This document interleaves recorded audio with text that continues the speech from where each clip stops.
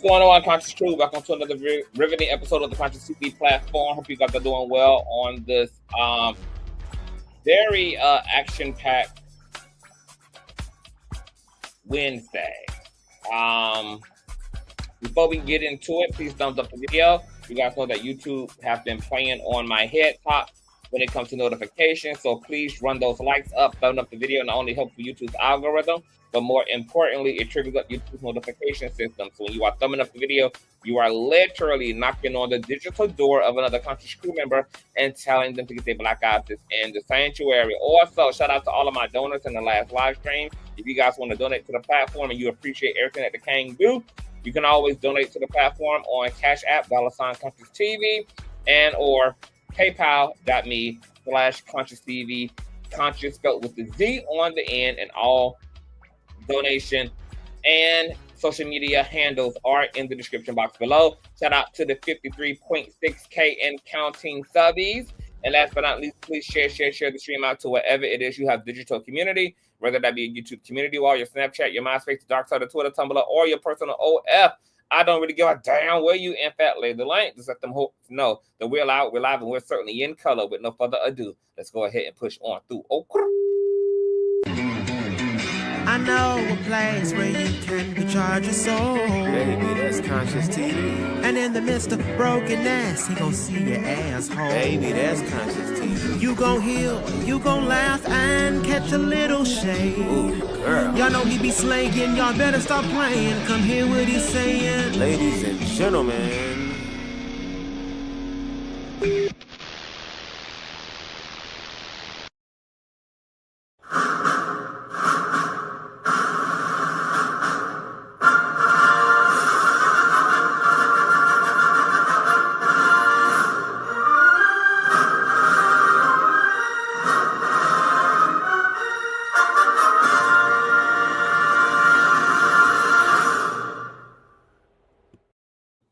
What's going on, Conscious Crew? Let me go ahead and speak to the Conscious Crew in the building. What's going on, Lady Butterfly?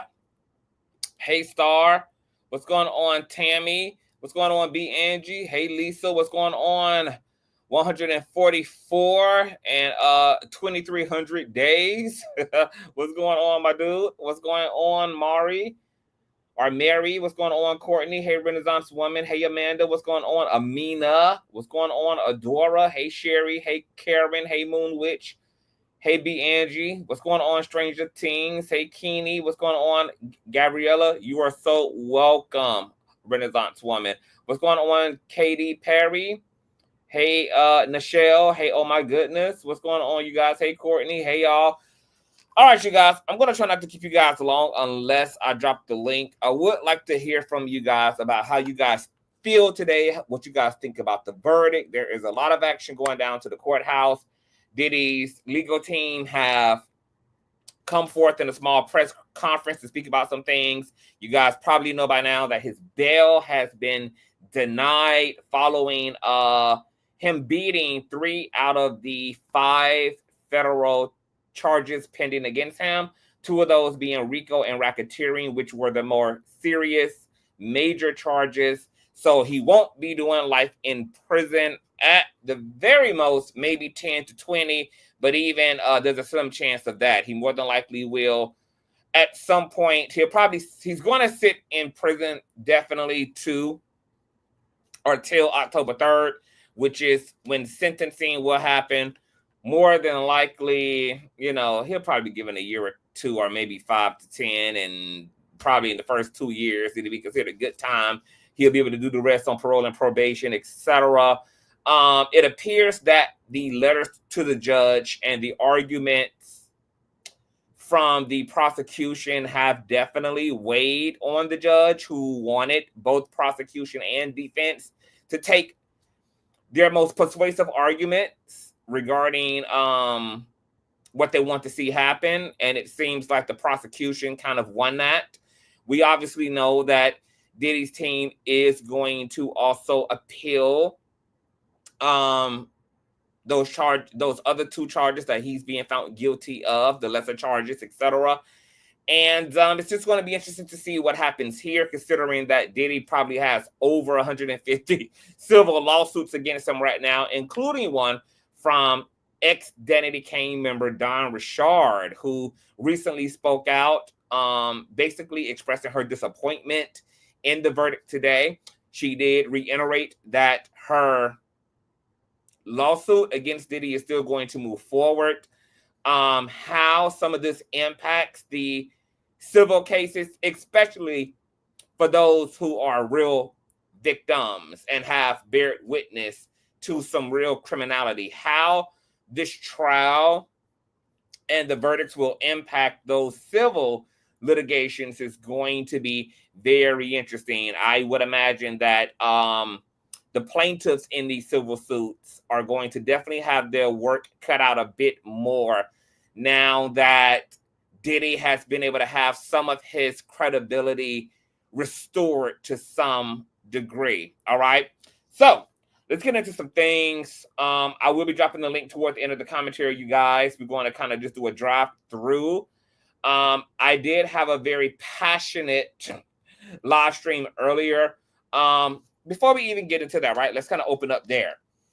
You know, me and America is legally separated right now. Me and America, we're going through some things. I don't like America. I'm not happy at all with the country on any level, economically, politically, socially, etc. I feel like I'm living within a 48-hour circus Olay grand opening that never comes to an end. It honestly feels like living in a nightmare. America is a joke. Everything from the top to the bottom is consistent with red-nosed clown behavior. I'm a man who has deep respect for women. That does not mean that women can't get read. It doesn't mean that women can't get held accountable when they're bad behaving. But I do consider myself to be a male feminist. I do recognize the things historically, politically, and economically that have happened to women, that have oppressed women. I recognize that a lot of that oppression still exists today within this Western patriarchy. And I absolutely stand for the political, economic, and social liberation of women. This case today was very disappointing.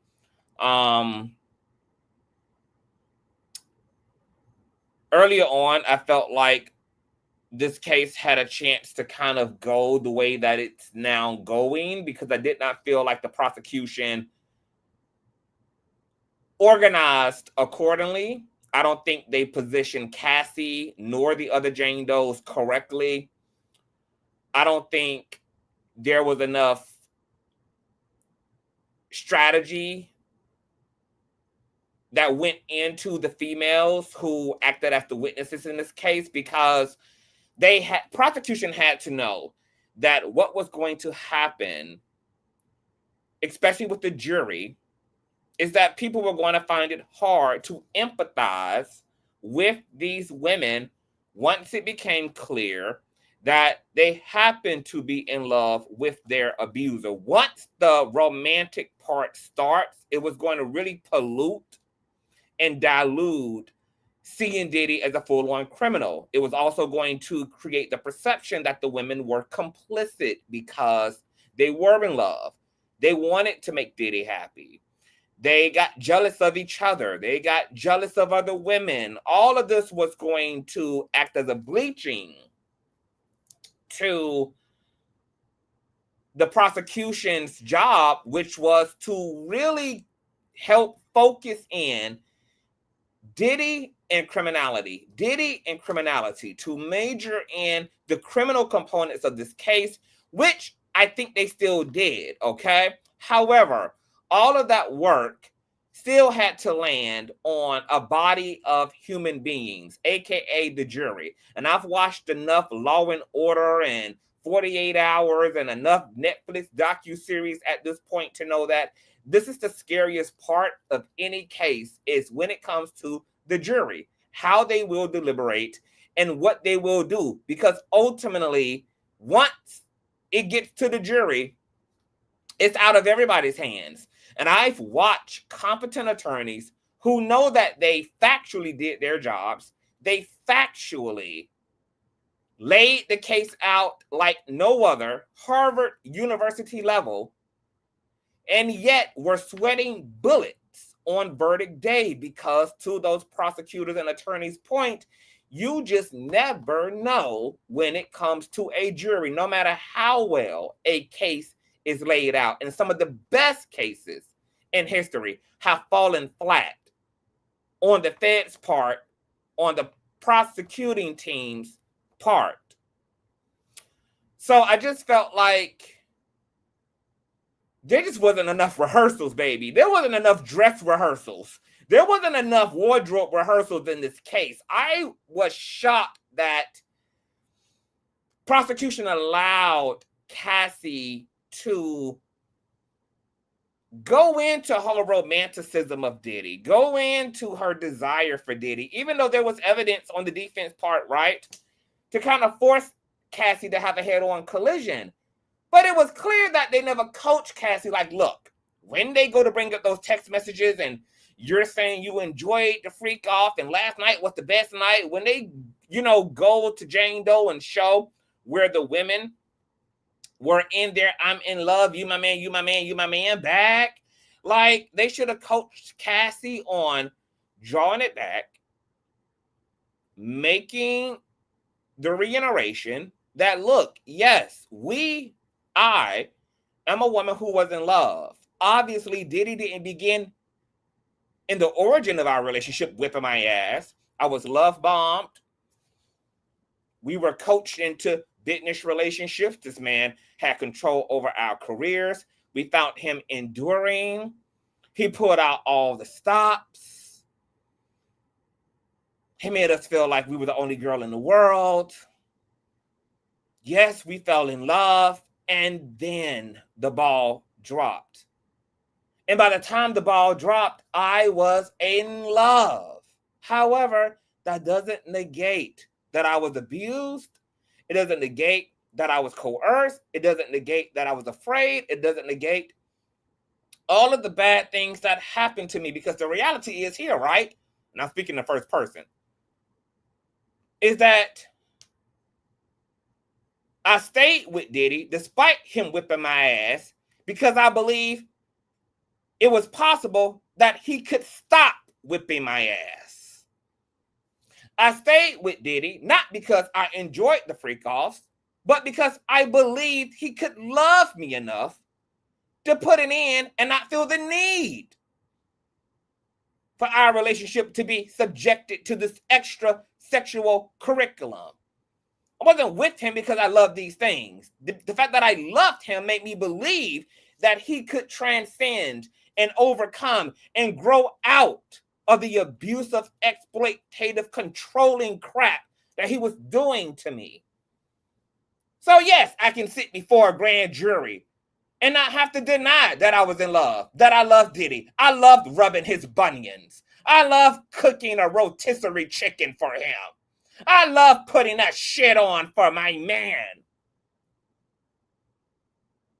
But in no way, shape, or form did I ever enjoy being drugged and then thrown in the shower by the person I thought cared for me, not being able to recall what happened from the time I came in the hotel room to the time that I woke up alone with a shower head drowning me out.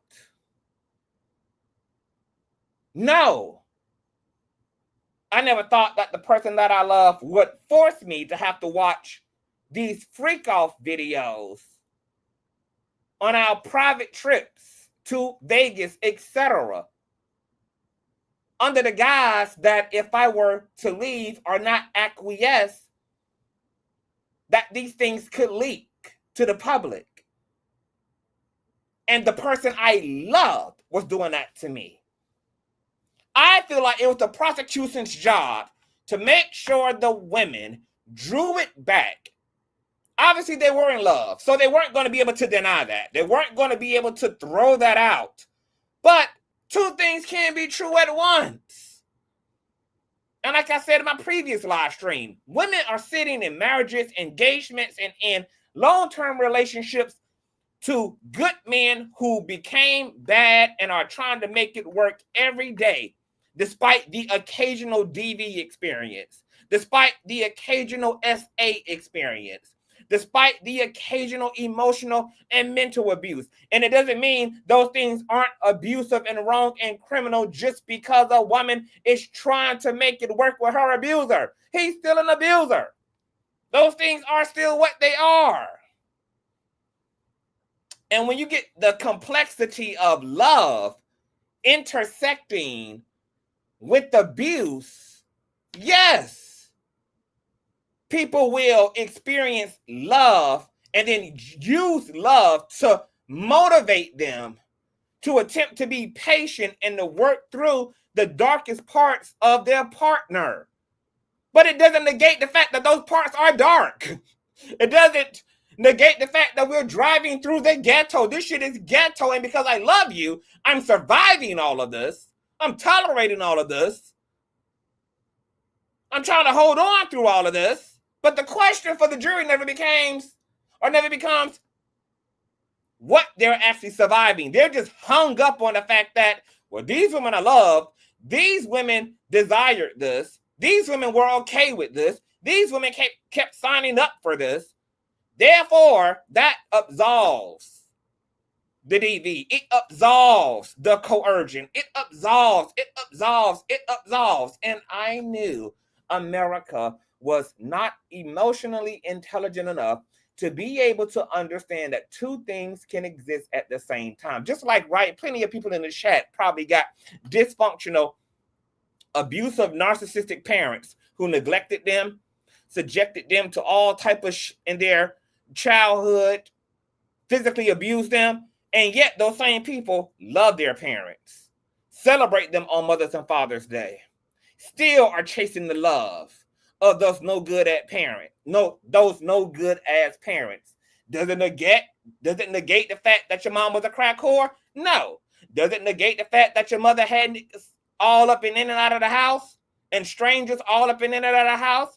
Does it negate your dad beating you with his bare fist or a drop cord just because you still love your parents? Just because you continue to seek their love, does it make any of the bad things no longer bad? So just like that can be true, it's true relationally and romantically. It's not always a one over the other. Either they were in love, and then that means all of this they were complicit in, or it means that they're just victims who were subjected to these things they didn't want by this man they had no desire for. Unfortunately, in this case, no, all of those things interlapped and collaborated and were interwoven into one another. And because these were charges that the prosecution brought, it was their jobs to absolutely make sure that their witnesses understood the assignment and knew how to navigate this, because a lot of this was going to come down to public perception. So the prosecution would have had to train the witnesses on how to control the narratives and how to maintain the continuity of the jurors' attitude toward Diddy based upon the relevancy of the charges that he was up against. They failed to do that. Therefore, Cassie failed on the goddamn stand. The Jane Does fell on the stand. And so a lot of these jurors had their minds made up before it was ever even verdict day. Also, I know why, but I don't know why, but a lot of this wouldn't even happen had the feds do what they historically tend to do, which is wait it out. This honestly was a case that should not have came up against Diddy for another 3-4 years. The Fed should have took time to really scorch through all of the alleged victims. They should have took time to vet through every single alleged witness, all these damn civil suits, They should have took the time and put the resources into outsourcing for the people who had the strongest case and the strongest lived experience to correlate with said charges. A lot of the DV stuff Diddy couldn't be charged with anyway because it had exhausted or expired beyond the statute of limitations. So the feds had to push the RICO, racketeering, prostitution stuff. But they should have took time if they were going to go for RICO, because they made a damn fool of themselves. They made a damn fool out of the Southern District. They made a fool out of all them people who put they on the line and the belief that the feds had they together. And now they all scared, writing damn emails and dropping DMs into the damn courts, afraid of what's going to happen now. And the feds are responsible for this mess in this show.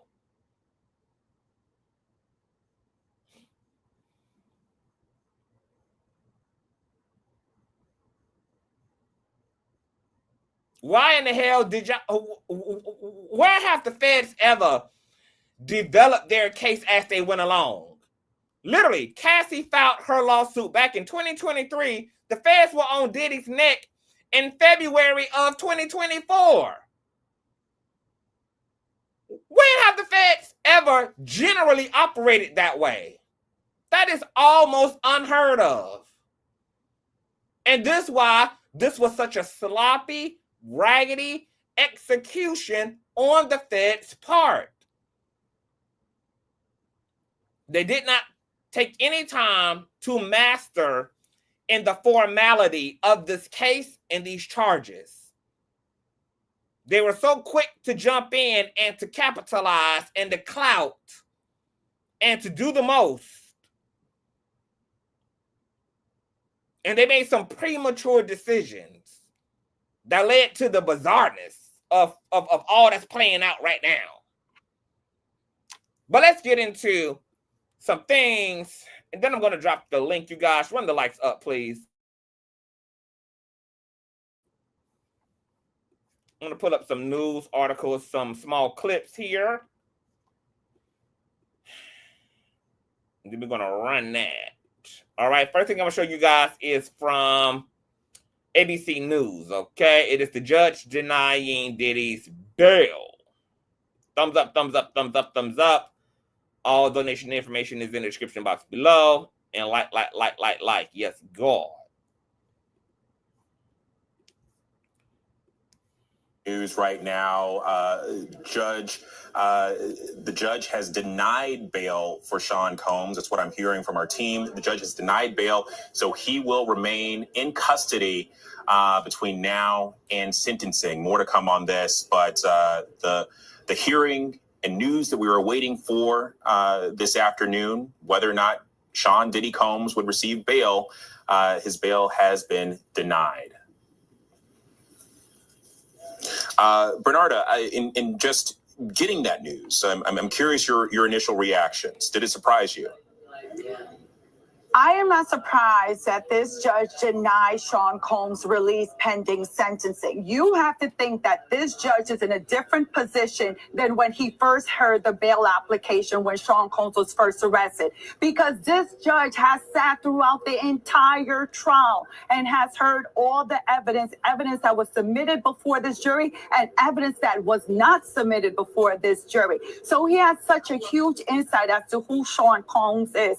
Also taken into account that he knows what the guidelines are. And those guidelines, even if you take it from the perspective of the defense of 21 to 27 months, or you take it from the prosecution, whether it's over 50-something months, he's going to sentence him at least within those guidelines and not the 10 months that he's already served. Okay. Now remember, the judge gave both sides an opportunity to persuade the judge on the direction the judge ought to go in. The judge made some really good points especially as it relates to some of the arguments made by Diddy's defense, who were trying to pretty much establish that Diddy is harmless, that he should pretty much go free right now, that he's not a threat to public safety, like some of the accusers and attorneys and prosecution are stating. And then the judge reminded Diddy's defense that, what do you mean? We have y'all, his own defense, on record saying that Diddy did very bad things. We have y'all on record saying that that video of Diddy and Cassie is really, really, really, really bad. Y'all are on record, transcribed, being quoted, acknowledging that Diddy is no perfect angel, that Diddy certainly have acted unbecoming. Y'all verbatim said that some of these witnesses experienced DV. And now these witnesses are asking me to consider those aspects of your client and to deny him bail. And since y'all agree that he is dangerous in part, this is not an argument that's working out well for y'all. And then therefore, Diddy has been denied bail. His own defense, okay, was earlier on in this trial acknowledging the DV, his abuse of women, but thinking they were alley-ooping by saying, this is not a case, though, about DV. It's about racketeering and RICO. They messed up when they played into that DV narrative, thinking that they were going to take away one in order to add another. Or if they could legitimate that, they could illegitimize the racketeering and RICO. And now that's coming back to bite them in their ass as it relates to what's the future of Diddy as it relates to these charges and his freedom, etc. Thank you all for being patient. Now, this is Diddy's legal team, and this is Mr. Mark and what's remaining of his hairline, talking to the public, courtesy of CBS News. And once again, you guys, thumbs up the video, please. Loud enough, you all can hear me okay? All right. Today's a great victory. It's a great victory for Sean Combs. It's a great victory for the jury system. You saw that the Southern District of New York prosecutors came at him with all that they had. They're not stopping, but one thing stands between all of us and a prison, and that is a jury of 12 citizens. And we had a wonderful jury. They listened to every word, and they got the situation right, or certainly right enough. They acquitted him of the sex trafficking, which he was absolutely innocent of. They acquitted him of the racketeering conspiracy that he was absolutely innocent of, and all of the components to it. The kidnapping, he was innocent of that. The arson, he was innocent of that. The obstructing justice, he was innocent of that. And that is no longer just me saying that. That is the verdict of our jury. So today's a great day. Today is a win. Today is a victory of all victories for Sean Combs, and our legal team. And I want to say one thing. They're paying bills and we paying them too, child. Thumbs up, thumbs up, thumbs up, thumbs up the video. There are very few people around whom a legal team could coalesce and become one. And Sean Combs is that person, and we are all blessed to be part of it. And I am now done speaking to you, and I'm going to turn it over to Ms. Garagos. All right, I first want to thank Baby, everybody on Diddy's legal team either look like they in a post-Ozempic body or definitely in their anorexia bag. It's only like two extremes that exist, girl. client Sean Combs for trusting us, myself and everybody here, this incredible dream team that he put together. Without him, we would not have been able to do this. He is incredible. I want to thank him. I want to thank the jury for putting such great care into this case. They came early every single day, and I want to thank them, as I said in my opening, standing between all of us and the drastic consequences of the criminal convictions of sex trafficking and RICO is a jury of our peers. And I thank them. I want to thank the judge, and I want to thank, despite the terrible conditions at the MDC, I want to thank the good people who worked there, who ensured that we had sufficient amount of time to prepare for trial. It is extremely difficult to prepare for a federal case in the conditions at the MDC, and they did everything they could to make that happen. I want to thank them. I also have been saying this since the beginning of this case. Sean Combs has not sexually assaulted anybody. I've been saying this for months. We've said it with each lawsuit that came out, and today that was proven true. The media got it wrong about Sean Combs every single day for nearly 2 years. I ask that for every time you guys see a civil lawsuit, criminal complaints or criminal indictments, you actually take a look and analyze these and see whether or not these are actually going to stand up in a court of law, because today they did not. He has not sexually assaulted anybody, certainly hasn't sex trafficked anybody, and the jury found that today. Thank you. Can you tell us what Mr. Combs I am now going to pass this. I want to know how in the hell he didn't sex traffic anybody, but he was trafficking his own girlfriends across state lines, who sometimes didn't even know that there were going to be freak-offs. Male escorts would just arrive at the place, and or they would be told once they have been trafficked across state lines for the purposes of sex trafficking, would then have to outsource for those male escorts, once again, under the guise that, yes, I feel obligated to do that, even if Diddy don't have a GUN to my head, because this man has recordings of me. This man has evidence of me doing drugs, etc., of me being in very compromising positions. This man has threatened to release this stuff. So no, he doesn't have to have a physical GUN to my head, because he has a mental GUN to my head.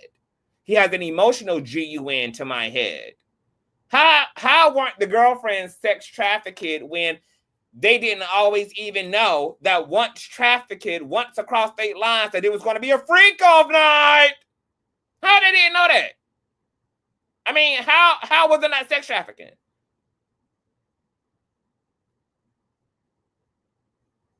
And then look at the power dynamics here.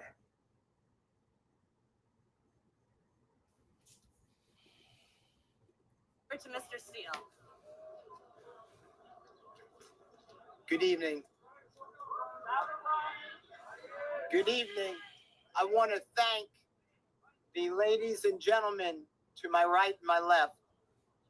There is not a better group of honest and ethical, hardworking, and zealous lawyers, and I especially wish to thank Mark and Tenny for allowing me and everyone else to come together. On behalf of my family, myself, I wish to thank you all for being here and writing truthfully about a man wrongly charged with most of the crimes. And that we all must remember that allegations are nothing. And I'd like to thank Sean for letting me be here. Thank you all. God bless you. What did your client want to say was reason? Now look at this motherfucking goofy about to take the motherfucking stand. Look at this motherfucking goofy about to take the motherfucking stand. Look like she just came off of the goddamn plantation. Look like she just came out of Mathis' house.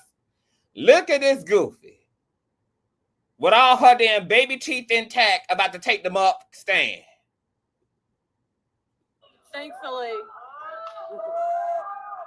Thankfully, in our country, we have a right to a jury trial.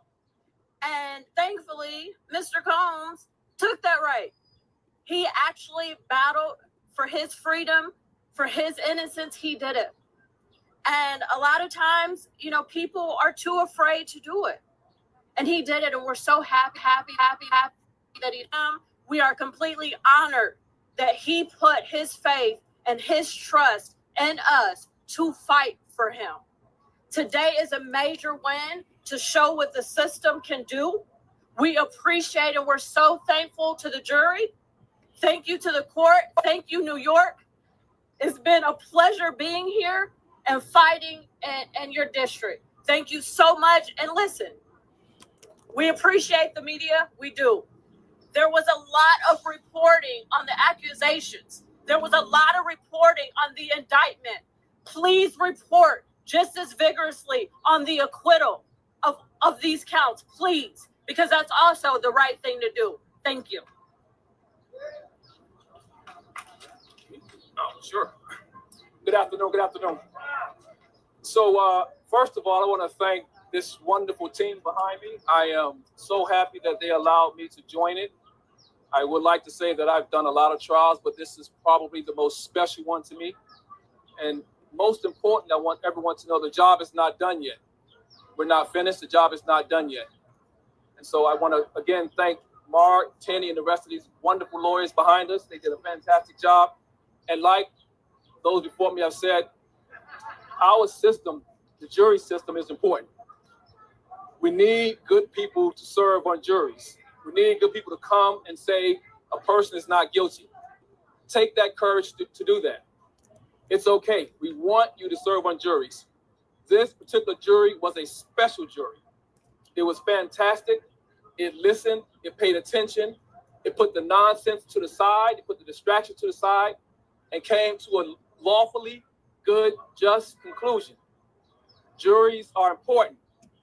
Juries are important. But more important than that, I think, is people wanting to be on juries. So for all of you all listening, for all you out there in the public, please accept the call, become a juror, and do the right thing. Thank you very much. Yeah. It is such a privilege to be a part of this legal team, this amazing legal team, and to represent Sean Combs. And this is a reminder to everyone, I hope, about the flaws in the criminal justice system, and for everyone to take a second look when the government charges people with crimes, and especially when the Southern District of New York does here. And so I hope everyone takes that seriously. And we take this as an enormous victory and win.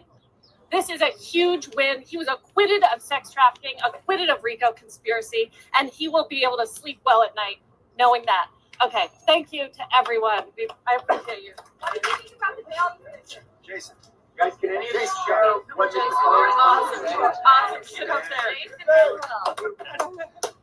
Well, I want to start just by thanking my family and the families of each of the lawyers here for giving us the space and the time to serve Sean and to fight for Sean. I want to thank the court for giving us a fair fight. The charges actually did fit the crime. The jury just did not feel that way. Just because they didn't feel that way didn't mean that the prosecution didn't do their job. The prosecution did their job. And you only think I need 2 out of 3 of the components of racketeering RICO. They proved 2.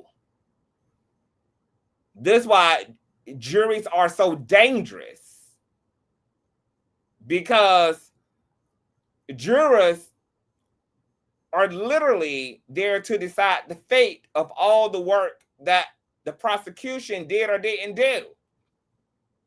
And even if prosecution does their job, if jurors disagree and see it differently, they're like you and I. They're just everyday people. They're not legal experts. They're not keeping the logistics in mind. They're being human beings. They're listening from their emotions, from their thoughts, largely informed by their ignorance. And that's why the verdict can look different of the reality. The verdict can look different of the facts. The verdict can look oppositional of the logistics.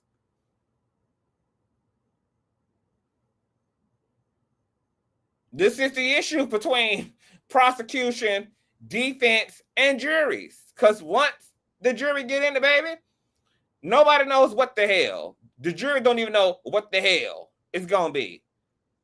But the jury are not a band of other legal experts. They're everyday people. They're mom and dad. They own mom and pop stores. They're daycare providers. They're bus drivers. They're not legal experts. And a lot of times, they're not going to keep the legal in mind.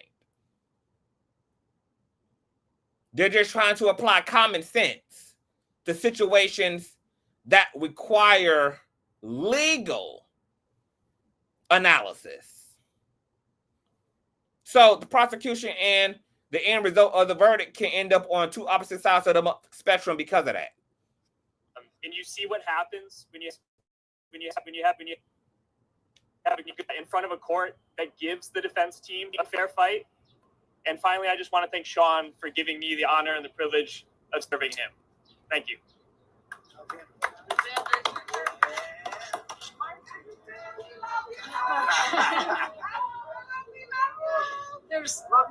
I feel like there's not a lot more that I can say because of these wonderful people have. And they all should be happy, right? To everybody's points. They all became millionaires.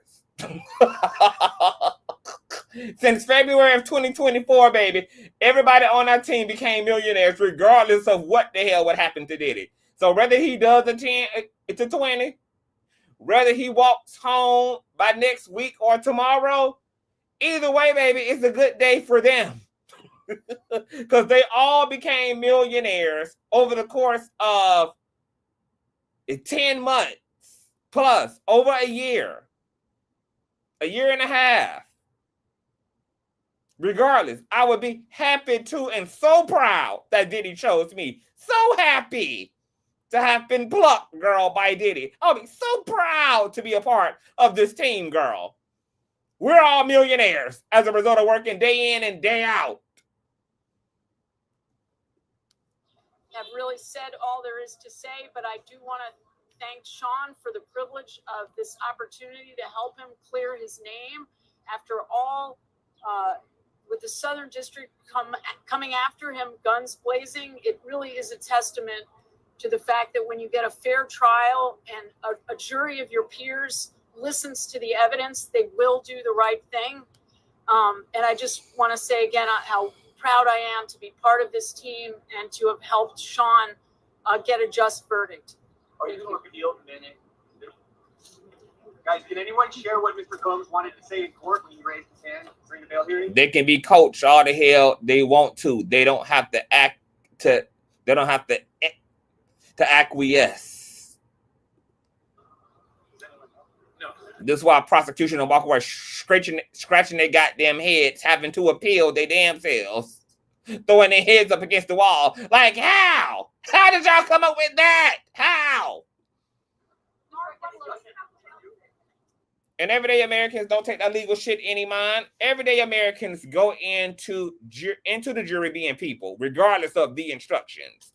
Everyday people see that shit, see that shit on paper, and none of that's gonna still sit there and make a human decision, come to emotional conclusions. They're gonna see that paper of logistics right there informing them of what the hell they're supposed to do, and still bang the gavel based upon conclusions that are emotionally driven. And some of them get so tight about it that they refuse to bow down because their emotional conclusion doesn't match the legal one. And then juries get hung up, and then shit results in a mistrial. Humans do not pay attention to that on paper. That's why we got so many innocent people in prison right now. That's why prison reform is such a deep thing right now. That's why there are so many people who did not commit the crimes on paper because of sorry-ass jury, a sorry-ass prosecution, a sorry-ass defense, a sorry-ass judge. Because anytime you got humans, baby, you can never have a 100% of an expectation when you got people on the job. Now, when it comes to people, baby, oh no. Can you talk about the bail and the judge using defense's own words during trial about violence? I'm not going to talk about the bail decision because it's still a pending unresolved matter. And I don't think we're going to take any more questions. I want to thank you all. You guys have been so diligent and dedicated. I pass you guys in the rain. I walk by you in the sun, and you're all out here every day. I just want to thank you. But I don't think we're going to take any questions. Can you take us through the ups and downs of the day, though? Because Mr. Combs got acquittals on the major charges. Maybe thought he could go home tonight, and then was told he couldn't. So a lot of these things are still in process. I mean, the one thing I'm going to leave you with this: we are not nearly done fighting. We are just getting started. To win this and to defeat the prosecutors from the Southern District of New York takes effort from beginning to end. Today was a major step in the right direction, but we fight on, and we're going to win, and we're not going to stop until he walks out of prison a free man to his family. Thank you all for coming. And we're definitely not going to stop. Hell, we get paid big bucks, baby, to stay to the very end. So let's get into this TikToker. I was trying to find something in particular, but then this popped up, and I'm just going to let her talk to you guys. And we're going to move through this docket. Then I'm going to drop the link. All right. This is a TikToker by the name of the Queen Poe. Ask you for rugs and you give them rugs. Is that still considered? Let me refresh this page. You guys run the likes up. And this is why I'm sticking to my prediction that Diddy will be found guilty of the RICO charge. Because if you paid attention to the case and you understand what all falls under the RICO, you understand that the prosecution did prove more than two aspects of the RICO charge.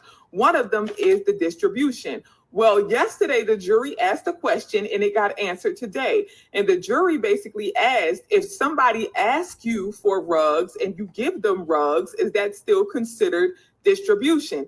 And without saying yes, the judge basically said yes by pointing them to the definition of distribution, which essentially says no matter what the circumstances, if you hand over or receive rugs, it is distribution. It was proven in court through paperwork and testimony that he not only distributed the rugs, but also received them through his business. Why? Because he hired his assistants, he hired managers who all testified that they would get the rugs under aliases and give them to him, and he would give them to other people. The people that he gave them to also testified that they received them from him and that he got them from other people, right? Remember, they said that one of his suppliers was a Ray J, not Ray J the singer, that was not proven, but a person named Ray J. So the distribution part has been proven. Now let me show you the verdict sheet so you can see what all falls under the RICO and why I think he'll be found guilty of the RICO. This is a portion of the verdict sheet that the jury is working with, specifically the portion that focuses on the racketeering charge. In order for him to be found guilty of the racketeering charge, they just need to prove two or more aspects of this. The distribution of rugs is the last one, and that one clearly is already proven based on what the jury asked. Even if somebody asked him for them and he gave them, he is still guilty of this portion. Now, if you look at the other portions, maybe not the kidnapping, he won't be found guilty for that. Maybe not the arson, the Kid Cudi thing, he won't be found guilty for that. But if we scroll on down to the bribery and the witness tampering, and that is catering to the hotel situation with the videotape of Cassie, where there was proof and evidence that he bribed the security guy for the videotape. He met with him multiple times. They found the guy's number saved in his phone. They found the text message exchange between his manager and the guy. They found the financial evidence that the guy was paid off to give Diddy the tapes. And the guy also testified in court that he was bribed, aka paid off. That is witness tampering and grand bribery. All of that was proven. So that is 3 out of all of these aspects of the RICO that was already proven. That's why I think he's going to get found guilty of that. And I also think, let me go to the other part of the verdict sheet. This is the rest of the verdict sheet where he's specifically charged with trafficking and other things for Cassie, as well as for the Jane Doe person. Now, for Cassie, I'm not sure if he's going to be found guilty for the trafficking of her. I honestly don't think so. But for Jane, I do think so. Why? Because there was a love contract where he was exchanging her FO participation for rent. Even when she didn't want to do certain FOs, he reminded her, don't forget that I pay your rent. That's reminding her that this is an exchange. That is paying for the work. He has evidence of shipping that woman or flying her out, rather. Let me not say shipping, but flying her out to Turks and Caicos. There is evidence of that. Also, his defense team admitted that he did that. If they consider him paying her rent in exchange for her participation in the FOs as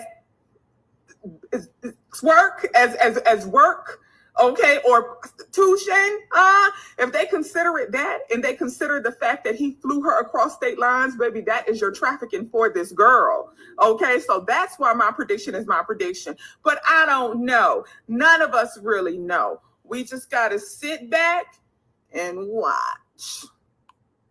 Okay. Like I said, the damn jury felt the prosecution and every damn body else.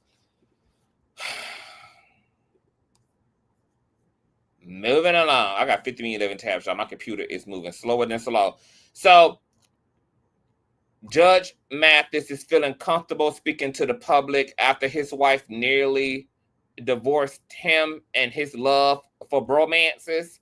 And this is what Judge Mathis had to say as it relates to the Diddy verdict. Check him out, courtesy of the Shade Room. You know that Sean Diddy Combs has been convicted of interstate transportation of prostitutes, two counts, and has been denied bail. Although I really am concerned about the assaults against the women, particularly disrespecting Black women as such, we must go with what he has been convicted of and respect the jury. And as I had predicted, he should be convicted after hearing and closing arguments of only the 2 counts of interstate transportation of prostitutes. We'll see in the future. Listen to us this next week on the Mathis verdict, as we'll talk about the entire case and the sentencing. The sentencing guideline for a first-time offender is 21 months to 27 months for each count. We'll see whether they're consecutive, whether they're concurrent, or if he deviates from that first-time offender assessment or sentence, if you will. Stay tuned. He really could have kept that. Here's a Lil Boosie and his diabetic eye sockets also weighing in, of course, you know, indulging in a criminal beating, criminal charges because he's a criminal and ex-convict himself and has been investigated by CPS for subjecting his own children to sex workers, etc. So, of course, one criminal is happy to know that the criminal justice system is so raggedy that it will allow bad behaving, upside down, pie-eating ass niggas like him and Diddy to be able to walk free in case they ever get into some things, girl. So check out y'all favorite homophobe. Check out y'all favorite misogynist, girl. Check out y'all favorite community organizer, Lil Boosie Bad Bottom.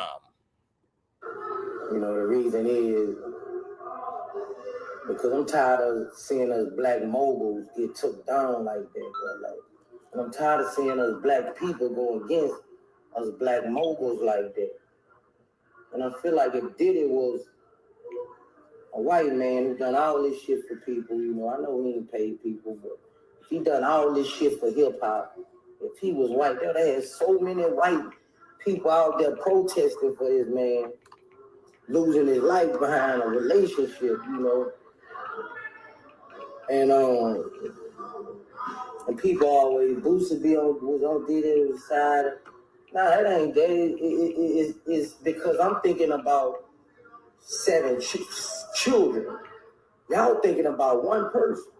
I'm thinking about these 7 kids who've been in my kids.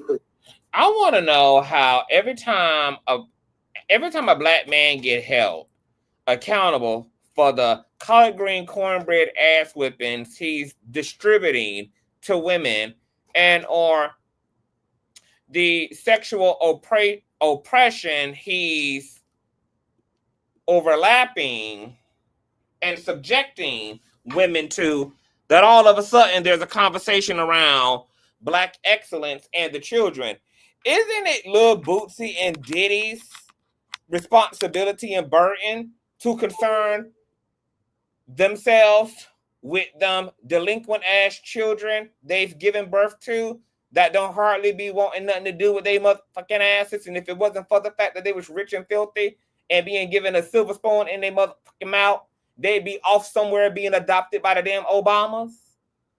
I just want to know, how is that more of a burden for the public to be concerned about the children these people chose to have than it is for them to consider those children when they out here pushing bricks, when they out here sex trafficking, when they out here beating and slapping and kicking and murdering and putting hits out on people? I just want to know, how is that more of our burden to consider?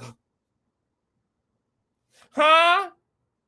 Y'all be the same motherfucking ones who don't even want the school system teaching your children history about LGBT folk, but be the same people arguing that the public, who don't got nothing to do with your motherfucking children, need to somehow be reduced to mammies and pick-me-shows and Uncle Toms and champion for these weirdos and corrupted ass niggas because there are children involved.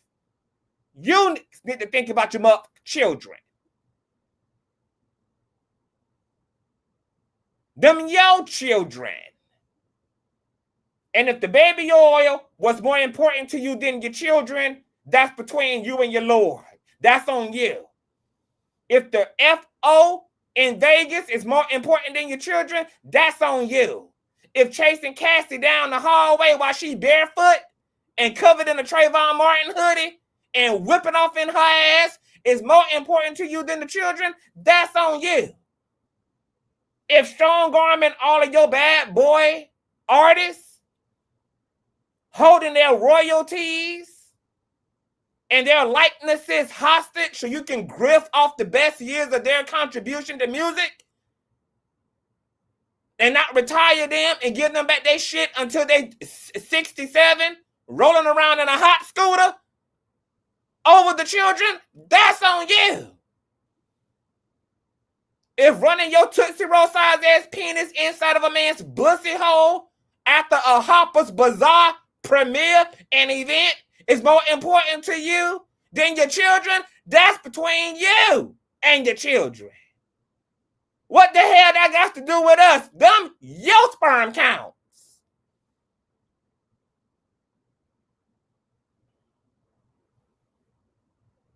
That's your intellectual property, baby. What the hell all of a sudden now the damn children? Where was Diddy thinking about the children when he was rolling around with Russell Brand girl to and fro the earth in a private jet doing the unspeakable? What about the children? When he didn't even fly out his own ex-girlfriend, the mother of his children, Kim Porter, to make sure that she got the best of medical assistances. Where and what about the children?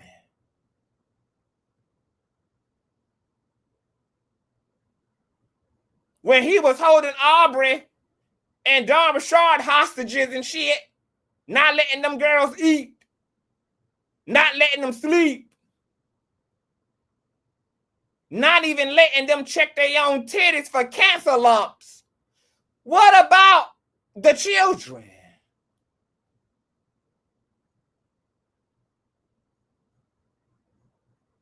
What about them?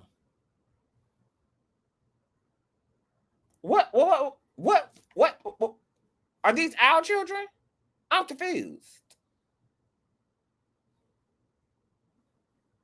And that's why I would never respect these half-dead, decrepit, crypt-keeping looking ass ninjas when it comes to male accountability, because they'll use everything and deflect and put burden and responsibility on everybody else in the situation except the mother who authored the confusion. Because P. Diddy could have been somewhere married to a woman of one with a bunch of kids by one woman, living on a private island, enjoying the best of his golden years, instead of down there sucking on big dick Derek for a honey bun.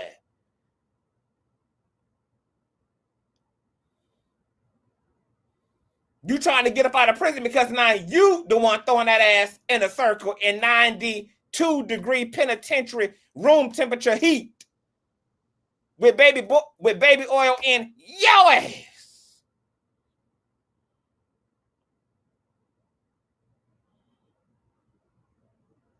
However Diddy's oldest children age is, that's how long Diddy had to get his shit together.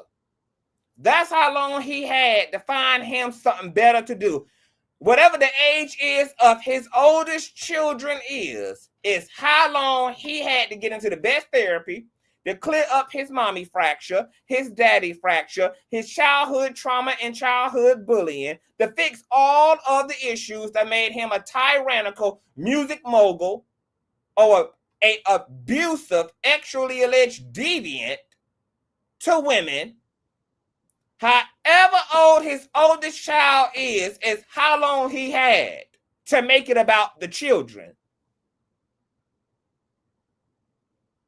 And he did not. And I know Lil Boosie, bad, rotten, bottom ass, ain't nowhere talking about the children, baby, when you done had whole old CPS cases opened up against you because you decided that the sexuality of your own 13-year-old son was so meaningful to you that you wanted to ensure his heterosexuality by hiring a street hooker to take his virginity. I know this mup ain't talking about no mup children. And what about the mup children? Bitch, please. Matter of fact, I don't even want to hear from this half-dead type 2 diabetes asshole no more. Who else is on the docket? Who else entered the group chat? Who else has something meaningless to bring to the up table? Okay, so the family, y'all know the family, baby. Well, my screen ain't showing. Hold on. YouTube want to do them up the most.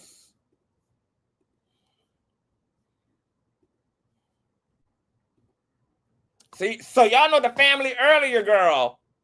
When Diddy got the 2 major charges against him dropped, girl, they was out there doing backflips and double dutch and out there popping on a handstand and selling peen, girl. Okay, they just knew their daddy was gonna come home. Allegedly, Janice Combs, one of the 2 parents responsible, girl, for this Tootsie Roll, small peen having ass, narcissistic ass music mogul, she gonna be walking past all the people outside talking about her baby coming home. Nah, that his bail done been denied, baby. Everybody got a emoji on their damn face. Check out how those smiles turned to frowns coming out the courthouse. How are you guys feeling? How are you feeling? Is this disappointing? Look at the sun. Look at the sun. Look at the sun. What's wrong, baby? You was just out there with your shirt off doing the butterfly, doing the moonwalk, baby. What happened to all your energy? What happened to all your enthusiasm, Christian? And who in the hell told Janice Combs to put on a wig larger than the circumference of her motherfucking head? Who in the hell told her to put on this damn post-Ozempic ass wig, baby?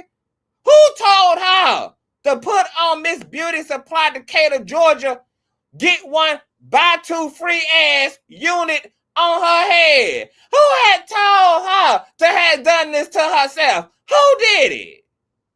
Who had ran her that? Who told her that unit needed that work? Who told her she needed that? Who had set her up like this? Girl, where is the ventilation in that unit, girl? You about to have a damn heat stroke under all them damn synthetic fibers. What is wrong with you? What is wrong? What happened to all the enthusiasm? Baby, y'all was outside the SUV just throwing a damn block party, baby. When y'all knew baby oil was about to come through the double doors. Now you're doing the damn mannequin challenge. This ain't a Beyonce concert. Now you're doing the damn mute challenge. What is the tea? Sick of it. Just sick of it. Aubrey and her bronzer is very disappointed. Okay? She speaks out. Aubrey O'Day speaks out after Diddy verdict. Quote, my heart is with Cassie and a woman who deserved a life and career free of fear. Okay, I told y'all earlier that Don Richard also expressed, oh, baby, she got her Aubrey Luther King on. Oh, but baby, I don't even know if I got enough eye power to read through all these syllables and vowels. Hold on, I need my good reading glasses on. Let me blow this up. How doing? Ooh, child. Who told her to feel all this? Who told Aubrey she could feel all this? Who had did it? Who gave Aubrey enough characters on Instagram, baby, to type this thing out like this? Girl, what is wrong with Aubrey? Girl, who she thinks she is? What she think my eyes are made of? Aubrey says, I'm still unpacking the magnitude of it all. The cultural weight of this decision is immeasurable. It is heartbreaking to witness how many lives have been impacted by their experiences with Sean Combs, only for those stories to fall short in the eyes of a jury. I can only hope these jurors never have to watch someone they love endure what so many survivors have described. My heart is with Cassie, a woman who could have had a life, a career free of fear and control, a woman who told her truth in the courtroom only to have the world dissect her credibility instead of her courage. Let's be clear. The courtroom operates by the law, but that does not mean it delivers justice. Come on now, you better talk, bronzer. You better talk that Nor is it the best place to develop the moral compass this world so urgently needs. The pattern of behavior Sean Combs has shown us over the decades is not a mystery. It's a warning. And now that pattern risks being reframed and has now been legitimized by the system. This wasn't Bonnie and Clyde. It was control, coercion, and abuse. And we have to stop rewriting history to excuse the behavior and start normalizing accountability. No matter how powerful the person, that narrative is just dishonest and it's dangerous. Women nor men nor any artist are the property of those with the most wealth, fame, and power. We are not disposable. 12 people on a jury will not be deciding that for us. Signed off. The lead singer, the Beyonce of Danity, Once Upon a Time came. My God, today.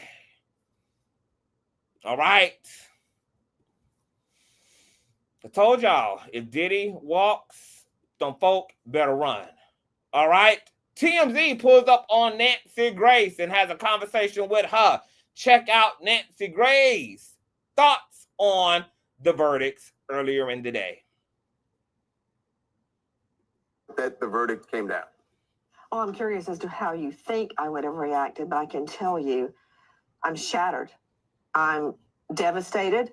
I feel like I got kicked in the stomach and in the teeth, and I'm sure that makes all of Sean Combs, aka Diddy's followers, happy.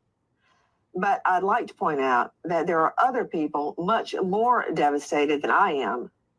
That would be his rape victims. They're devastated. And dare I speak for victims all across the country, they're devastated because it does show that there is rich man's justice, which is very different from what I believe justice is supposed to be. I think Sean Combs is guilty on all counts. And I'm sorry the jury couldn't understand the facts the way I understand them.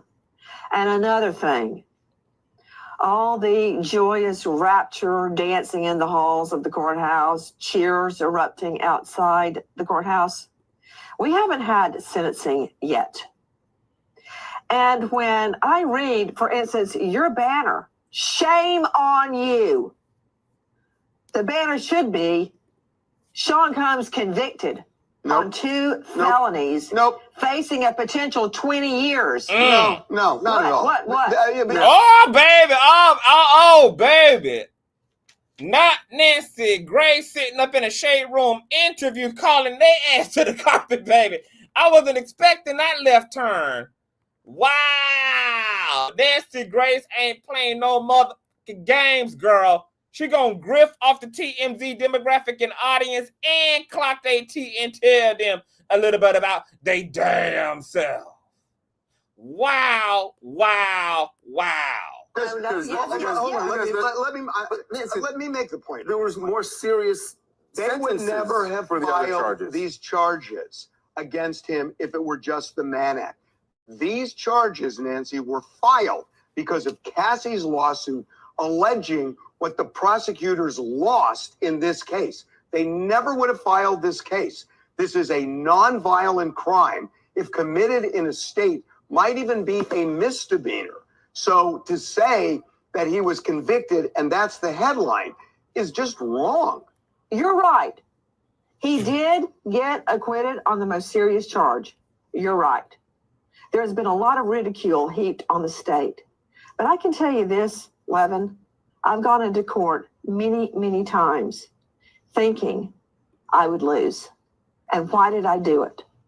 Because I believe in trying to do what you believe in, what you think happened, what you think is true. I understand the cross-examination of Cassie Ventura. I understand what she said in some of her texts to pacify, to placate Sean Combs. I get it. And they crossed her on that and they won. You're right. Sean Combs acquitted on the most serious charge, and that would be RICO. How does this make you feel about juries and how they feel about women who are testifying about being victims? It makes me feel horrible because how can I, with a straight face, counsel other rape victims to come forward? That there will be justice in the end. How can I do that after this? Don't worry, I am not giving up on the justice system. But yeah, I agree, especially on Cassie. And I'm not saying that Jane was lying, but I think Jane had much more to be cross-examined on than Cassie did. I know you're saying the jury got it wrong, and how does it make other victims feel? But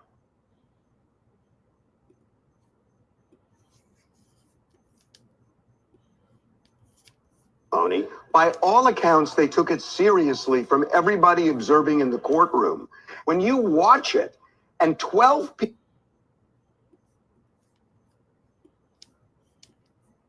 Hold on, y'all.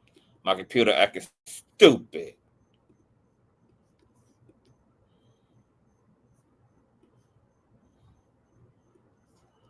Hold on, y'all.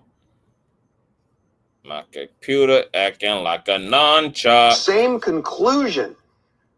Doesn't it require a very big leap to say they got it wrong? Maybe for you, but I will say this. I think that the cross-examination of Cassie, especially with the text, and of course the cross-examination of Jane, was very effective. And given the effective nature of the cross-exam, I think it weakened their credibility. Do I believe Cassie? I still believe Cassie. I do. I think she was raped. I think she was beaten and forced to go back into freak-offs. I think that happened. I believe that happened, and I will go to my grave saying that happened. But she, according to this jury, did not withstand cross-exam. Period. And while many people are taking great joy in attacking the prosecutors had the balls to go in and try one of the most wealthy and well-known musical artists of our time. So yes, they lost on a couple of counts. They won on a couple of counts. And I predict there will not be an appeal bond. Nancy Grace, welcome back to TMZ Live. We know you were watching. Your reaction the moment that the verdict came. Disgusting. Disgusting. God, this is just, America is off the motherfucking chain right now. This shit's off the chain. The whole country done lost its motherfucking mind. Whole motherfucking country, baby, going to hell. Gone to the girl from the president. Wow. All right, that was Nancy Grace, girl. Thought she was going to have a moment, girl. Harvey got her ass right on together, unfortunately. All right, judge set sentencing date for Diddy to October the 3rd after saying that he's still a danger to the community, which you guys already know. Pal. All right, Tiny Harris entered the group chat, girl, okay? You know, because when one nigga get acquitted or get some type of relief in a situation that ain't even got nothing contextually to do with you, you still got to try to get in and get your own vindication off of. Y'all know T.I. and Tiny, you know, had a whole damn expose and a whole RICO case of their damn own led against them. Most of that stuff was dissolved, okay? And now that Diddy has beat some major charges in his federal SEX trafficking case, Tiny feels the need to bring her squirrel head ass into the group chat and comment on or under a comment by a user saying, yeah, people want to charge you so bad for being freaky. It's nasty work. And Tiny says that part. Tiny, don't you ever forget, baby, that while you and your husband may not have ever been convicted for the crimes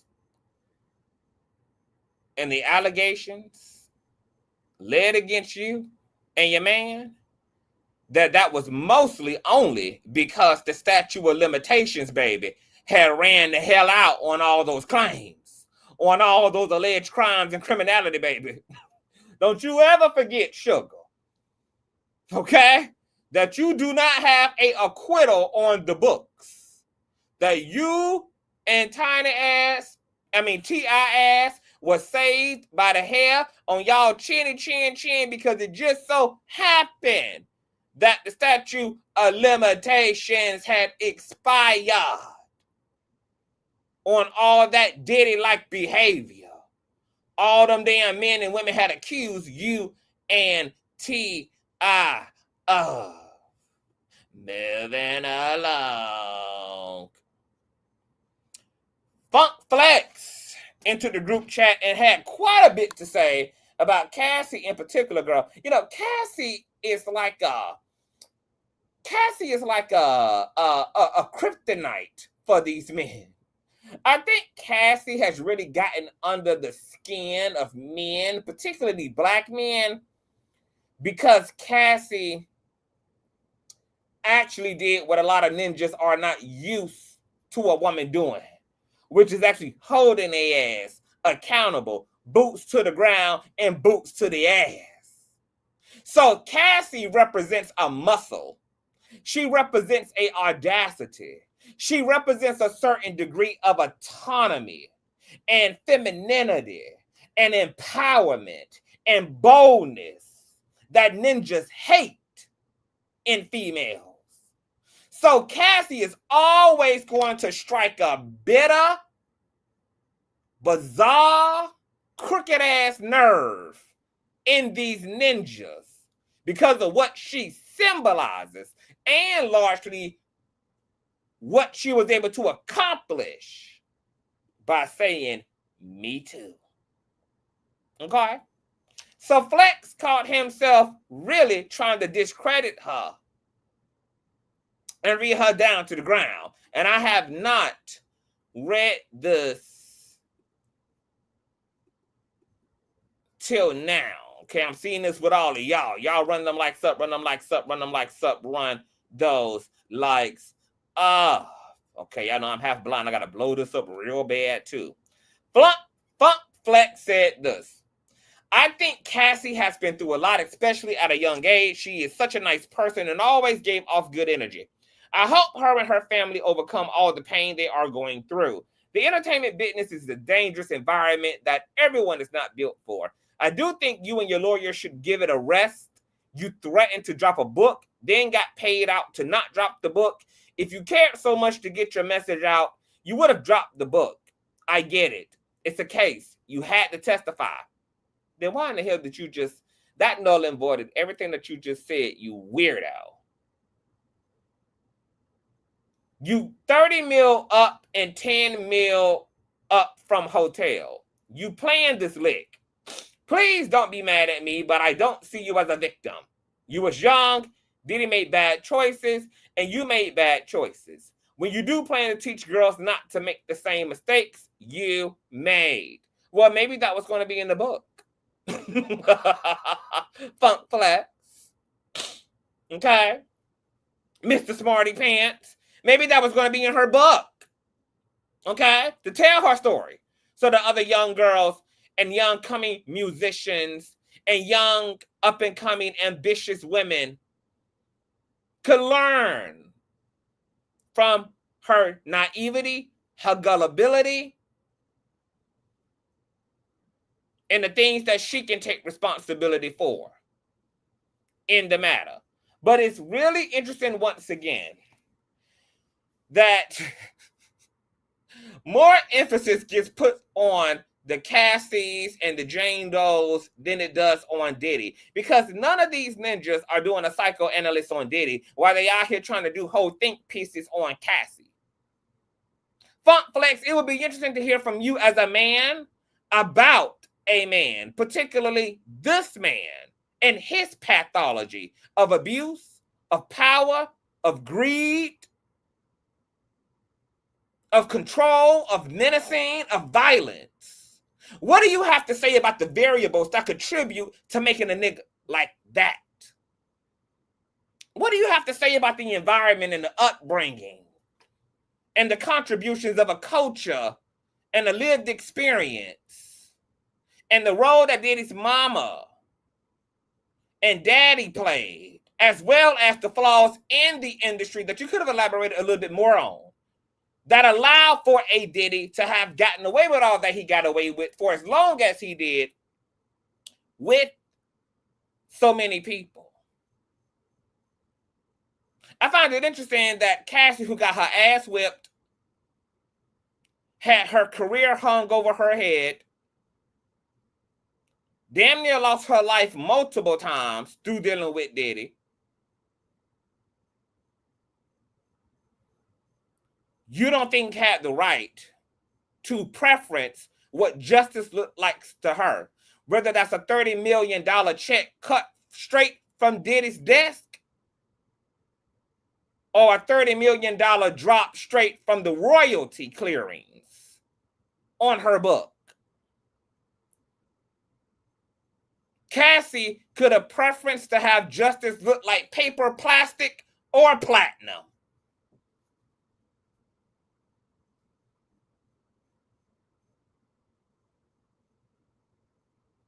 The question is, where is the rest of this paragraph as it relates to the man?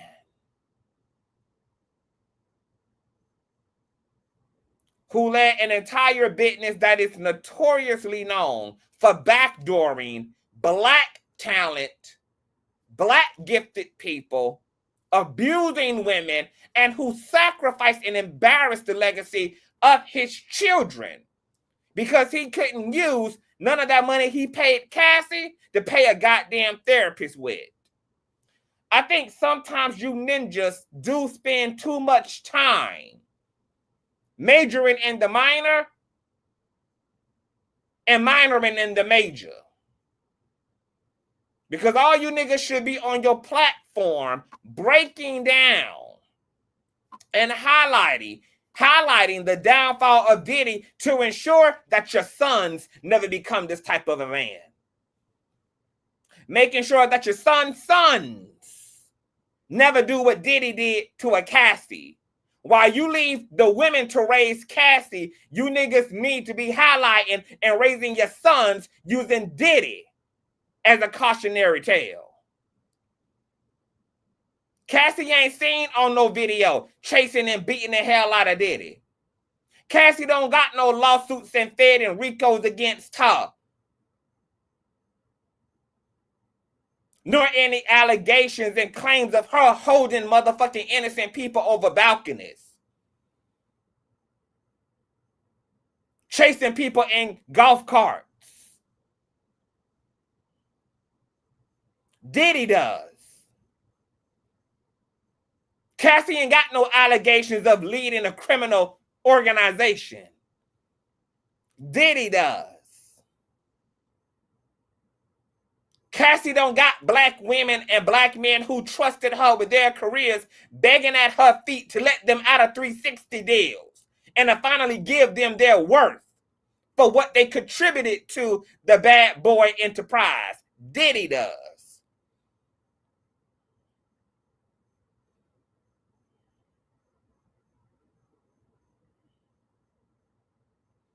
So just like your hairline, sir, you could have also kept this.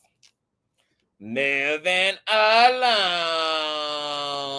Last but not least, Young Miami, another pick-Misha raccoon tap dancing ass female, of course gets called out by social media after she seemingly was clocked showing support toward Diddy, who she's maintained an affection toward even after all of this. After he was found not guilty of trafficking and the big RICO. Let's check this out if my damn computer will let me. All right, so this is her seemingly using a Justin Bieber gift. Okay? Applauding something, 1111, all hearts. At the time that it was announced that Diddy had beaten the racketeering and the SEX trafficking. I guess Young Miami can get back to her man now. Now that she knows, baby, it ain't a crime to be trafficked, girl. All right, someone said, Young Miami, you are dumb and ugly and dumb as hell. Someone else said, I hope Young Miami is never allowed within touching distance of Cassie or Megan. A danger to society and nasty. Another user said, and also F Young Miami, weird ass heifer. Another user says, Carisha is one of those, quote, well, he didn't do it to me kind of women. Another user says, Young Miami, forever a bird. Another user says, when we all join forces to slut shame Young Miami because she's dumb as. Another user says, I see why y'all be jumping Young Miami now. Another user says, oh, wow, you really are a dirty, nothing, gut up. And when the same happens to you, don't ask for no help. Another one says, you're such a weirdo. I hate you. Someone else says, this is why your career is over and nobody is checking for you. Someone else says, Young Miami needs this Diddy drama because the music simply isn't selling. Nothing she does from today forward will surprise me. Y'all never met a desperate Miami girl. Shout out to sane Americans, girl, because they are becoming a minority. So shout out to all of the people, girl, who are eyes wide shut right now. I appreciate y'all for reminding the rest of us, girl, that sanity is still a real thing in the country, girl. Principle is still a real thing. I'm going to let you guys come up for a bit and share y'all's thoughts. If you pro-free Diddy, you're welcome to join. If you are to hell with them, put them on death row, you are welcome to join. If you're somewhere in between, you're welcome to join. The link to come up has officially been dropped in the chat. If you guys want to pop off, we're not going to be here all night.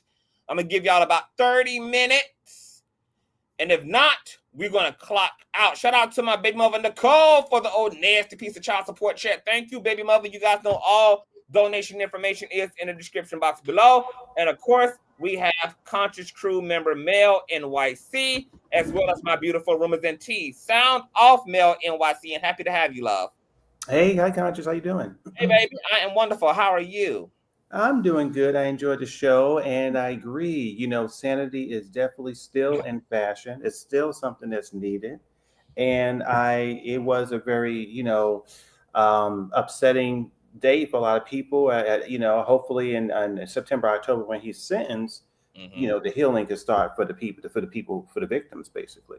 But okay, go ahead. Yes, before you move on, can you talk a little bit about the controversy of the victims? Because I think this was also a perfect example of the fact that there's no perfect victims. But what do you say to an audience that got caught more so up in discrediting these women and negating what they were being put through because they couldn't see past a part of these women that also happened to have already fallen in love with someone who came to eventually hurt and harm them in this way? Yeah, I mean, I think that for me, what happened with this case, especially with these women, I think it just, when I listen to the manosphere, we're going to name them. I'm going to just say, this is what we can do it over here. Conscious, it was the manosphere people, the same people who said that Kamala Harris wasn't black. Those are the same lunatics and crazy people out there saying that a woman or any human being that says that they're ambitious, they deserve to be treated this way for 36 or 40, whatever many days these people were in. That's terrible. No, and I've had conversations with people on Twitter and other places. I said, would you want your mother to be treated that way, or your daughter, your niece, or anybody else? That's, because you're ambitious doesn't mean you have to be going through psychological and horrific sexual traumas because you've been tricked into it by this demonic person. So yeah, I think that for me also, you know what too? I think that these women are beautiful, and I think that's something. I'm a gay man, so I don't understand that I don't see them as sexual, but I think some of these men that we've seen online, the way they look, they know they don't have a chance to be with a beautiful woman, so they get so upset that these women have stand up and said that I don't want to be treated this way for being ambitious, and I deserve to be respected. And they're triggered by that, and that's why they become so angry and deranged online, Twitter, and outside. Obviously, being drowned in the oil. I mean, it's just crazy. So I think they were triggered by these women. Yeah, if you are ambitious, doesn't mean that you deserve to be horrifically, the way these people were treated. But I was going to say too, because this is why I love talking to you now, Conscious. I was so disturbed over the weekend about the verdict coming in, and that I went and I pulled a card. I pulled a tarot card. Now on my wall right now, on Monday, I posted my little pop-up reading to just for the moment. I had a dream. So I popped it up, and the card came up, and you probably already know it. The card came up as Judgment Reversed. And so I pulled it up on Monday at 12:55 p.m. on my wall. And it just broke it down. And I knew on Wednesday that it was not going to be a full verdict, that card represented to me that it was going to be a half-ass verdict, that some of it was going to be done, but the way it went into it was that it was unresolved, there was no accountability, and that people was not ready. It was right on my wall, and I put it up there on Monday.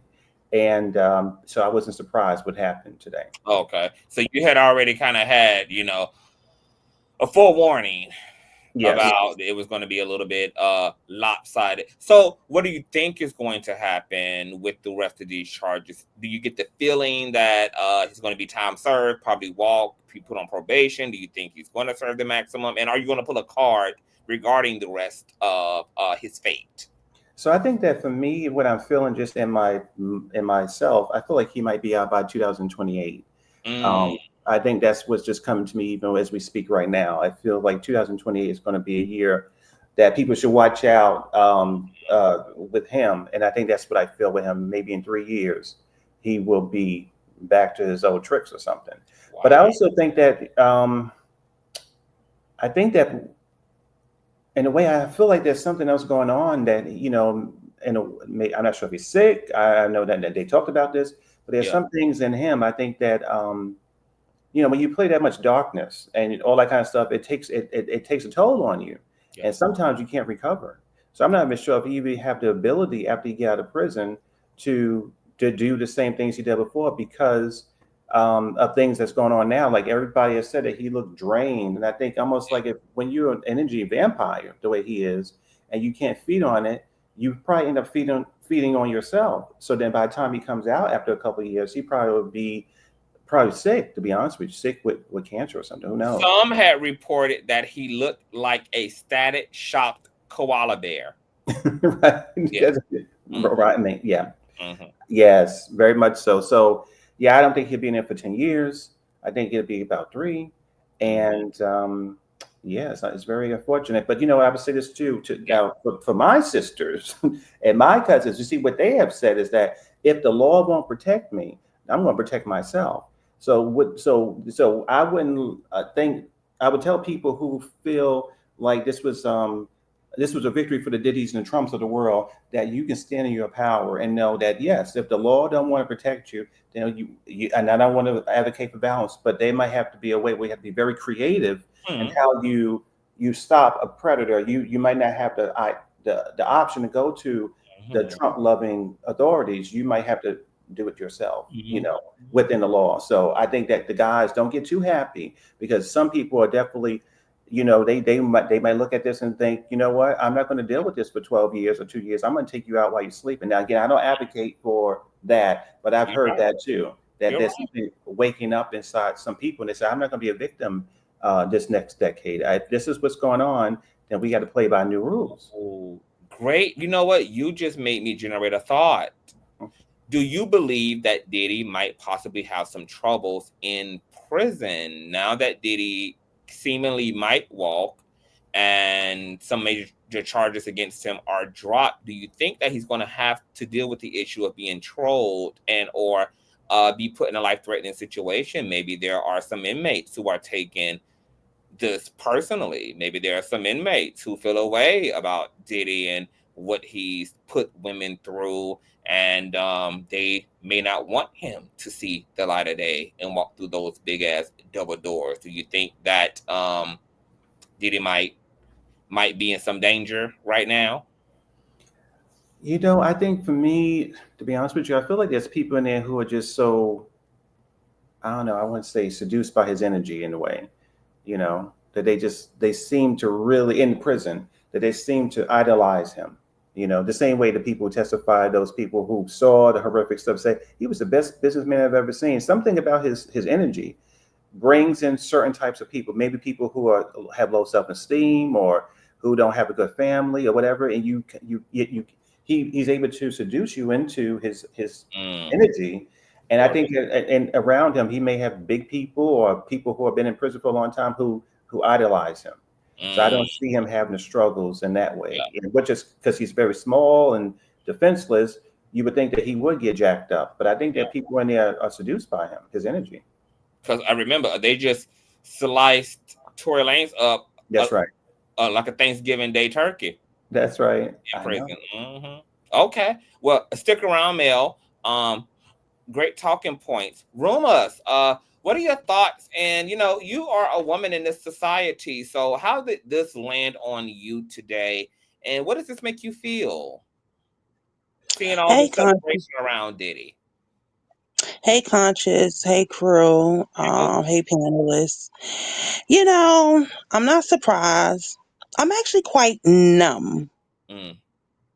I'm quite numb. So I'm not shocked at the ignorance of the celebrations. I mean, it was a pick-me, a couple of pick-me's.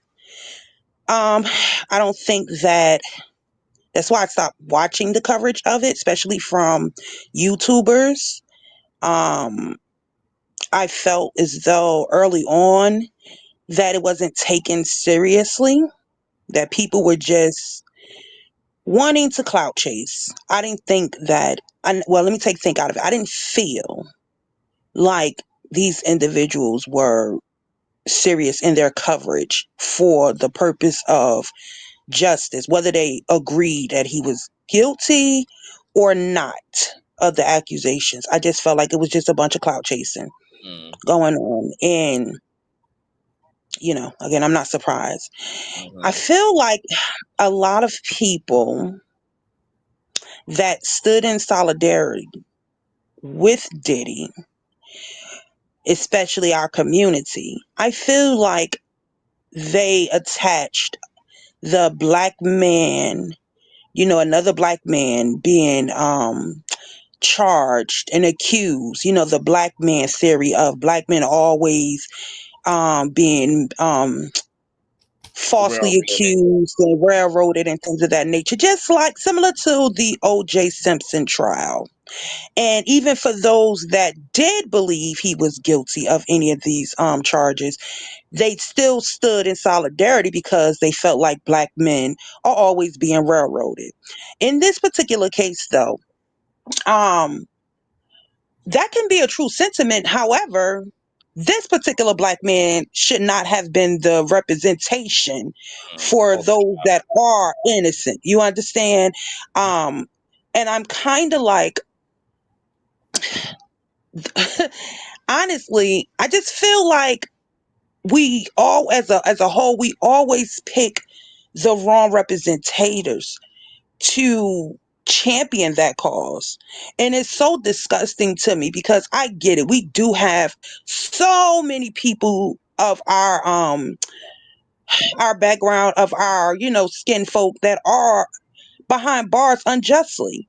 But I don't never see people really, really in champion those people. So now because we have someone of this elite celebrity, we're going to just ignore the fact that this man is guilty. He is guilty. And it's like, okay, well, I've seen some comments where people are like, well, the president, he was guilty, but he's still the president. If he can get off with it, then why can't Diddy? Or whatever. Like, we should want better for our community. Absolutely. We should just want better. Like, the reality is, following the blueprint of a toxic patriarchy that was not designed for us has really put us in such jeopardy. And the fact that we feel because of the desperation of wanting a seat at a fucking table that was not made for us, where we are not welcome to, and we're going to try to live like them, it's really a detriment. It has really fucked our community up. And the fact that we have the broken eye socket, what you call that, man? The Di- Diabetic eye sockets, girl. I mean, I was in the spirit. Listen, I'm like, the fact that we have those, I'm not surprised because these are the same people that victim shame females, women for dressing provocative, or, the choice to dress provocatively gives the abuser the right to come in to assault them. I'm not surprised, that we're experiencing this celebratory like vindication when it really is not. I mean, think about it. Like, as you said so graciously and so classily in your own CTV way. Like, what about your mothers, your daughters, your cousins, and things of that nature? But we got to remember, these are the same individuals that perpetuate the nonsense, the violence. the assaults. We have to acknowledge that. They don't feel, the hypocrisy. Even to some degree, they don't feel like, even when it comes to their own loved ones that are experiencing this, they don't find nothing wrong, because women, we shouldn't have rights. We should not have the security of individualism, equal opportunities, and all that. Everything a woman seems to do that allows her the freedom and liberty and power to just be a human being, it's wrong. We live in a country that tells us that we are to be servants. And how dare for those that do take their power and that do embrace the openness and anything of sensuality and things of that nature, then we're still deemed everything we do is wrong. Yeah. Everything we do is wrong. As a divine feminine being, everything we do is wrong. We could get with the program and do things their way, we're wrong. We could fight against the program and do things our way, we're wrong. We're not supposed to have any independence, any power, any self-gratifying identity. We're not supposed to have that. So saying all that, I'm going to let someone else talk. I'm just not surprised. I am numb to it. I'm not hurt by it. I'm just going to be honest. I'm not hurt by something that I know exists. I acknowledge it. And my job as a human doer is, because I have sons, and even to the females in my family and those that I come in contact with, is to educate them, because now that's what we have to do moving forward. Have these conversations, as the gentleman earlier said, talking, what we do moving forward. How are we going to teach our sons and our daughters what is in their better interest when running into situations?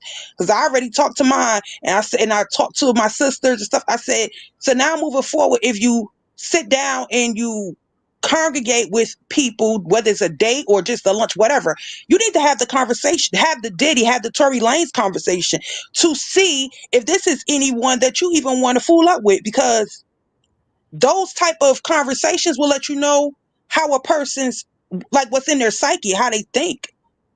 And you'll know whether or not you want to fucking like run towards the door, the first exit sign, or if you want to continue to engage. I ain't surprised looking at that video.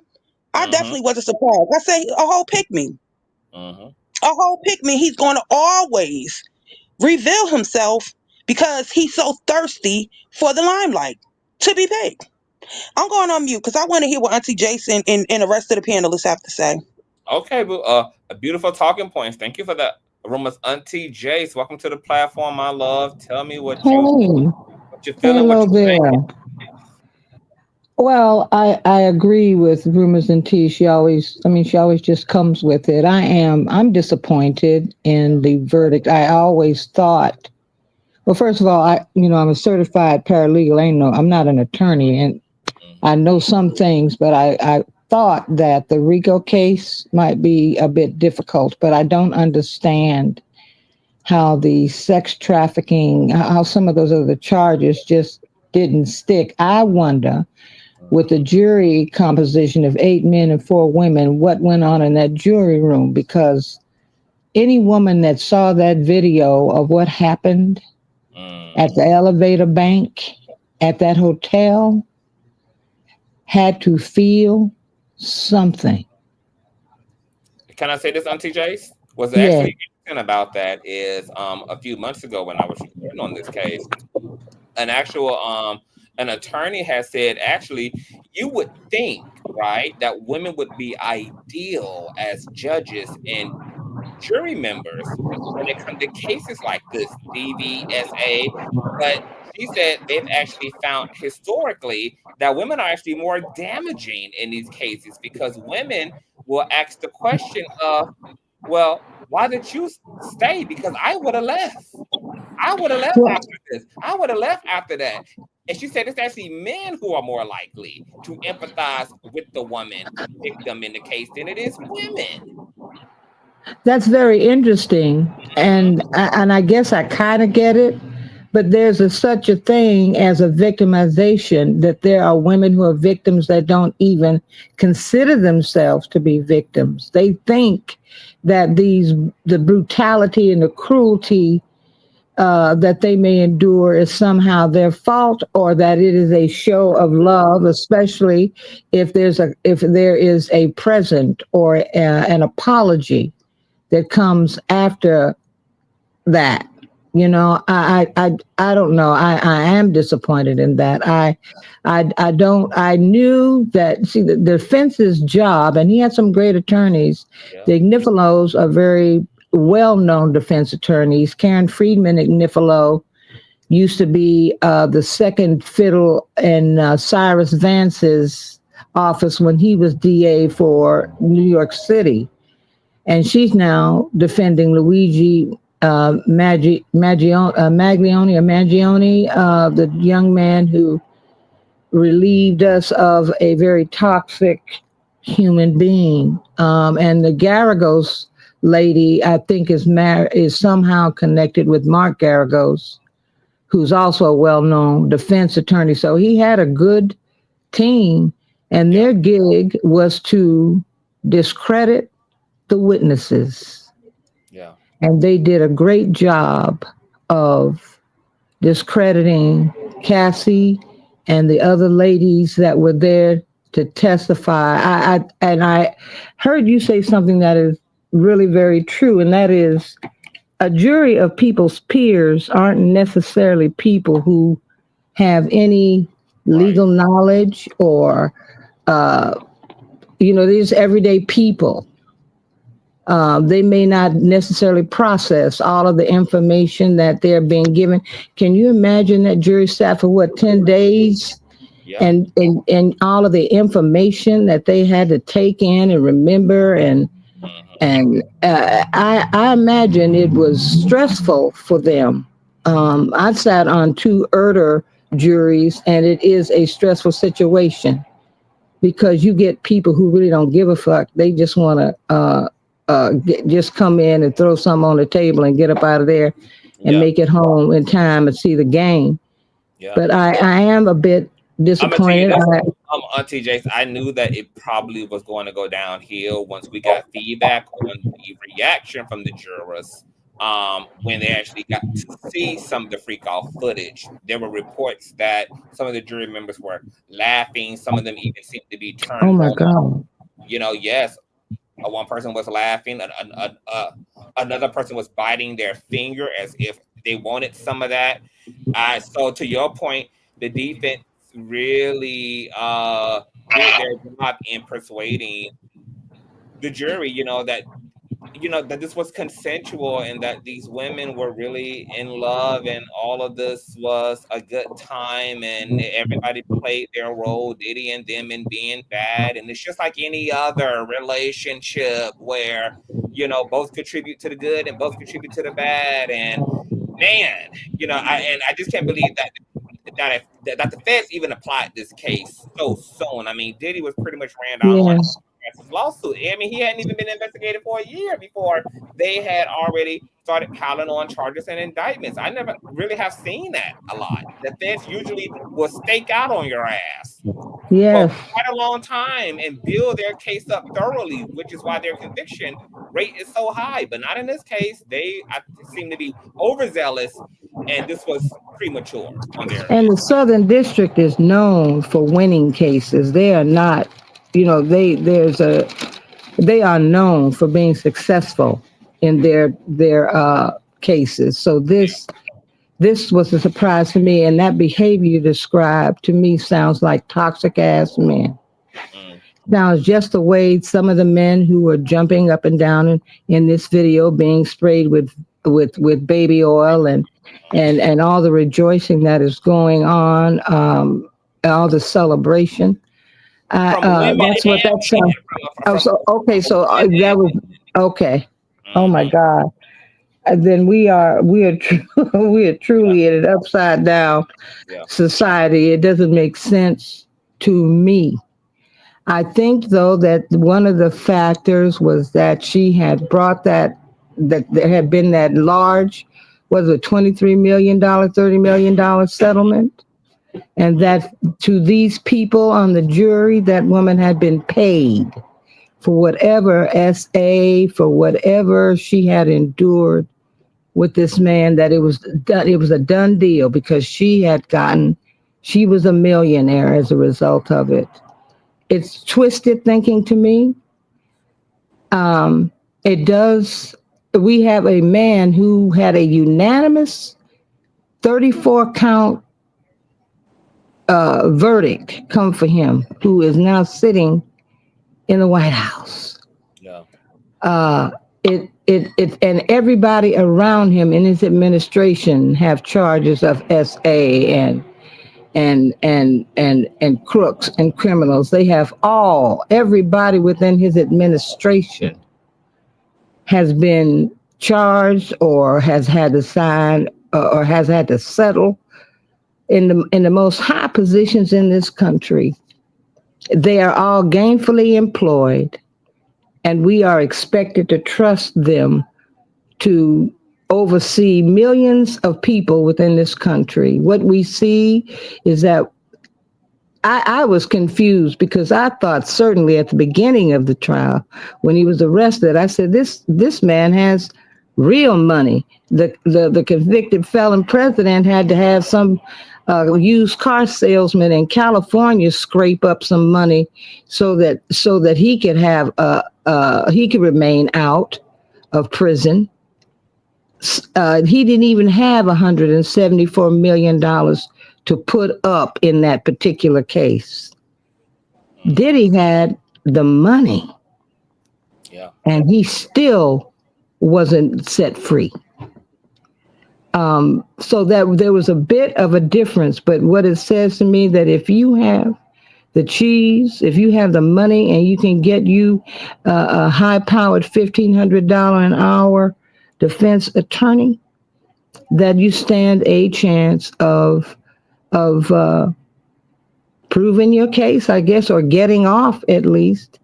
And I do have a question to these manly men who would come and give you smoke for being a gorgeous gay man. Mm-hmm. I have a question for them because it seems like your boy likes the taste and the smell and the touch of tube steak himself. So my question to y'all is, what the fuck? Make that make sense for me, okay? And so I'm just there's so much going on in my mind. I feel for those women. Yeah. I agree that he should not be out on bond because for the people in the comments who think that because these women were hoes and they prostitutes, that they deserved what they got. You some sick motherfuckers, okay? Yeah. You are sick. And you wouldn't want your mother or your daughters or somebody close to you to endure that kind of behavior unless you are that kind of man. Yeah.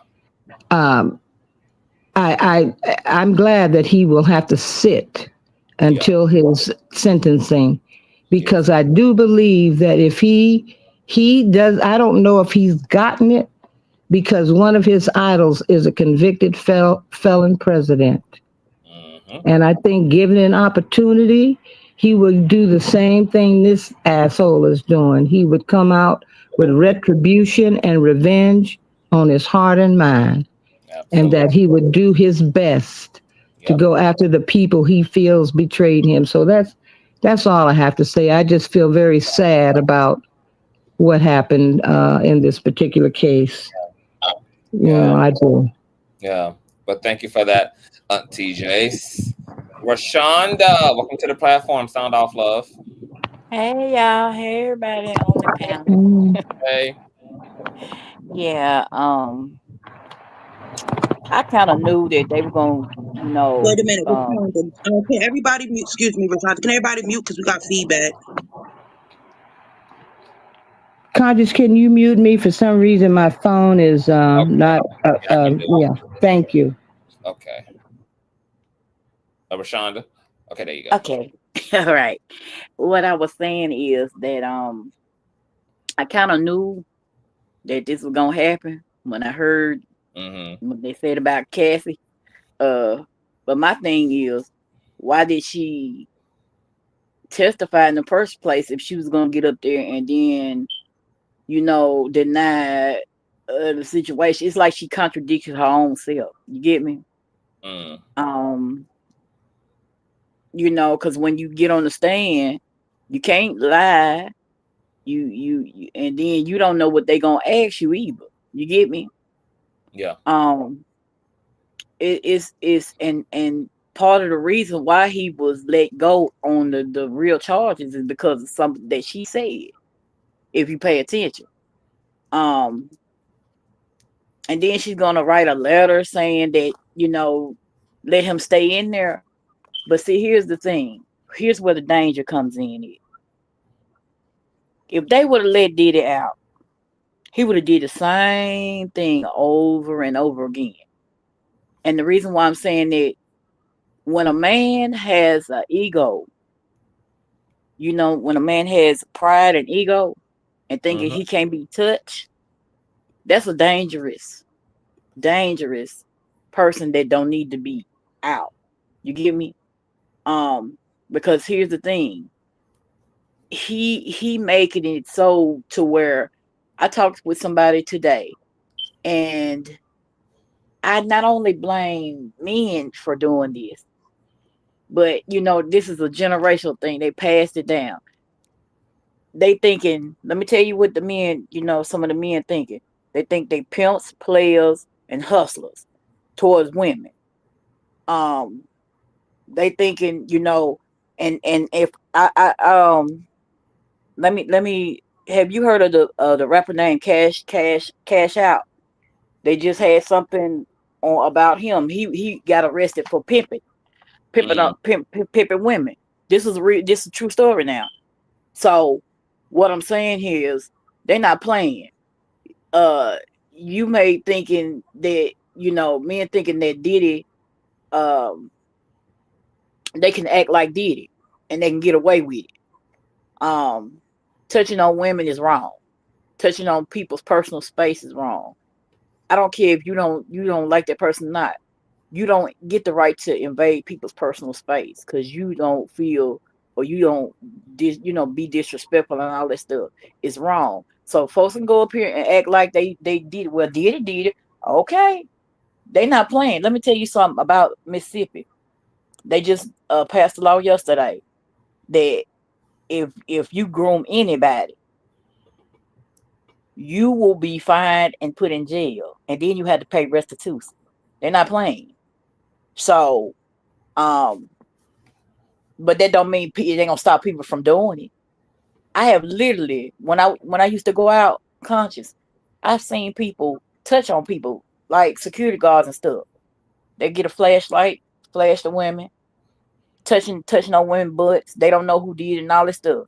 You can't do that because it's against the law. You get me? Regardless of what's going on. Even the people that from Girls Go Wild, you see he in jail for life because he's sitting up here, you know, doing the girls and different things like that. You can't, you can't pimp, you can't X traffic, you can't do none of that because it's gonna cause other things down the line. You get me? Being that I've been through all of this, I know how it feels. You get me? And let me tell you something, Conscious. Even though this person hurt me, the reason I'm bringing this up for a reason. The damage that these women have to go through day in and day out. They will never forget how he treated them, how he made them feel. That's the most traumatic devastation thing in their life. They will never be able to get over what he did. And he just laughing it off like it's a joke. But to them it's not. You get me? Because you can't sit up here and It's funny how Diddy put out a whole apology video pretty much incriminating himself, saying that, like, indirectly apologizing to Cassie, saying he was in a bad place, saying he was on a lot of drugs. Pretty much, I mean, self-testified that he was a perpetrator, that he was an abuser. Like, it's almost like I thought they were going to use that apology video in the Fed case. Right. And it's like, with the thing about that is he did that so he could get off. And I truly believe, Conscious, there is some scheming, some scamming, some plotting, some payoffs. I'm telling you, something happened behind the scenes because he was grinning and cheesing too quick and too much. You get me? You know, all you have to do is flash money. You know, to Diddy. You get me? And there you go. You know what I'm saying? You know it's bad anytime Suge Knight. Okay, sorry about that, y'all. Anytime Suge Knight came and testified, keep in mind, this the same man who is kind of like Diddy, but worse. You get me? Because remember, Suge Knight is in jail for intimidating, doing stuff the same thing Diddy kind of did. But you know it's bad when people just coming out the woodworks. Either you did something, everybody ain't gonna tell the same thing if you didn't do anything. And then he going on apology to like it ain't nothing. My thing is, this is gonna make this right here. People better be real careful about what they say and do, because guess what? It ain't gonna end well for them. You see what I'm saying? And this is what's funny about people can change. People can change, right? But the night that they arrested him, when he got to New York, they found pink cocaine and drugs and drug paraphernalia on his persons. So much for people can change, Dawn. Right. People can change. How can a person change when they literally dragged AK-47s and weapons and arsenal out of the man's house with smudged serial numbers, found drugs on his persons, had his whole drug mill bringing him eliciting drugs, illegal, narcotic, contraband. Exactly. The entire time. So he changed where? Exactly. Exactly. This is why I brought what I told you earlier. Now, I'm gonna say this. God gave him time throughout the years to really apologize to what you said earlier. He gave him plenty of chances to do what's right. He still think he's invincible. That's why I brought this up. And people like that don't last long. My ex, he's no longer here. He had a stroke. Let me tell you, he had a stroke. Couldn't even talk. He contacted me two months before he left here. And he did not apologize. He didn't say he was sorry. So I said, you know what, Lord, I'm just going to let it be. He couldn't even talk, Conscious. Okay? So he left. After that, he's not here. What I'm trying to say, this is a lesson for everybody. God gives you time to make it right with people. If you don't make it right, God will leave you, and he will deal with you. That's basically what I'm saying. And in these next few months, God is gonna deal with him in some kind of way. We'll see. Because at the end of the day, it's either his conscience gonna whoop him, either he gonna really, because what I'm saying is, God will humble you to where you have to come back and really be sincere and apologize to folks. People don't leave it. But you know what's funny about that, Rashonda, and then I'm gonna have to get to the rest of the panelists because I'm gonna have to get up out of here soon. Is that I've realized that fewer people repent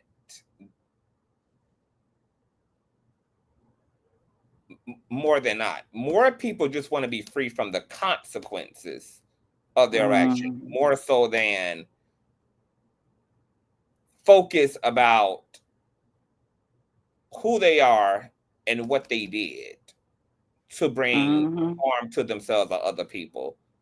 So even these fake U-turns and pleadings, even Diddy like squirming to get out of prison, right? He's not squirming to get out of prison because he saw the light and he's ready to be a new man and he's ready to reintroduce, this new reformed person to the world. Diddy wants to be absolved of being prohibited and restricted and having his privileges and his autonomy stripped from him. He wants to be free from the consequences of his pain and suffering. So that's just the unfortunate about, you know, this whole thing about change, etc. I wish that people actually really truly learned from their behavior and really truly reflected on what they've done and who they've been and were introspective and were vulnerable and emotionally intelligent like that. But oftentimes the human ego just makes it about doing what the hell you got to do to get up out of the consequences of what the hell you've been held accountable for. And it's not truly a real in-depth understanding or correction to the things that contributed to you acting a goddamn fool, whether that was your childhood trauma, whether that was your fear, whether that was your bad temperament, whether that was your greed, whether that was whatever it was, the things are the things are the things. So the world is a very interesting place. And, you know, to be honest, and this might sound a little bit morbid and a little bit bleak, but I don't expect to see much of God in this season. I think we actually are going to see the slight removal of God's hand. If anything, we're going to get to see what the world looks like without God, without the full grace. Of course, there's still going to be grace. There's still mercy. There's still virtue, but we're going to see the pulling away of some of that. And we're going to be able to get a whiff of the fire that we insist upon feeling. It's almost like when you got to let your teenager, when you've done all that you can to protect your teenagers, to raise them well, and they just insist upon just going and seeing for themselves. Okay, so you don't need a daddy no more. You don't need a mama no more. All right, I'm going to let your ass go. Go on out there. Go and see for yourself. Go and feel all the feels. Go jump on all the rides you think you need to jump on. Okay? And you bring me back the review. I think we've been so disobedient as a people, so disobedient as a population, so disobedient as a collective that the universe, the forces of the universe, we do want to call it God, we don't call it spirit, whatever the hell you want to call it. We do want to call it particles and neurons and atoms. Whatever the forces of the universe, I think that they're looking at humanity and they're saying, look, you must insist upon operating according to your own will, you know it all, you yield to your own understanding instead of a higher understanding. So y'all don't need us. Let us give you that. Let us pull back and let y'all create the world in your own image.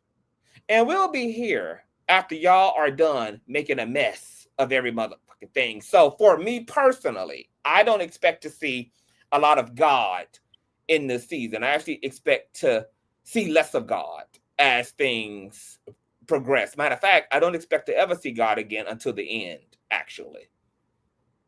I think that I get where you coming from. I actually get where you coming from. And you know what, Conscious, and I'm gonna let somebody else talk. Yeah. I've God allowed me to see a lot these last few months and weeks and years. And like you said, when you're disobedient, he will take his hands off of you. People don't believe it. So while folks sitting up here celebrating about Diddy and different things like that, you got to remember, I told you, Conscious, people like dysfunction and chaos. So they like this, they like to be this dysfunction and all that stuff. Yes. God is gonna fix it to where we're gonna have to defend for ourselves. Absolutely. And if you're not careful, you got to think about your children, your family. So thank you for letting me come up. I'm gonna mute my mic. Thank you so much. I love you too, boo. That was Rashonda, you guys. I'm gonna get to the Black Anarchist podcast. Welcome, Black Anarchist. Sound off. Hey, Conscious. You know, I was on here last night and I didn't even realize that it was breaking up. So if I start breaking up, please let me know so y'all can actually hear me. I have a lot to say and I'm going to try not forget anything. First of all, I want to answer the question she was asking about Diddy. You know, what did she call it? Tuna steak. The reason why Diddy gets a free pass is because the homophobia is not really about being gay. It's about the masculine image. So you can be gay as long as you're masculine and then you get a free pass. So, I mean, and I addressed that in my book, but I don't want to make that the crux of what I have to say right now. this is the reason why I'm an anarchist. We have a two-tiered system where the law applies to us, but it does not apply to everybody else. So if I were to go 10 miles over the speed limit, and if I were to fight my ticket and request a jury trial, the jury would throw the book at me. They would not have any compassion for me. They would say, you went over the speed limit, you did it. I would basically be guilty until proven innocent. But meanwhile, those at the top, they can do whatever they want. We can talk about Donald Trump. I don't think, that I guess that's the most visible example we can go with. But every day they do whatever they want. You could be a government official, you could be a police officer, you could be a business person. You do whatever the hell you want and you get away with it. Meanwhile, the system will throw the book at you. So that's the reason why I'm an anarchist. The system is lawless, right? But we have the people at the top who are clamoring for for statism, and then they don't realize that the state is their damn oppressor. The state is not here to protect you. When you need protection, you go to the law. The law is not going to protect you. Maybe against someone who's on your level, maybe against your neighbor, maybe against the person around the corner. But if you go up against a Donald Trump or a Diddy, you don't have a chance in hell.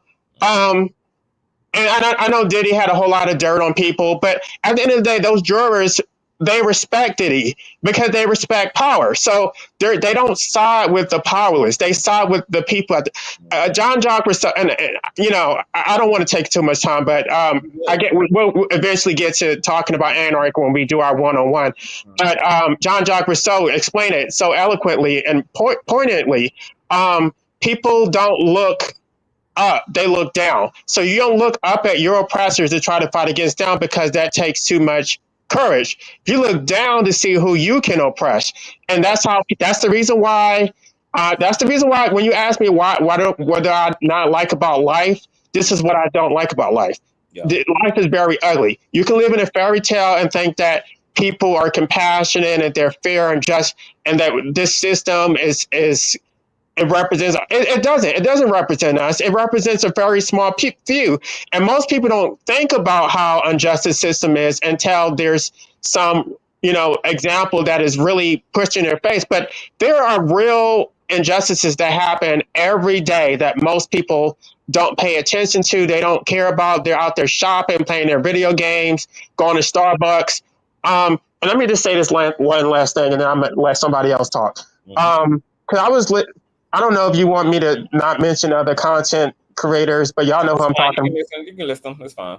Mm-hmm. Okay, so I was on his channel, and he was explaining that basically he's not a Diddy defender, but he was just trying to entertain the crowd. I'm sorry, I think that's a very weak justification, especially when you look at all these women who have been abused. And to that woman's point who was on your panel last night, Armand makes all of us look bad because black women are going to look at Armand and say, oh, gay black men are part of the patriarchy and they're oppressing black women. They don't want to defend us. I know this is somebody in your comment section. I don't even know if this is a gay person or not. So who's basically saying that Diddy should have gotten off. So black women see this stuff and then I don't know. They can extrapolate and say that this is the way gay black men think. Armand has really done all of us a disservice. I've been on his channel before. I probably wouldn't go. I see through him now. Because on top of that, his platform is growing. He has not used his platform to advocate for gay black men for the community. He's just self-aggrandizing. He exploited this situation and milked it for all it was. He moved to New York, and then now his channel has grown like at least by a third. So it's just so exploitive and capitalistic. So yeah, I think I said enough. So Thank you for that, Black Anarchist. And I will be circling the block. So if you guys want to respond to each other, etc., you guys will be able to do that. Thank you, Anarchist. I think we have Ray Ray on the platform. Can you hear me, Ray Ray? Hey, Ray Ray. Can you hear me? Yes, ma'am. Okay, first of all, long time no see. I'm happy to hear you, stranger. I recognize know. my voice. I know. Like I had to go touch grass because like Period. life is too much. Like it's too much going on in this world. Mhm. And I feel like for me, this is the base of that really is the base of how I feel about this whole situation. Like when you look out, people don't want to look outside of themselves. I feel like people are very selfish minded and they're very one track minded. They can't see outside of themselves. Like this Diddy child, okay, fine. But there's so much stuff going on in this world, so many horrible things. And you have people so excited and so, I don't know, so thrilled and energized by this whole Diddy thing. It's just like all of these small things that really don't bear anything. They don't have a real impact on you per se. It's just like people, they put so much energy into what other people have going on and they can't see that this man, he's horrible. He is a fucking demon. To me, he is very demonic. And like you said, there is no God. He is the God. Like in his world, it's just him or whatever he wants, and that's it. Like I just don't see how people can't see that. And I feel like for me, I know that, you know, women, they want a better life and they want to, what's the word, hypergamy or whatever. But I just want to encourage all women to really have standards for yourself. If, you know, I know everybody's life is different, so people have different levels of desperation, but like for me, I feel like at the end of the day, if you want to date a rich guy or whatever it is, and you realize that in order for you to do that, you have to do XYZ, if you're already in those circles, just move on to someone else. You know, do what you have to do, move on to someone else, even if you have to sell yourself, whatever. But don't allow yourself to be abused. You know, just try to maintain some level of autonomy and some level of power. I think someone mentioned the word power, the anarchist guy. It's really about power in this world. It's like the haves and have nots. So you just have to, I feel like, have a level of self-esteem and just, you know, just go with that. And that's my contribution. Yeah, agree with that. Thank you, Ray Ray. IJ, welcome to the platform. I see you champagne poppy in the jacuzzi right now. Make sure you don't throw that big. I don't know why I thought you was in the jacuzzi. Ain't you was in the jacuzzi? No, babe, I'm in my apartment. You know, I'd be looking like I've been abducted by aliens and shit. You know what? I'm straight. But welcome to the platform, my love. What are your interesting thoughts on on the upside down of it all? I mean, the way that I heard, it's a problem when you have one of your main witnesses give testimony that helps the defense. That's almost kind of like when I heard that was going on, I was like, that's not good. I think that swayed the juries in the conversation because in retrospect, I think that had a lot to do with swaying the jury to not see it as being so predatory as they should have seen it. When you have the person that has sued is coming back and now giving a very diet cola type of testimony, I kind of was feeling like it's looking a little grim. What I think, am I surprised? Of course not, that we've, selected Fumble Trump as president and stuff like that. I'm obviously not surprised that this man is going to walk. It's almost like what makes you wonder about the jury system, right? Because it's like, okay, when they say the jury of your peers, it's kind of like with the election. It's kind of a terrifying truth, but your peers voted 40-60% for Fumble Trump.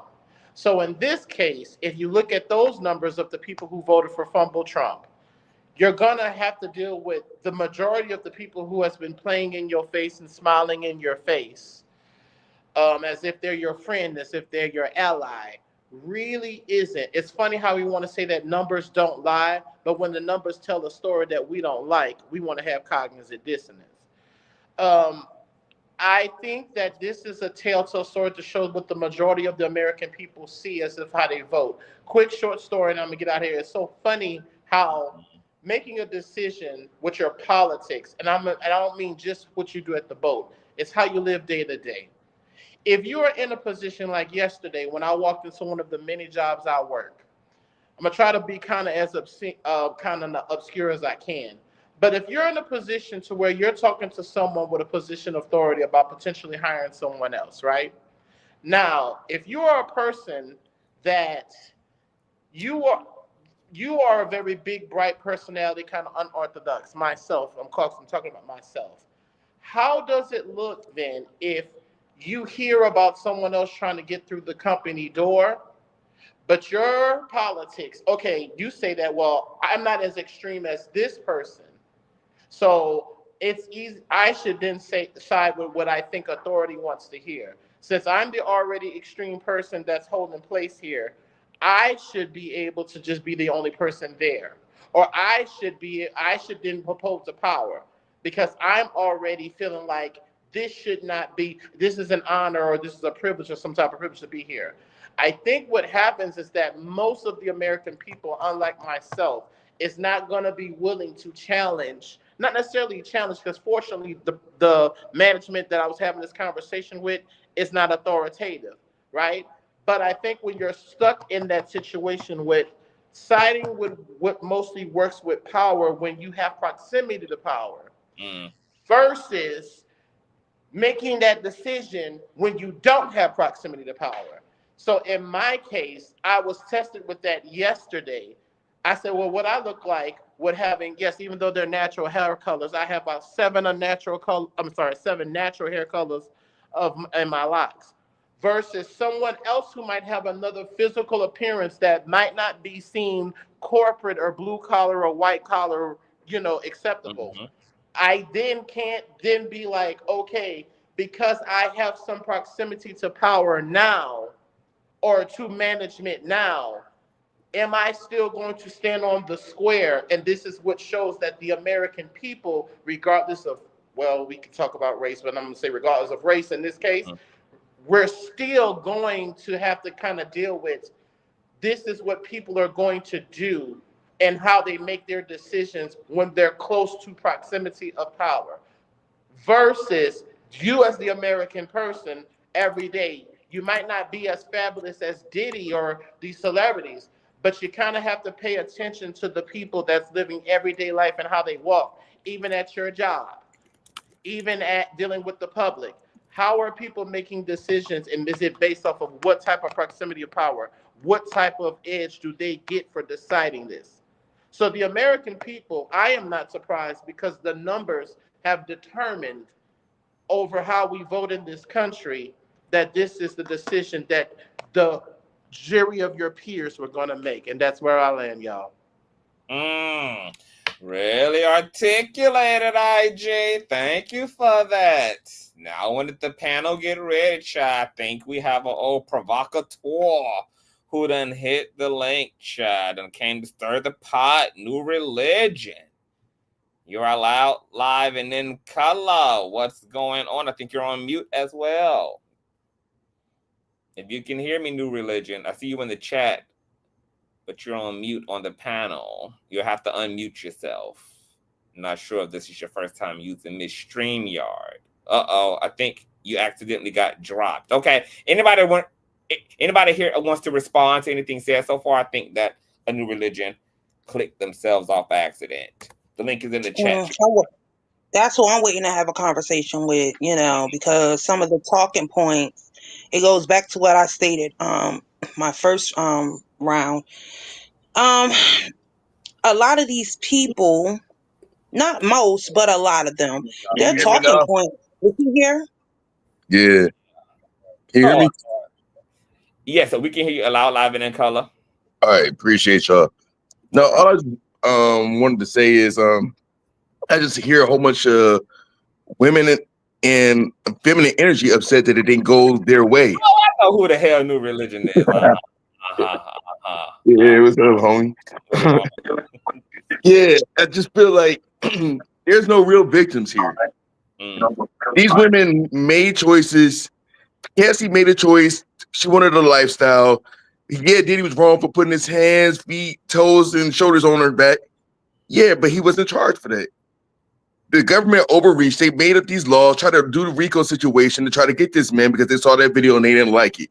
And they were past the statute of limitations and they tried to take this man down. They tried to take this man life.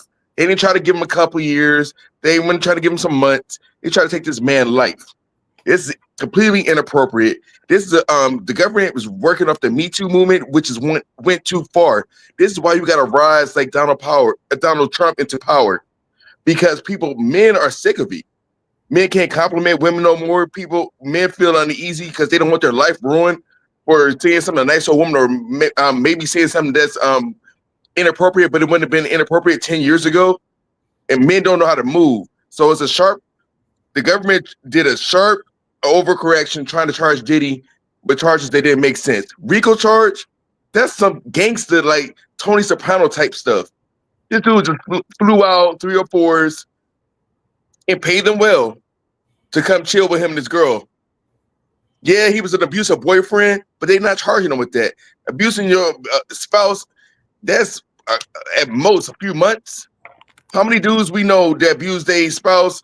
It ain't cool. I'm not an abuser, but they don't try to take their life forever. And yeah, Diddy's not a great person, but we can't sit here and say that this man deserved to have his life ruined and his family ruined just because some women wanted a lifestyle and sold their soul and were paid handsomely. And now they're mad because they were never the main chick. So they want to destroy this man's life. Sorry. Cassie, she experienced a life that... There were more charges. Nah, I agree with him on that. Hold on. Okay, so I think we got another voice in the room. Is this QA? Yeah, this is Qua. Okay. Listen, what people don't understand is Diddy a good person? No. Everybody had their opinion about him. But a lot of people don't understand, if you paid attention to this case, the feds was leaking everything out. They was playing the media and everything. But the problem was they had witnesses that they should have sat with their witnesses and went over everything and knew what these witnesses were going to say in court. But the problem was Diddy played them and them lawyers. Diddy had receipts. And that was the key to the case. It wasn't about what he did. It was the receipts. He showed that both of these women was down for the get down. Yep. Plain and simple. Yes, is Cassie a victim? Yes, she's a victim of domestic violence. She's not a victim of the sex or all the sex acts and all that. She was down with it. And all the ex-court guys said she was down with it. And we go further than that. In court, that people don't understand, if everybody paid attention, when the prosecutor went up there and they were showing a little freak off, the defense said, oh, they show you half. They show you what they wanted to show you. And what the defense did, they showed everything. And remember when they came back yesterday and they had a question about Cassidy's testimony? And what did the defense say? No, we're going to give them everything. If they want everything, we're going to give them everything. We're not going to give them what the prosecutor. And next thing you know, an hour later, 2 hours later, the next day, they came with the verdict. So that's telling the world that, hey, these females are not innocent. They was in for it. They knew what they was getting into. It was the lifestyle, the money. People been doing this for years, flying females out. So nobody can tell me that's a celebrity that they haven't flew females out or nothing like that. They've been doing it for years. The problem was statute of limitation ran out for them to catch Diddy on domestic violence. Yep.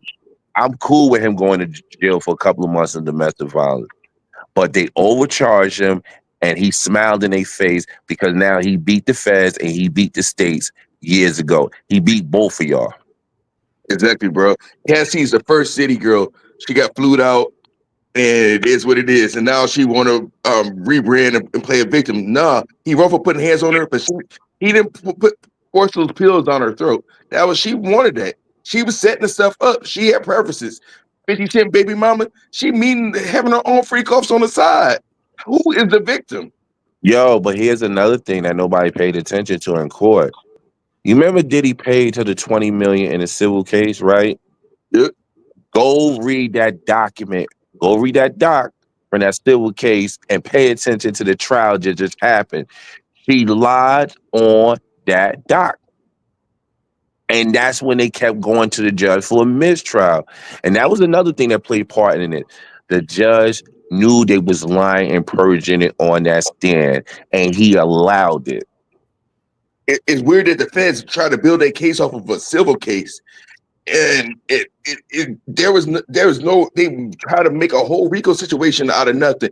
And 50 Cent baby mama definitely not no victim. At her big age with a special needs kid, she and being with a celebrity superstar, she knew how the game worked. She was trying to come up.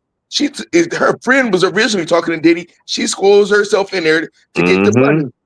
And now everybody try to make these women victim, and this is the problem. In the women in your chat, they're projecting. They got their own situation with men, and they put it on Diddy. No, y'all just made bad choices in men. Cassie made a bad choice in men, but she got paid handsomely for it. She's no victim. Yo, not only that, here's the best part about. And listen, I'm not going to play the victim, this and that. Like I said, I agree. Cassie is a victim in domestic violence. But there was another part of this about her that people didn't pay attention to. When they was asking her about all the freak offs and all that, she admitted it and said, yes, she enjoyed it. She loved it. Remember they asked her closing at the end of the trial when she was about to leave, how do you feel about Diddy? She said, I love what we had. And not only that, she played the husband, the husband, because they asked her, they was like, did you cheat on your new husband? Well, he was your boyfriend at the time when you slept with Diddy and you lied and said you got raped? Yep. New news to her husband. Cassie's not innocent. Like, she just not. She was playing the game, and she came up.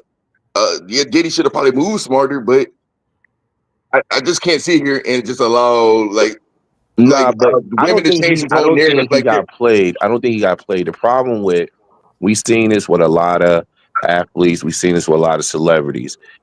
Nobody want their dirty laundry out there, right? We seen it with Deshaun Watson, what he went through with all the massage people. Most of the time, they're going to pay this money up because they don't want certain things exposed. I understood why Diddy, he's a billionaire, he got the money, he could pay it. Why wouldn't he pay it?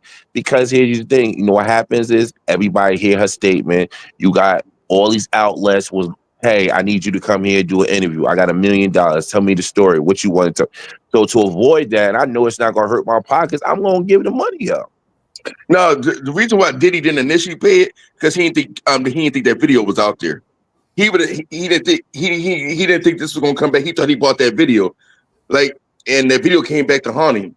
Diddy was never going to pay Cassie if that video didn't drop. He thought he had that one and only copy, and that's where he messed up at. But I did think, and I'll be honest with you, I did say, and you guys ask anybody I'm cool with, I grew up with, I always said, yo, they're going to catch him on prostitute. I did say that. I thought they was going to get him on bribery for the $100,000.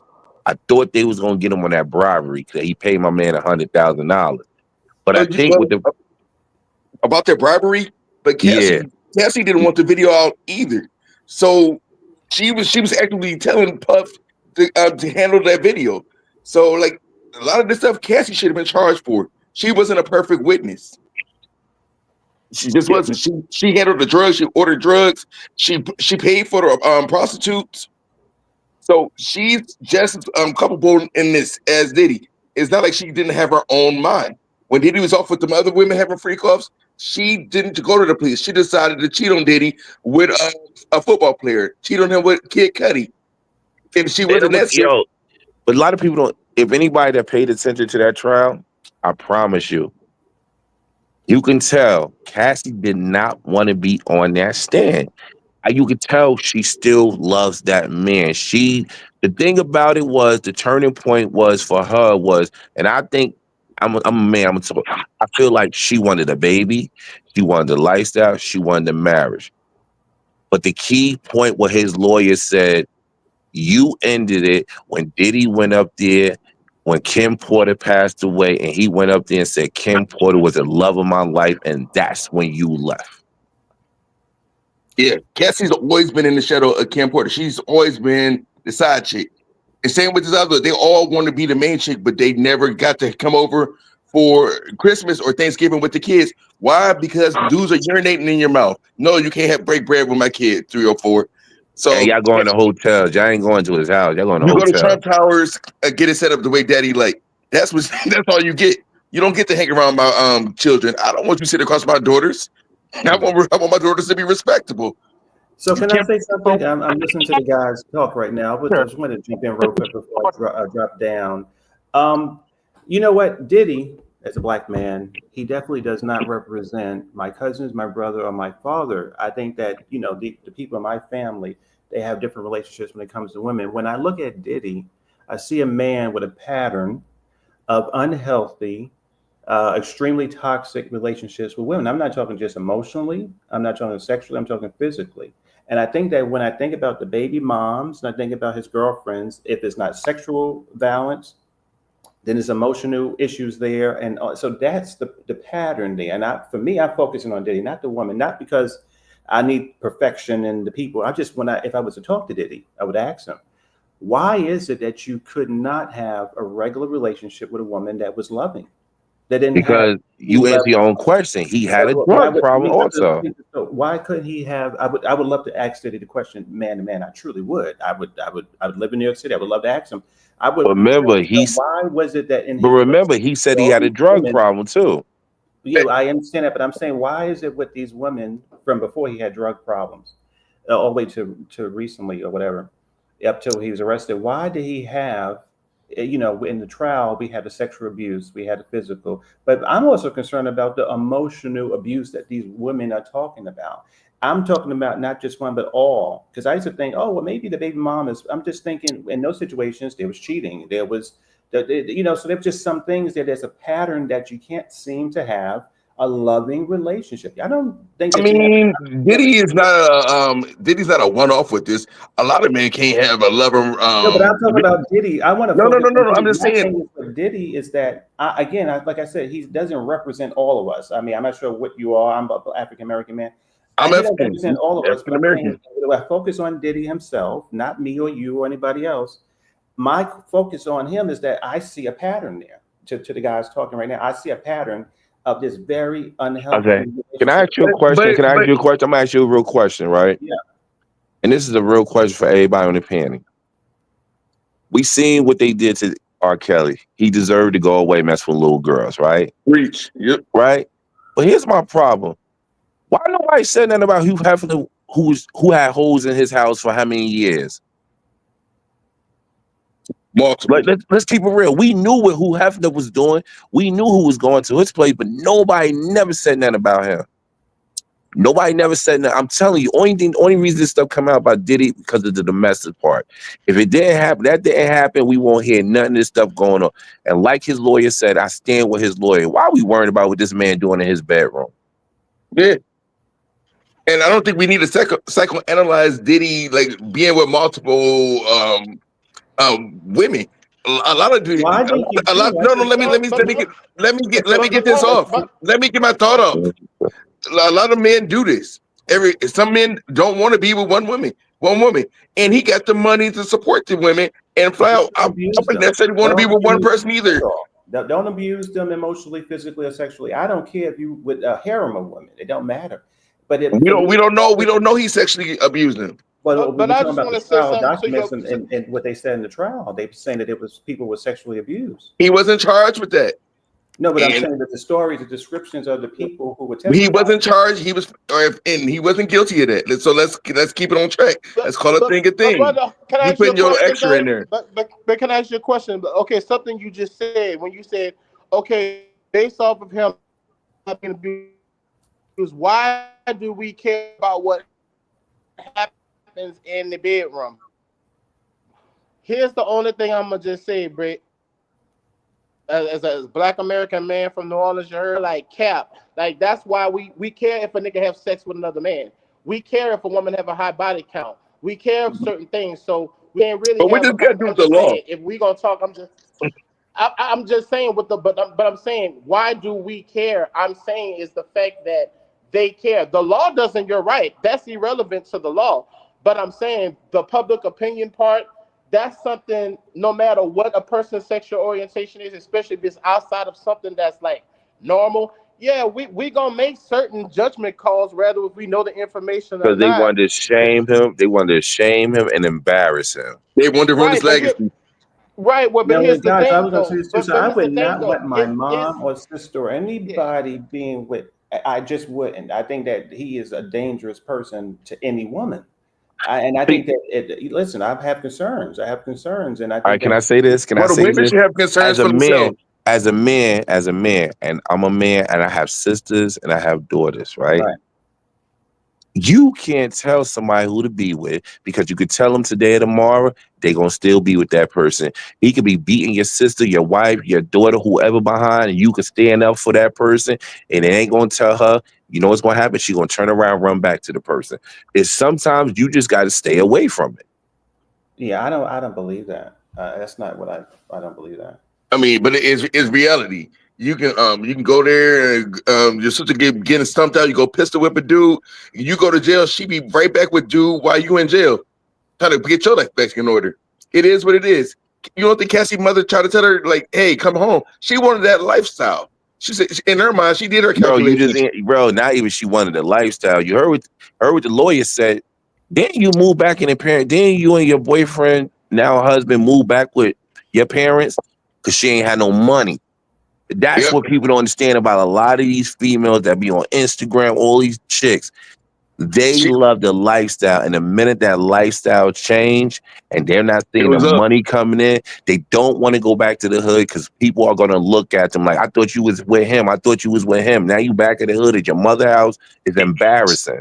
I'm not going back to the hood if I was flying on the jet. I'm eating some filet mignon, and now I got to go back home and eat what mom got in the fridge. Oh hell So no! I think that the root of Diddy's problems in his relationships is Diddy. That's just the way I see it. It's not all the every woman he has, whether the baby mama or the girlfriend, it's the girl. She was greedy. No, it's him. Now, mind you, the women are not perfect. I don't think that you have to be perfect. I can agree with you, but I don't just see it. Bro, your phone. I think your audio is breaking up. Yeah, but you know what, Conscious? I still a little late. I have to get up in the morning. This was really good, and I listened to the rest of it, but I have to drop down. But it was a good conversation. All right, look, I thank you for joining. I think that Quay got knocked off again. I'm gonna drop the link for Quay. And IG, I don't know if your audio, because are you on mute? If you don't know, you might have accidentally muted yourself. Okay, IG got. I don't know what's going on. Hold on, there's a lot of motherfuckers. Topic, and I think to be honest with you, it's something that people should learn from this case too. Stop flying females out because they will charge you for it.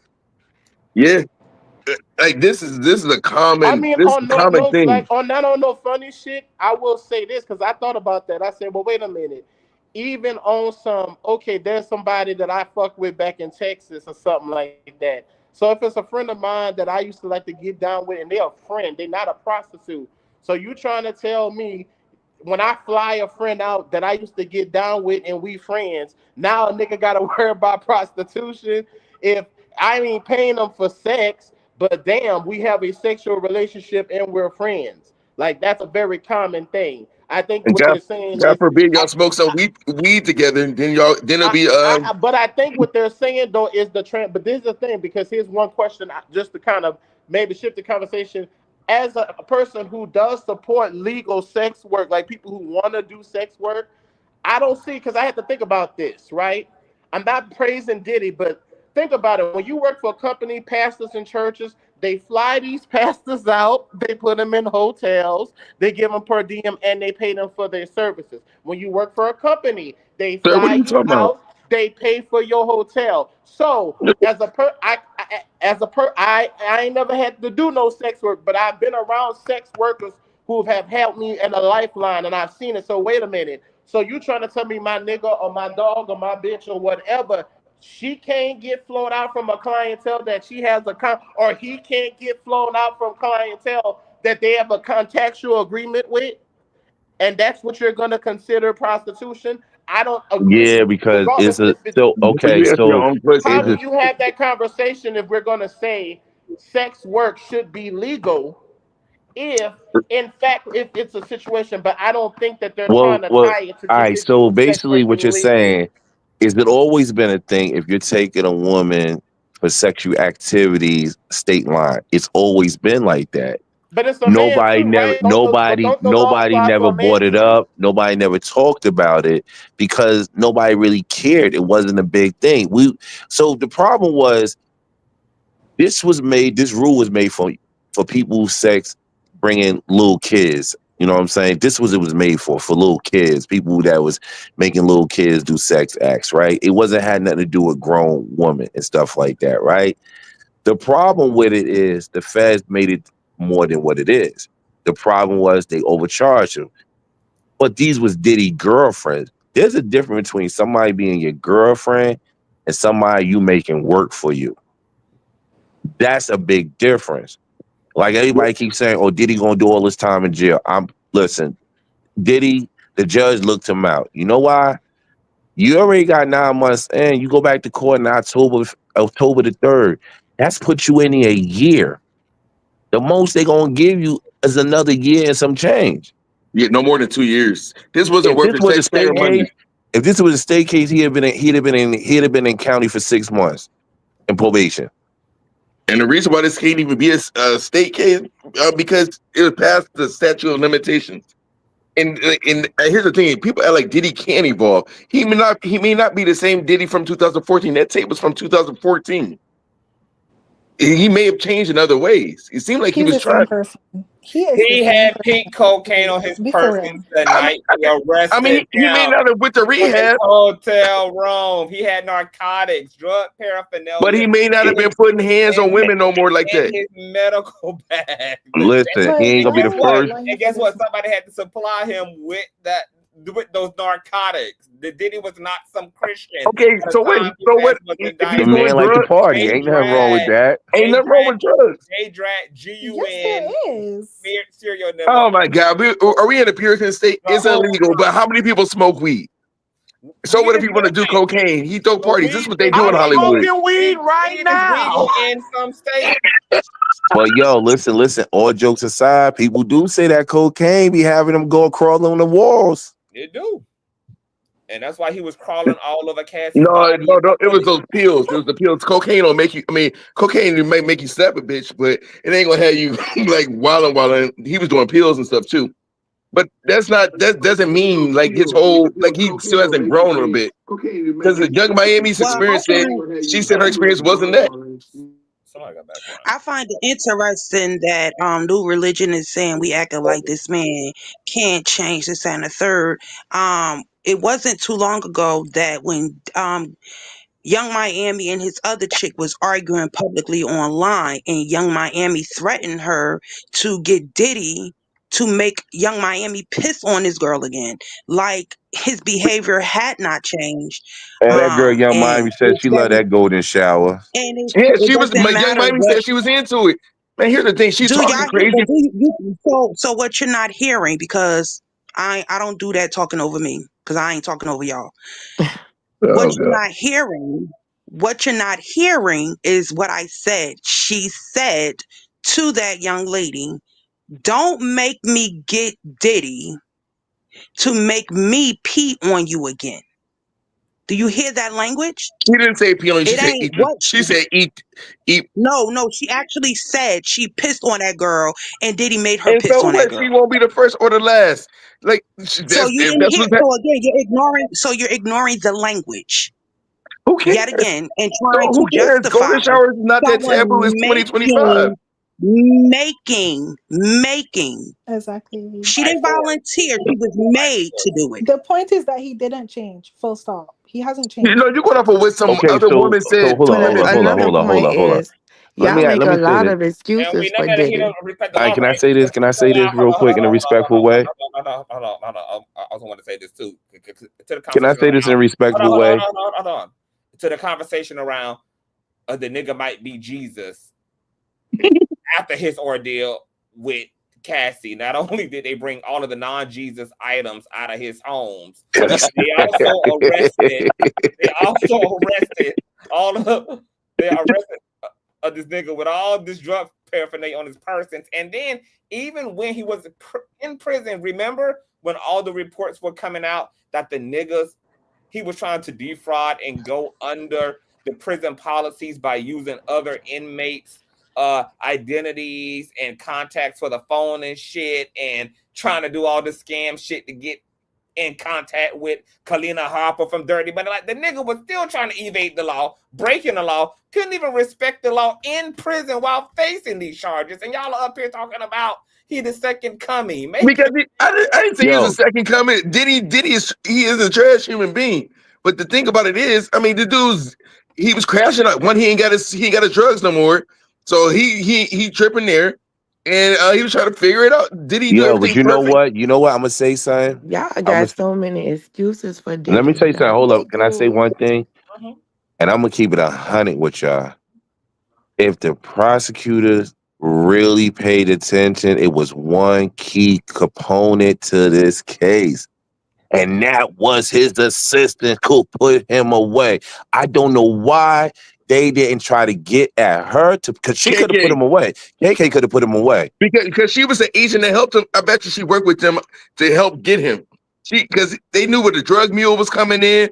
She gave him all that information. She was the right-hand man. So she KK paid. She ain't testifying on him. No, but I think the feds probably did interview her. The feds probably did interview her, and they probably knew automatic, like, yo, this is not going to work for us. No, because she was the key to this put her in case. jail. They could have put her in jail with Diddy. The thing was, she was working with the feds. She gave Diddy up, and Diddy needed he need to have retribution with her. Because KK named Hold on, wait a coming minute. up.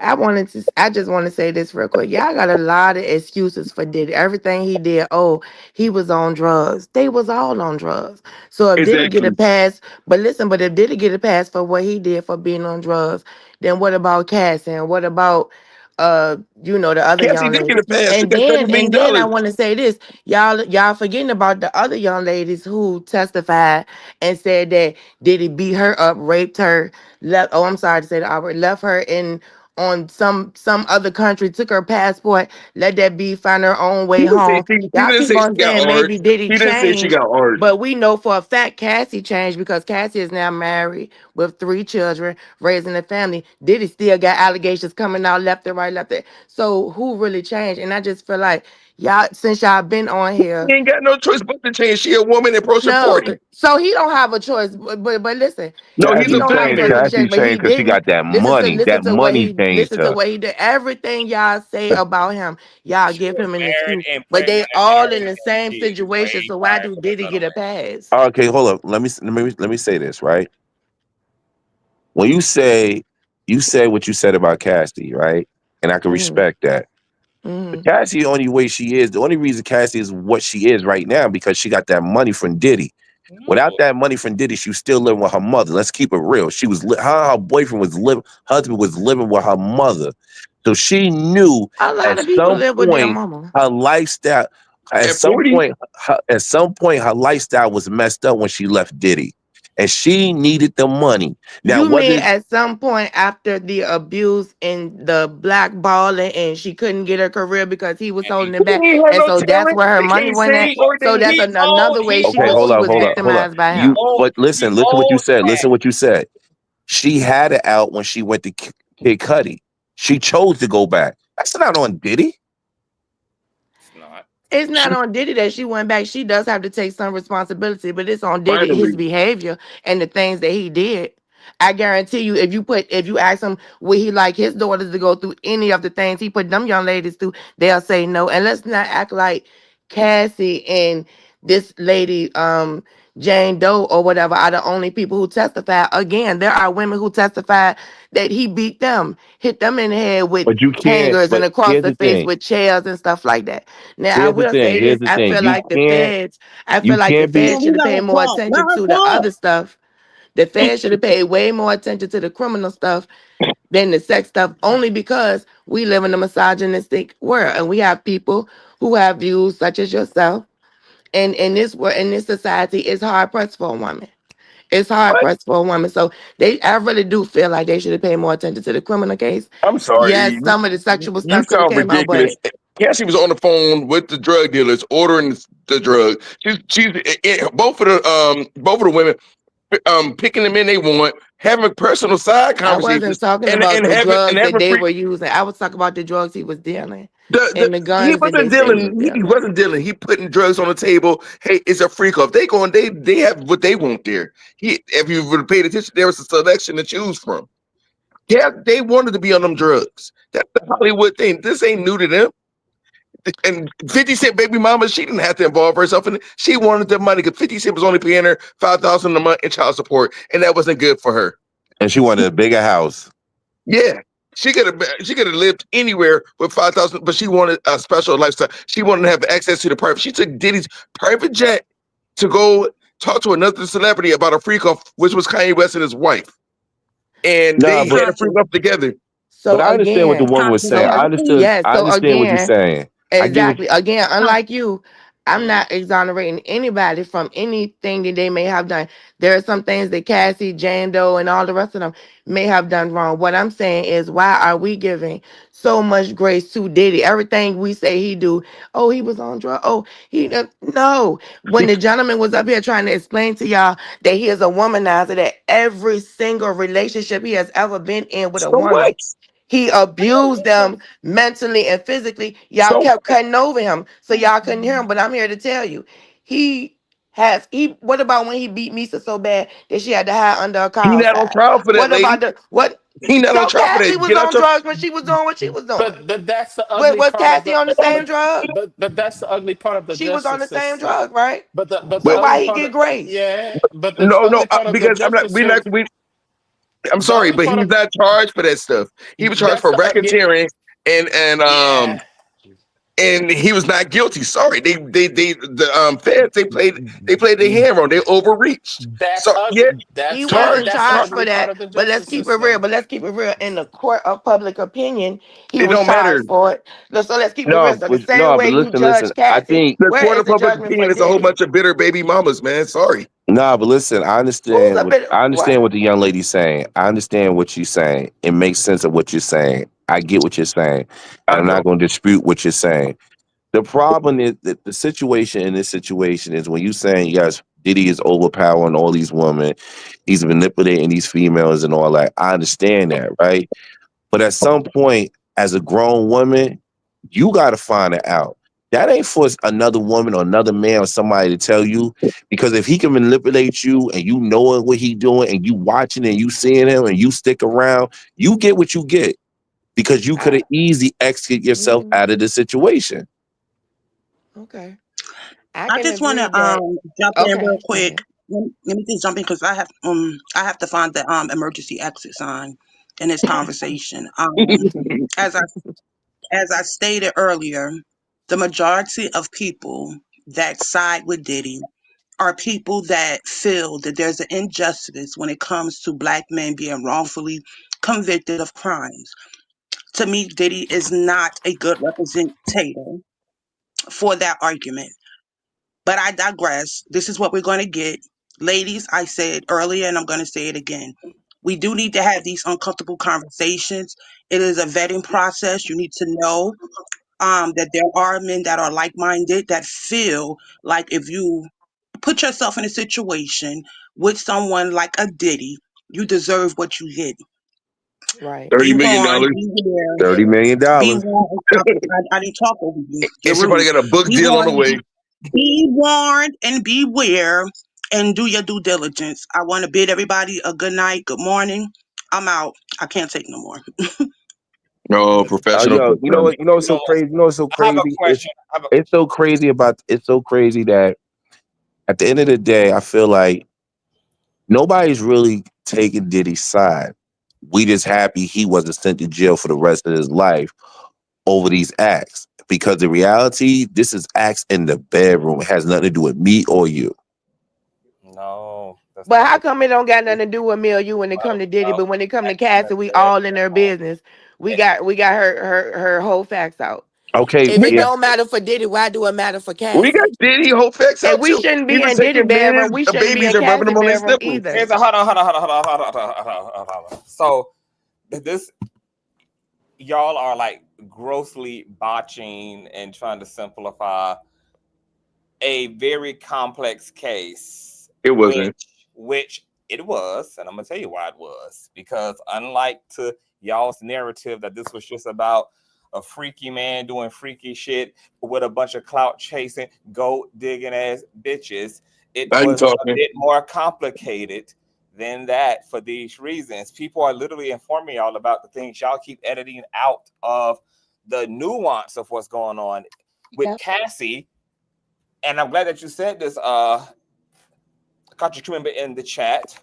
Cassie's parents had to take out an entire freaking loan to pay Diddy to not release Cassie's FO tapes out. He gave it back, but this was a part of the whole coercive thing and the dynamics of power and control and the narcissistic abuse of it all, where you have one person threatening to humiliate someone in a way that, of course, is going to get them to acquiesce to your needs, whatever they are, how many bottles of baby oil that is. When Cassie left the room in the hotel, she was leaving to freak off because she didn't want to do one and got her ass whooped.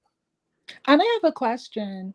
Hold on. Let me get a question because I want y'all, the men on the panel, to pour into all of that. So, like, when y'all are talking about this case, y'all are like leaving out these components. Even hold on. Even in Cassie's lawsuit, she literally said the ninja would make me watch the freak off tapes back on the private jet, like as a way to keep me in line. 50 Cent came out years ago and said that he had seen footage that Diddy had leaked. He thought Diddy didn't know and called Diddy up like, do you know this exists about your girl? And Cassie, you know, like, what the is going on? Like, these are the things that are all tethered in to this relationship. And yes, these women were in love. Yes, they had desire for Diddy, but there's also very abusive, coercive aspects of the relationship. And I think for a lot of people, I think for a lot of the people in the chat and viewers who are listening to this, I think that they don't understand what y'all don't understand about how two things can be true at the same time. Yes, these women can be ambitious. Yes, they might have loved Diddy for some shallow reasons. Yes, they might have been attracted to him for material reasons. But also, Diddy was an abusive motherfucker who was also controlling these women, hanging things over their fucking heads, which does have to lead to the question of where does free will and coercion and control come into line at? Where are those lines when you have all those you know what? You said something. You said something positive. And I want anybody in the panel who want to agree with me or disagree. I feel like it wasn't about Diddy. I think they wanted tapes. I think they wanted those tapes. Whatever tapes Diddy had in his house, they wanted those tapes. And I think it's more on them tapes than just Cassie. I think it's a lot of stuff on them tapes. And I think they wanted those tapes in that house. And I don't know if anybody would agree with me, but I'm telling you, it was more about those tapes. Whatever Diddy had on these tapes, I'm telling you, he had somebody on these tapes and somebody wanted those tapes. Because you heard what his lawyer said when they went in that house, y'all went here. And remember they said there was a lot of tapes they took out of that house? I'm telling you, I think they wanted them tapes in the house. Somebody wanted something from Diddy. I don't know about all that. I mean, that's plausible. But as far as the abuse components of the case, yes, he was abusive. He manipulated these women in certain situations. But charge that man for that, not no RICO, Tony Soprano type of stuff that would have that man in jail for the rest of his life. He got the feds overcharged him. They made up charge for this man. They wanted this man. It could be just to get those tapes and to ruin him, but we cannot do that if we say we want to follow the rule of law. He did not fit the case, just like Young Thug didn't fit the RICO case. They really bit themselves in pretzels to try to take this man down, and the jury saw through it. That was a very diverse jury. They didn't Hey, yo, believe you know it. what's so crazy? In court today, when Cassie lawyer and see this, I'm telling you how y'all gotta pay attention to everything. Her lawyer did an interview. On, I think it was NBC, one of those shows. He was doing an interview today, right? And he talked about Cassie, right? And Cassie did not write that letter. Her lawyer did it. So Like he messed up when he was doing the interview and slipped up and said, I thought it was on the best of me to write this letter on the behalf of my client. And I said, hold up. Everybody on the internet saying Cassie, no, she didn't write that letter. He wrote the letter. So, but if he's her lawyer and she explained everything to him, They do and that's a normal thing. he has the legal framework and the experience, what is wrong with him writing the letter? Listen. No. If you paid attention to the case, and I want to say this in a respectful way, right? We're not going to talk about what happened to Cassie. We already know what happened. But if you paid attention to that trial, she never said nothing negative about him. And that's what people keep getting wrong. And that's why I understand why people keep going at her like that. She never said nothing negative about him. Only thing she said, she talked about the domestic stuff. And she said it. Yes, she loved the freak off. She was into that stuff. Literally said that he beat on her friends, that she overdosed, and he threw her in the shower. She woke up in the shower not even knowing what the hell had happened to her. What do you mean? Are we talking about the one on the balcony that we caught lying in court? Yeah, I'm gonna say there's no proof. She lied the whole way. Diddy was in New York at a fashion show. We're talking about the fact that Diddy always demonstrated to these women in one way, shape, or form that he was dangerous by even threatening to hurt old boy that Cassie was dating the rapper guy. When she was like, what's that nigga address? Like, and that's why Kid Cudi was under the impression that you nigga probably was the one who fucked my shit. I ain't got no proof. Let me ask you a question. Let me ask you a question. Prove it. Let me ask you a question. And I want everybody on the panel to answer this question. Hands, everybody, pass it down. If Diddy don't put his hands on Cassie, you think Cassie still be with Diddy right now? Yeah. Unfortunately, I think that if Diddy wanted Cassie, yes, Cassie would be with Diddy right now. If he was willing to bend a little bit more to give her some more exclusivity, I do believe that Cassie is so toe up in the mind that she would have rationed out Diddy because she wanted him that bad for whatever damn reasons. I'm still trying to understand here's my issue. I know that women a lot of times in their view of masculinity a lot of times is synonymous to like power. So just like on a biological level, right? A woman who has hips and ass, that biological wiring in a heterosexual man means that this woman is fertile, she's competent, she probably can carry his children the full term. Well, I think that masculinity translates the same way for women, especially women who live under a patriarchy, who are already socialized to believe that they are a damsel in distress and that men are required and needed in their life for the rest of the journey. And so when you get those ideas of masculinity tethered to power, tethered to wealth, I think that these women were attracted to a lot of those elements of Diddy, and it probably felt pretty vindicating to be a woman who could attract a man who had accomplished so much. And so to y'all's point, I do think that some of what informed the Cassies and the Jane Does and the young Miami, because she ain't had no music career, had to do with their own socializations, had to do with their own personal superficialness in terms of the qualities that they may idealize in men. But my whole thing is, I don't even care how much of a gold digger these women are. I really don't care how much of, you know, how immaterial they were, how shallow they were. I don't even care if in their mind they objectified Diddy in this way and looked at him as nothing more than a high functioning lick in order to get a leg up in life. The reality is, it still don't negate none of the demonic ass shit that Diddy did, and none of the. You know what's so crazy you said that? You know what's so crazy you said that, and I like what you said. I'm a man. I would not be. I want any female that's in here can answer this too.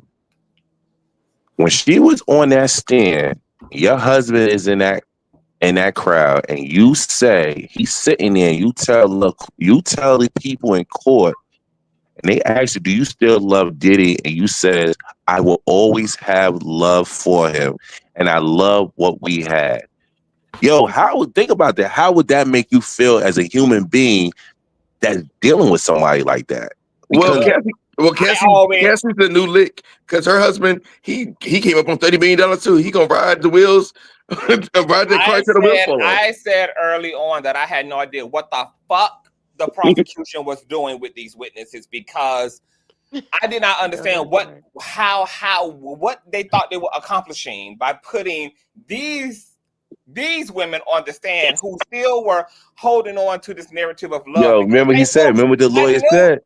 Remember what his lawyer said? They said, "I love him 808 times." I knew that the jurors were not emotionally intelligent enough to differentiate or to understand how two things could be true at the same time. I've been saying this the whole time, that there are women right now in whole marriages with really bad men, but they fell in love before those men became bad. And just because they're still trying to make it work, just because they are applying 77 forgivenesses to the sins that are being committed against their bodies or committed against their minds, doesn't negate the fact that that shit is bad and that shit is happening. And that jury did not believe these females were being sex trafficked. They did not believe them. The jury did not believe these females. Because Americans are dumb. No. But what if emotional intelligence have nothing to do with anything? Hold up.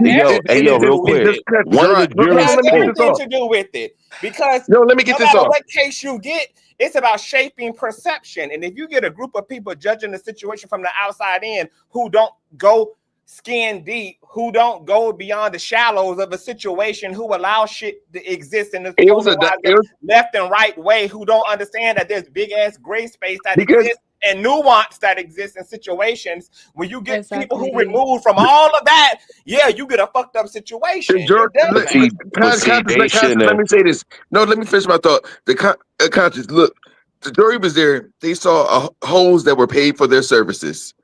And that's what I mean by the jury is dumb. If that's what they saw, if that's all that translated to them, they're dumb. They're dumb. No, exactly. Like there's a whole field of psychology. He said baby mama was not a victim, man. Y'all are so surface. I'm trying to understand. Cassie was supposed to start. She was supposed to start as an artist, regardless of if we think she's talented or not. She signed a contract with that man, and it devolved into debauchery. I'm trying to figure out how is that okay. How is that okay for her to be with this man for over many years?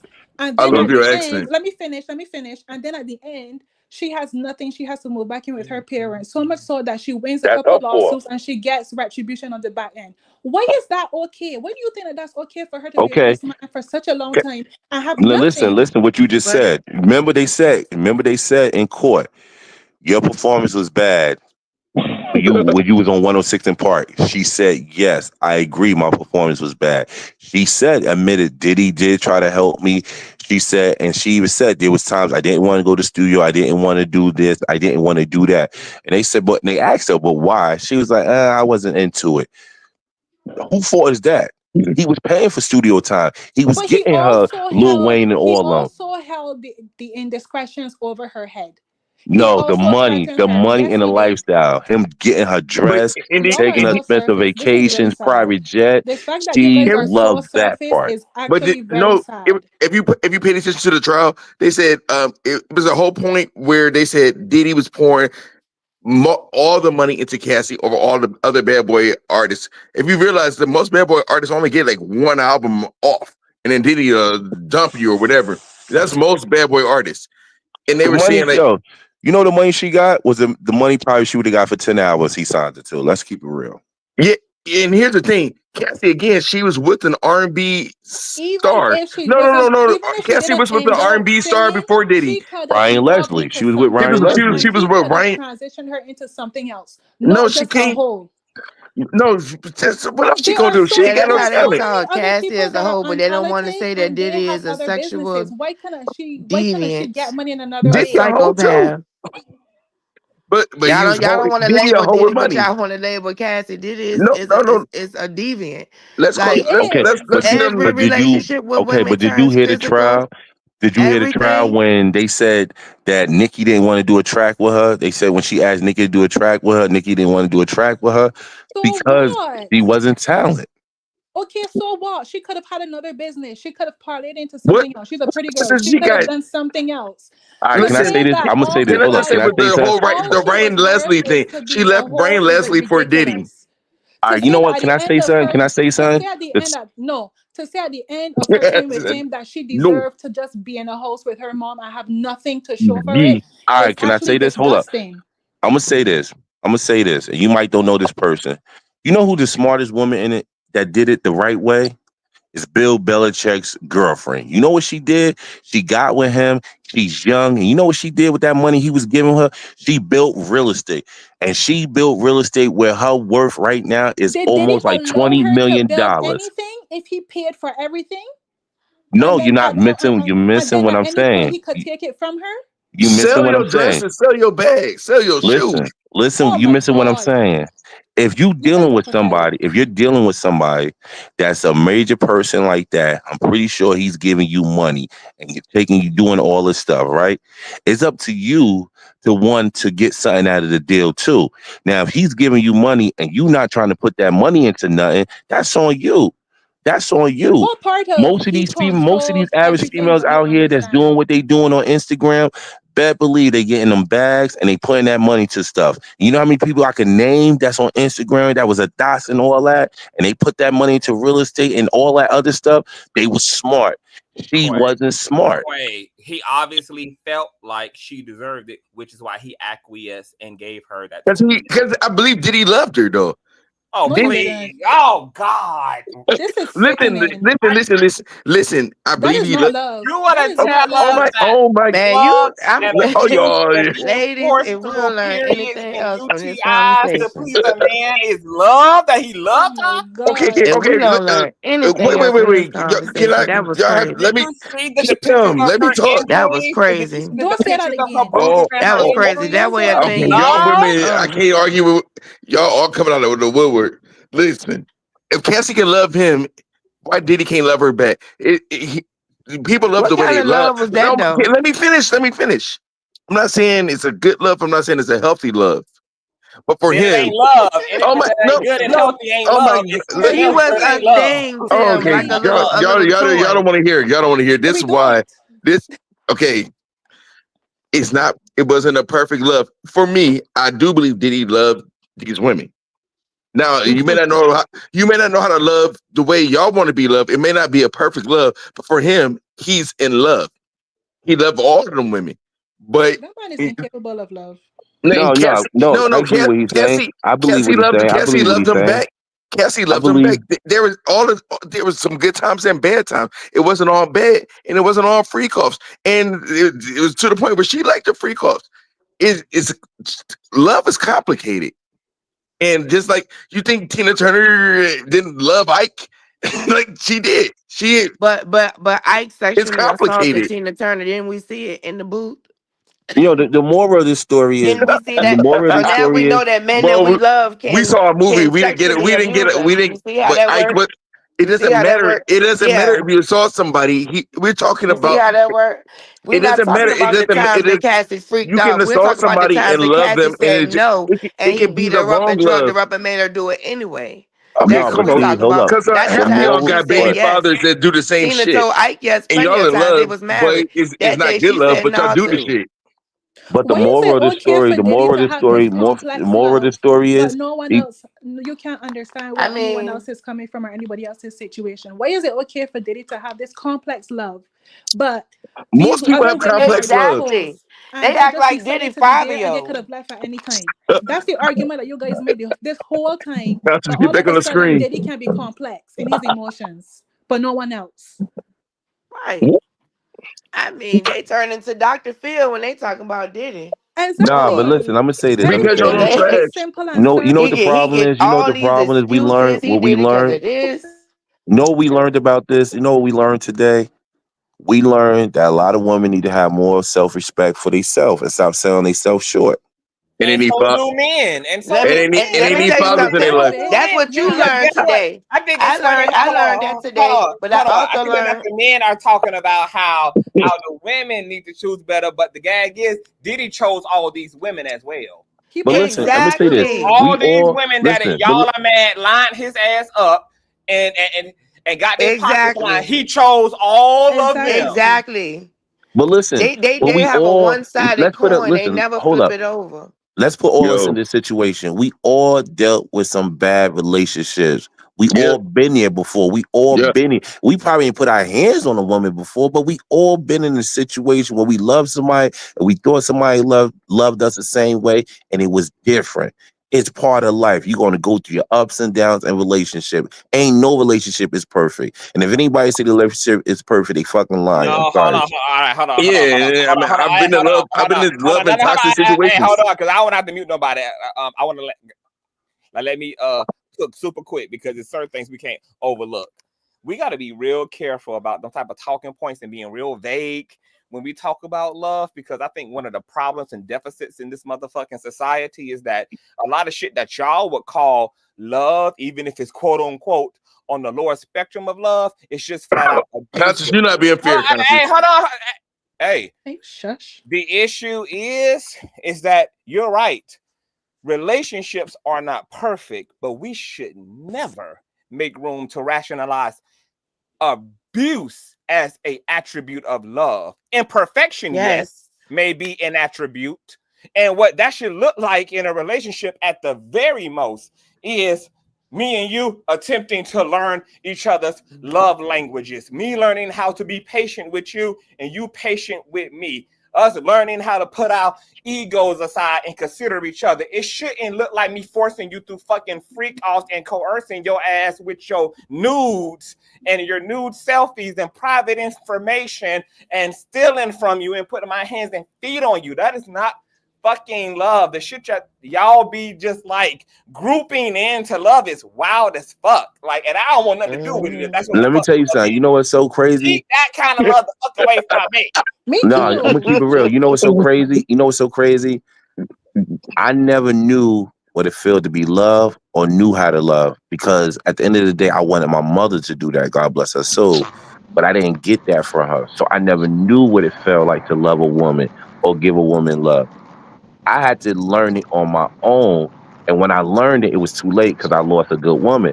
But at the end of the day, it was a learning process because I learned how to love myself and I learned how to love a woman. Some people don't know how to do that.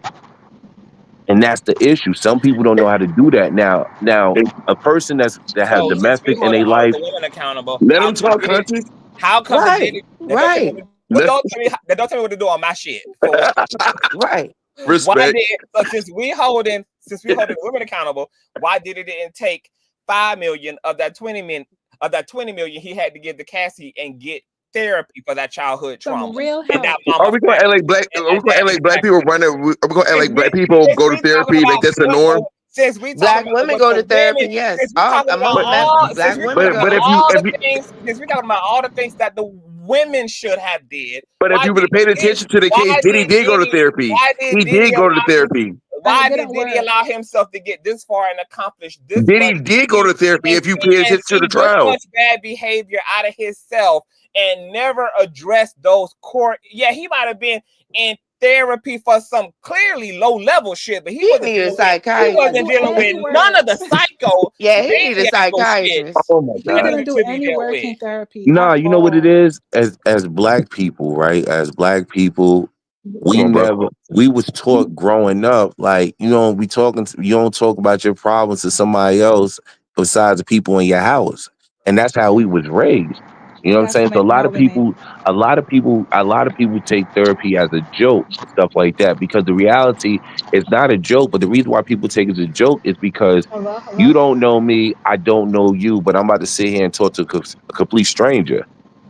So it is a difference for somebody to really sit on somebody's couch and put their thoughts and tell them what they going through or what they And feeling. Diddy not young. He 55. Like, let's not pretend like this part of that generation. Like, oh, I'm going to therapy. Black people just now getting on to therapy in the last 10 to 15 years. All I hear is wham, wham, wham, wham, wham. So are you admitting Well, that he didn't the bottom change line that? is Diddy gonna be free. You're admitting Bottom that he line didn't change is that. he's sitting somewhere on cell block. Who is driving right now? It's probably Mary. Let me see. No, Somebody on the highway for real. oh, it is Cassie. They going to the gas station. No, but this is what I want y'all to understand though, because right, some real magic could develop if the men and the women in this moment would actually be real and stop trolling. I swear to God, I'm not trolling. I'm looking for a good woman. I want some steak right now. Stop trolling this conversation, because every time men and women get together in these groups and conglomerates, all that's really bear witness to is how much men and women are on two different. Well, don't go on Instagram getting a lady, because they ain't on Instagram. They ain't in church no more either. Conscious, can I jump in? I just want to make 2 points. Where y'all at? Hi, Conscious. I just want to jump. Hold on, y'all. Let's give some space to some of the newbies. Hey, Mary. Hey, Boo. Yes, Hi. Yes. I've been in the bushes a lot lately. I wanted to jump on to make 2 quick points, and I'm going to jump down because I'm actually doing the real workout here in Wetiko, upside down, demon time. So I am 56, about to turn 57. And the first time I requested therapy was when I was 17 years old. So it is, and I have availed myself of therapy for decades now, off and on. So it is a lie that people from my generation and Black people in particular do not know about therapy. It's each person's individual choice. Thank you. The second thing, somebody may have already mentioned this. I will type it in the comments and spell it out. In the United States, jury nullification is a real thing. And what jury nullification means, that has been in practice for decades and decades in this country, primarily during the 60s, 70s, moving on up, when white juries would acquit the murderers of civil rights leaders like Medgar Evers, even with overwhelming, compelling evidence, is that juries disregard evidence that is presented all the time, regardless of what our personal opinions are about therapy, about personal responsibility. You have to look at the letter of the law. And according to the definitions of RICO, of sex trafficking, thank you for sharing those with us again, Conscious, that is what a jury is supposed to consider. So when a jury disregards that, which I believe, as the daughter of a mother and a judge and the sister of a fucking lawyer, this is a classic case of jury nullification. That's all I have to say about it. I'll drop down. I understand that on average, people in this country have only a 6th grade reading level. No, jury, you cannot have it both ways. You cannot say, "Oh my God, look at how all of these people who are guilty of crimes get acquitted, despite the fact that the evidence is overwhelming," and then say, "Oh well, it must be okay in this case," because that means you're talking out of both sides of your neck. I'm not going to engage any more conversation. I have the real work to do. I'm actually out here doing the transformation and the healing. Goodbye. She's a liar. No, hold on. She's a liar. She didn't want me to poke through her hole. Whatever, dude. I don't have time to talk to stupid ass people. Hold up. No, you won't engage in the conversation. She's trying to dodge it. She's a liar. Just a random. Look up jury nullification, asshole. Look it up. No. Reading is fundamental. Look it up. No, no, listen, It listen, Can listen. I is, but say Listen, why you something running? real listen. Why you quick running? as a Hold on, hold therapist? on, Because hold I on, have hold on. work to do. Hold on, this don't What argue. you doing at Hold on, midnight? Can I say this? hold on. Okay, hold on. So now I'm They about to doing cap work it. at midnight, Hold on. Conscious? If I gotta I'm bring, a professor hold on, and I'm getting ready for my summer school hold class, on, y'all. asshole. You need to Listen, You know take I got to it. work in the morning. hello, because like I would bring y'all up one at a time because Okay. it really ain't that. Let me. Can I say this in a No, respectful? no. Hold on. Let me captain this thing for a minute because we got a very educated woman on the panel. Allegedly. It's no allegedly. You allegedly You a know real what? man. I'm a disciple of truth. And what you say, Conscious, I got a whole master's over here. I'm educated too. I have a Allegedly. PhD, baby. Shut the fuck up. Okay, so we got an educated Black woman on the panel, and we also have our actual residential therapist on the panel as well. I want to let these two ladies cook because they heard a lot. Healing Daily, welcome to the platform, boo. Please chime in. Hey, Also, Conscious your TV. professional expertise. You know, I only pop in when it's necessary, but I am definitely a licensed therapist, and I am also pursuing my PhD. So definitely educated. Congratulations. And it's in Juris Doctorate. So what I wanted to say is, first of all, I heard him say that Black people don't go to therapy. That is not true. I am a Black therapist, and I advocate to be, to serve our community. So people do come to therapy. Second of all, it is a lot of, I don't know, feel like misogyny and one-sided bias opinions coming through on this panel, talking over people. We can tell who does not go to therapy. We don't talk over people in therapy. We let people have their opinion and we're not bothered. But then you come in, you push people's buttons, and then other people are triggered, and then we got a show. You know what I mean? That's not what we're here for. What is the main topic? Let's stick to that. You know what I mean? I agree. Let's stick to it. What Diddy is going through doesn't affect my life as a therapist. I want to help other people. You know what I mean? Like this doesn't necessarily, we don't all have to be triggered. We can agree to disagree and all these other things. New religion has a habit of bringing his persona to a discussion with a bunch of people who are actually real. I know that new religion is probably used to these incel red pill spaces where it is about the gaslighting and the trolling and the performance of it all. But the conscious crew over on this motherfucker, we actually like to really talk and deep dive and really intellectualize and socialize and really unpack and really drag shit up and analyze shit to the damn bone marrow and get deep off into the things. So that's why I was saying what I was saying a few moments ago, that there is real opportunity here for all sides to hear in this space where there's an alleged gender war and there's tension between men and women, etc. And we have all these things going on politically. It would be nice to actually be able to have actual. And you know what, Conscious, I agree with that, but I also feel like it's a learning opportunity too. I enjoy hearing all different perspectives. Your show last night was very introspective, just hearing about different aspects of, people dealing with different things and things like that. And when you bring in the psychology or the psychological perspective, it's very informative. We don't have to always agree. Sometimes you can say, let me just take this in. Let me see it from their point of view. Let me step back and really hear what this person is saying. I may not always agree, and I definitely don't agree a lot tonight, but I also started feeling like, what's going on? This is starting to be chaos, and I know this is not what you promote. Now, from what you said, I understand what you said. Now, you said something about Black people do go to a therapy, and that's not what I was saying.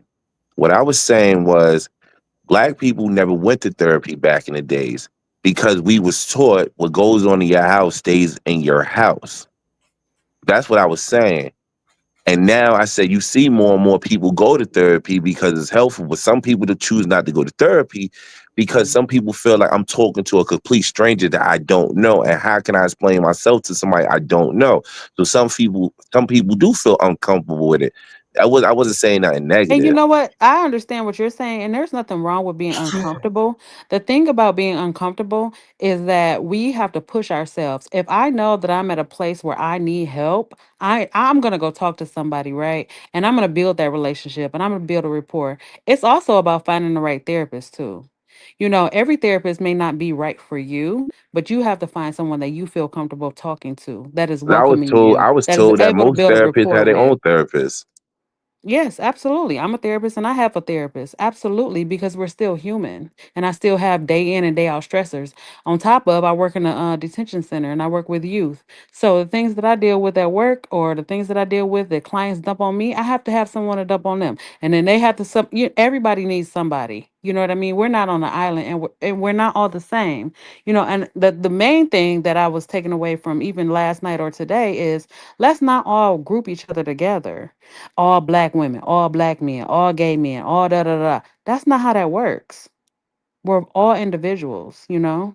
I see. Well, no, I think what it was too, like what the young woman, the one lady was saying. She was saying stuff about people don't know.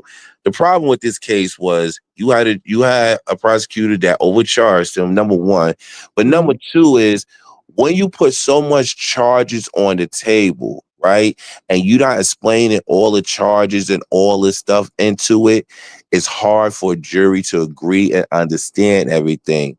But the part what people don't understand is I was saying that if you paid attention to the trial, these jurors seen those freak offs. Now, whether they believe that Cassie was into it or whether she wasn't, that is those people's opinion. Right, right, You know what I'm right. saying? Are we saying Diddy is Absolutely. perfect? Nobody said Diddy was perfect. Nobody Well, said that. We see, think this when is he the did the thing though, too, though. Even with the trial, I mean, we still have to be able to see both sides. And I feel like to me personally, and maybe I'm giving myself too much credit, but I do see both sides. I see women who were opportunists and they wanted to be with a thank celebrity and they you. wanted to be in the limelight and all this other stuff.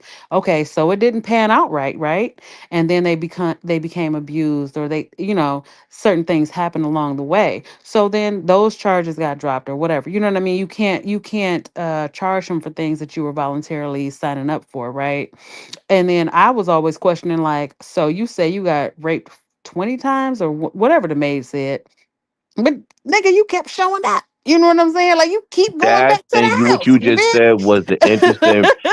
What you but then just said. but then What at the you same said. time, like you just said, we can't negate the fact that Diddy is still not a good person. You know what I'm Right. saying? He's still responsible for his end of being a villain in the community and doing all of the. And then on top of, I think a lot of us from my era, I'm 40. We know things that are not involved in this trial. We thinking about the Tupac, the Biggie, the Kim Porter. You know what I mean? We thinking about things that other people are not necessarily considering. So we like let this nigga go to jail for other things, You know what? and But you that's know not what's so what's crazy presented what right you just now. said? You know what's so crazy what you just said? I think in this case, and I really said this, I was actually telling one of my coworkers, I said, the media has so much out there, whether the Fed was leaking it or whether it was the media. It was so much stuff out there where these jury people seen everything that was out there. And when they got in court and they did that trial and they seen that what the stuff that was in the media wasn't what was presented at trial, it turned them.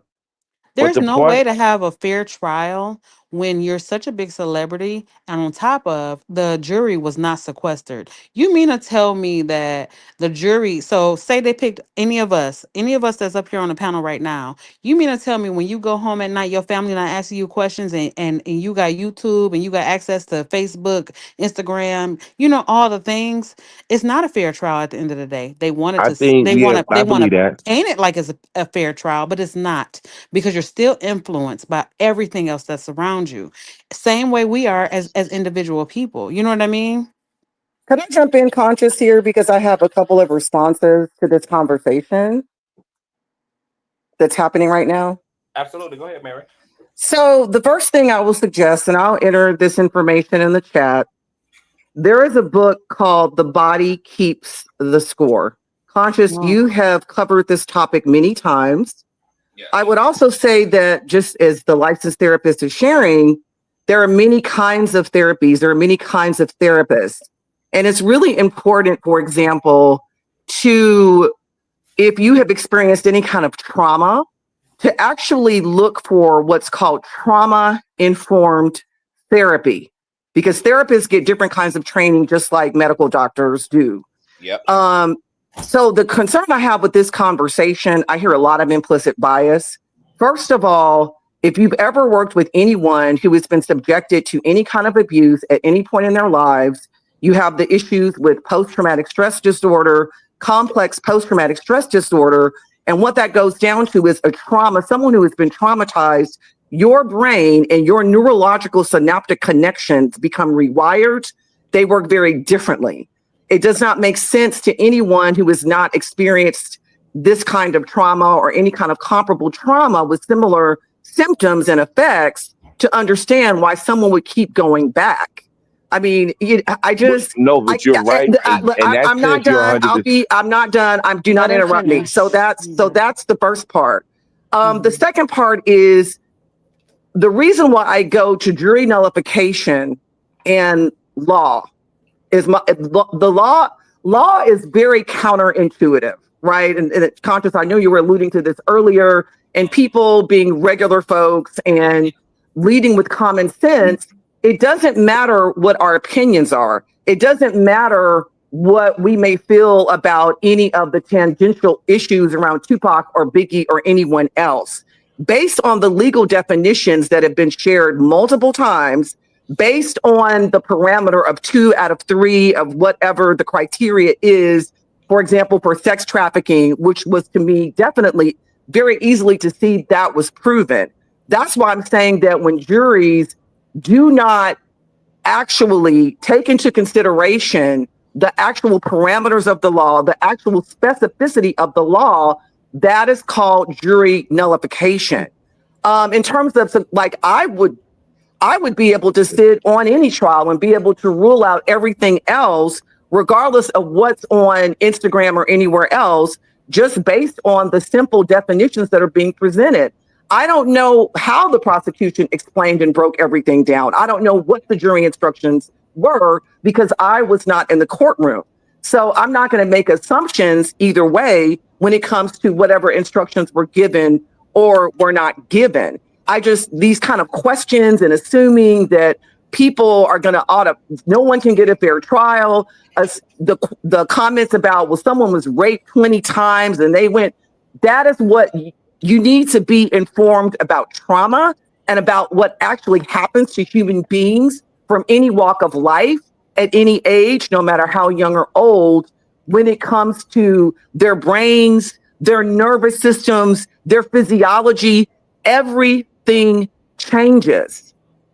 I'm just here to shed a little bit of light and to provide some clarification on truth and on knowledge. And this conversation is full of a lot of bias and a lot of not directly addressing the issues of jury nullification itself and of how trauma affects human beings.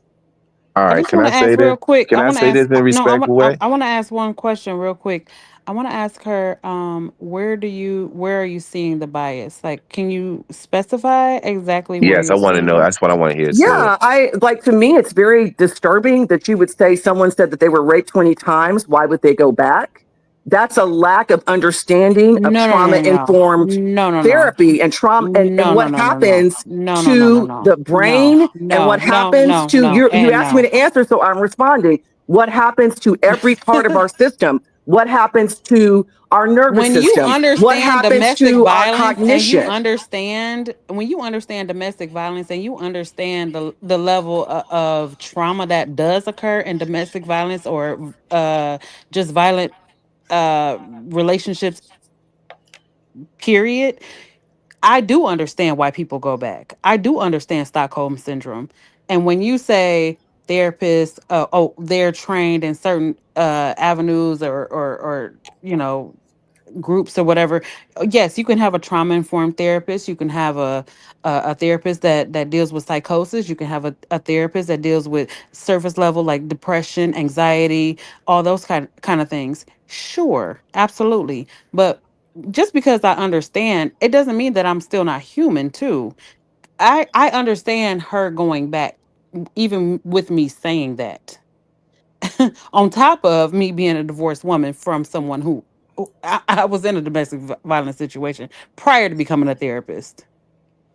Now, something that she said when she said, all right, something that she said, everybody, I don't know how many people paid attention to this trial, but if you paid attention to this trial, what do we want to say? Okay, the jury didn't follow instructions, they didn't understand it, whatever you want to say, right?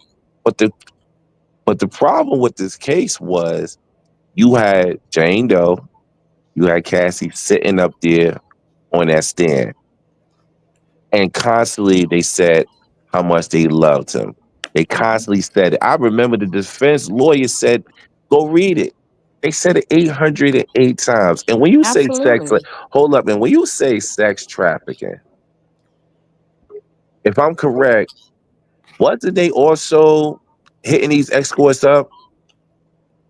Jane Doe went to a freak off without him, right? But remember, two things can be true at the same time. So I can love you and still not understand why you're treating me bad. You know what I mean? Like you can still hold on to the version of the person that you truly love. There's still so it's so complex. It's hard to really truly explain unless you're in one-on-one in therapy. Right. And I'm sure, for sure, that they were not in therapy. And if they were, it didn't really matter because they're under the influence of so many different other things. You know what I'm I, saying? You got power control, you got money influences, trying to survive, you're in survival mode. And then, it's just so many different you know, complexities. And then you in love, you know what the quote problem, unquote. But here's the thing, the biggest issue is with and this. to your point, though, like what you're saying is that, and even with those things considered, the law is not going to consider all those things. Because Absolutely even not. when you look at those legal definitions, and that's when I was saying earlier, like I was trying to say earlier, that's the dark side of the law.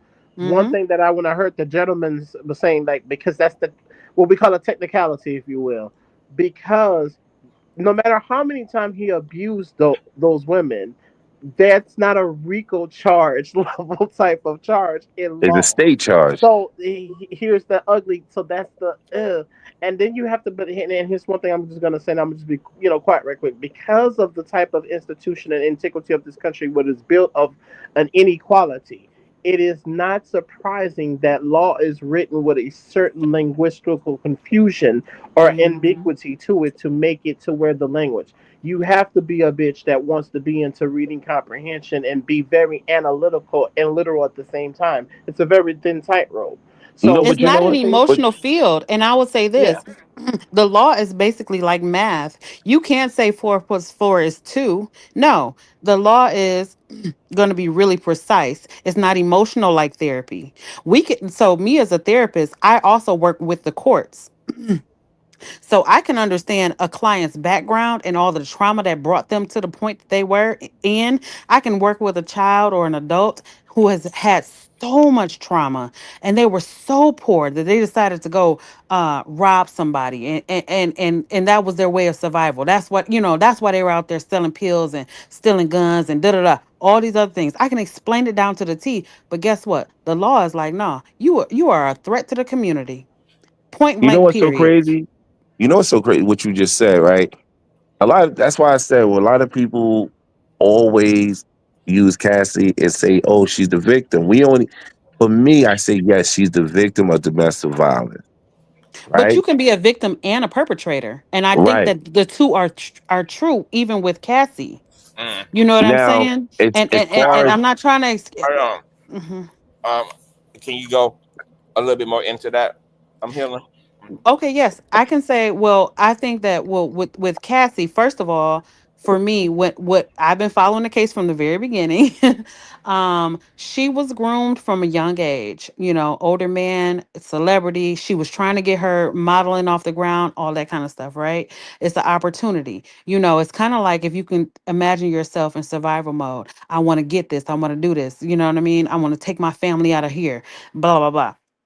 Okay, get with this guy. And then they don't really know the truth behind the scenes. And then you get entrapped in this world, and then you start becoming more like your perpetrator. So she's selecting people, and then you get you have this guilty conscience, but and you're doing something wrong, but at the same time, you're being done wrong. So I'm gonna see you suffer too. Hurt people at the end of the day. You know what? And I brought this up as an example, and I said this as an example, right? I said when I look at Bill Belichick, right, and I look at the young woman he's with, right, I said we know she's there for the lifestyle and the money, but the difference was with her is whatever money he gave her, she took that money, she's flipped it into real estate, and where she's now worth over $20 million, right? And I look at Cassie, I say, yes, we know what he did when he put his hands on her. He was wrong, completely wrong. Nobody is going to say that man is innocent. He's a perfect person, right? But I said, people need to sit back and stop making excuses for Cassie because they broke it down. You was with Ryan Leslie. You lied to Ryan Leslie and told him where you was supposed to be at when you was in Miami with Diddy, right? Then you leave Diddy, you get with Kid Cudi, right? Then you run back to Diddy, right? Then you got a new husband and everything. You was dating him, and then you lied to him. You told the courts Diddy raped you, but then you went back the next day and had sex with him, and then admitted it in court. So now you got to look at how everybody looking at, okay, is she a victim or she's playing her part? And what did the lawyer call her? A gangster. He said she's the real gangster in it. Why? He's locked up. She got 30 million and she got the family. And you got to think though, there's a reason she got immunity. You know what I mean? She's not innocent. Thank you. I'm not saying she's innocent, but I'm also not saying that she's not a victim. You know what I mean? And her dating Diddy, that's probably the peak of celebrity. Even with her husband, she probably like misses the chaos. People say, "Oh, I want to be a better person." Da, da, da. So you go and you try to create change, right? Change low key when it's healthy is boring as hell. She over there with them 3 kids and that husband, like, this shit boring as hell. And I can't be on drugs for real. Come on. I like that. See, somebody kept it real about it. I'm not. I like to see all sides of the story, though. You know what I mean? For me, change is not boring at all. Transformation and healing is not boring at all. This is the happiest and most fulfilled and most. You are used to chaos, so you can't speak. Then that's a different thing. I was used to chaos. I was abused by my father starting when I was 4 years old, so I understand chaos. Change is not boring at all. Change is transformative. It just depends on the individual. So I'm not going to speak for Cassie. And that's why I said for you. Right, and speak for her. The other thing, so then you don't have a right to speak about whether change is boring and having a family and 3 children is boring for Cassie. You said me right, because you spoke for Cassie. Because you said that Cassie was bored with the change. You said for me, it's not boring. I'm responding I deal with to you. Hundreds of clients. I don't care. The second thing I'm going to say, is this conversation is going in a lot of circles. 512, thank you for entering the information in the chat. Why, when Cassie, why are you so triggered? I'm not triggered. Like I'm angry because I'm a human being, and something is wrong. And something is wrong for people to not be angry. That is why we're in the situation we're in now. The next thing I want to say is the next thing I would like to say and remind everyone of is what 512 wrote in the chat. I forgot the full name is. If Cassie kept going back and she actually did suffer from Stockholm syndrome, why, when she left, did Diddy go directly to her parents and extort them and force them to pay $20,000 in order not to leak a sex tape that he was extorting her with? All of these things are true at the same time. I'm not disagreeing with you all. What I'm saying is there's very selective cherry picking going on over the evidence that was actually presented. And that's just one example. If he did not bribe someone, which is one of why did they have so many receipts and so many text messages paying $50,000 to the hotel security person to purchase the tape of him beating Cassie? You not understand that men like Diddy pick women. I don't like care that. what kind of man he is. I'm talking about the evidence. Y'all are talking about, I'm talking about the evidence. These are just 2 pieces of evidence that fulfill the criteria. But it sounds like, if she had Stockholm you're syndrome acting like and you're she kept her. going back, I'm asking you, if she had Stockholm syndrome at 100% of the time, she Where went did back anyone say she had voluntarily. Stockholm syndrome? Why?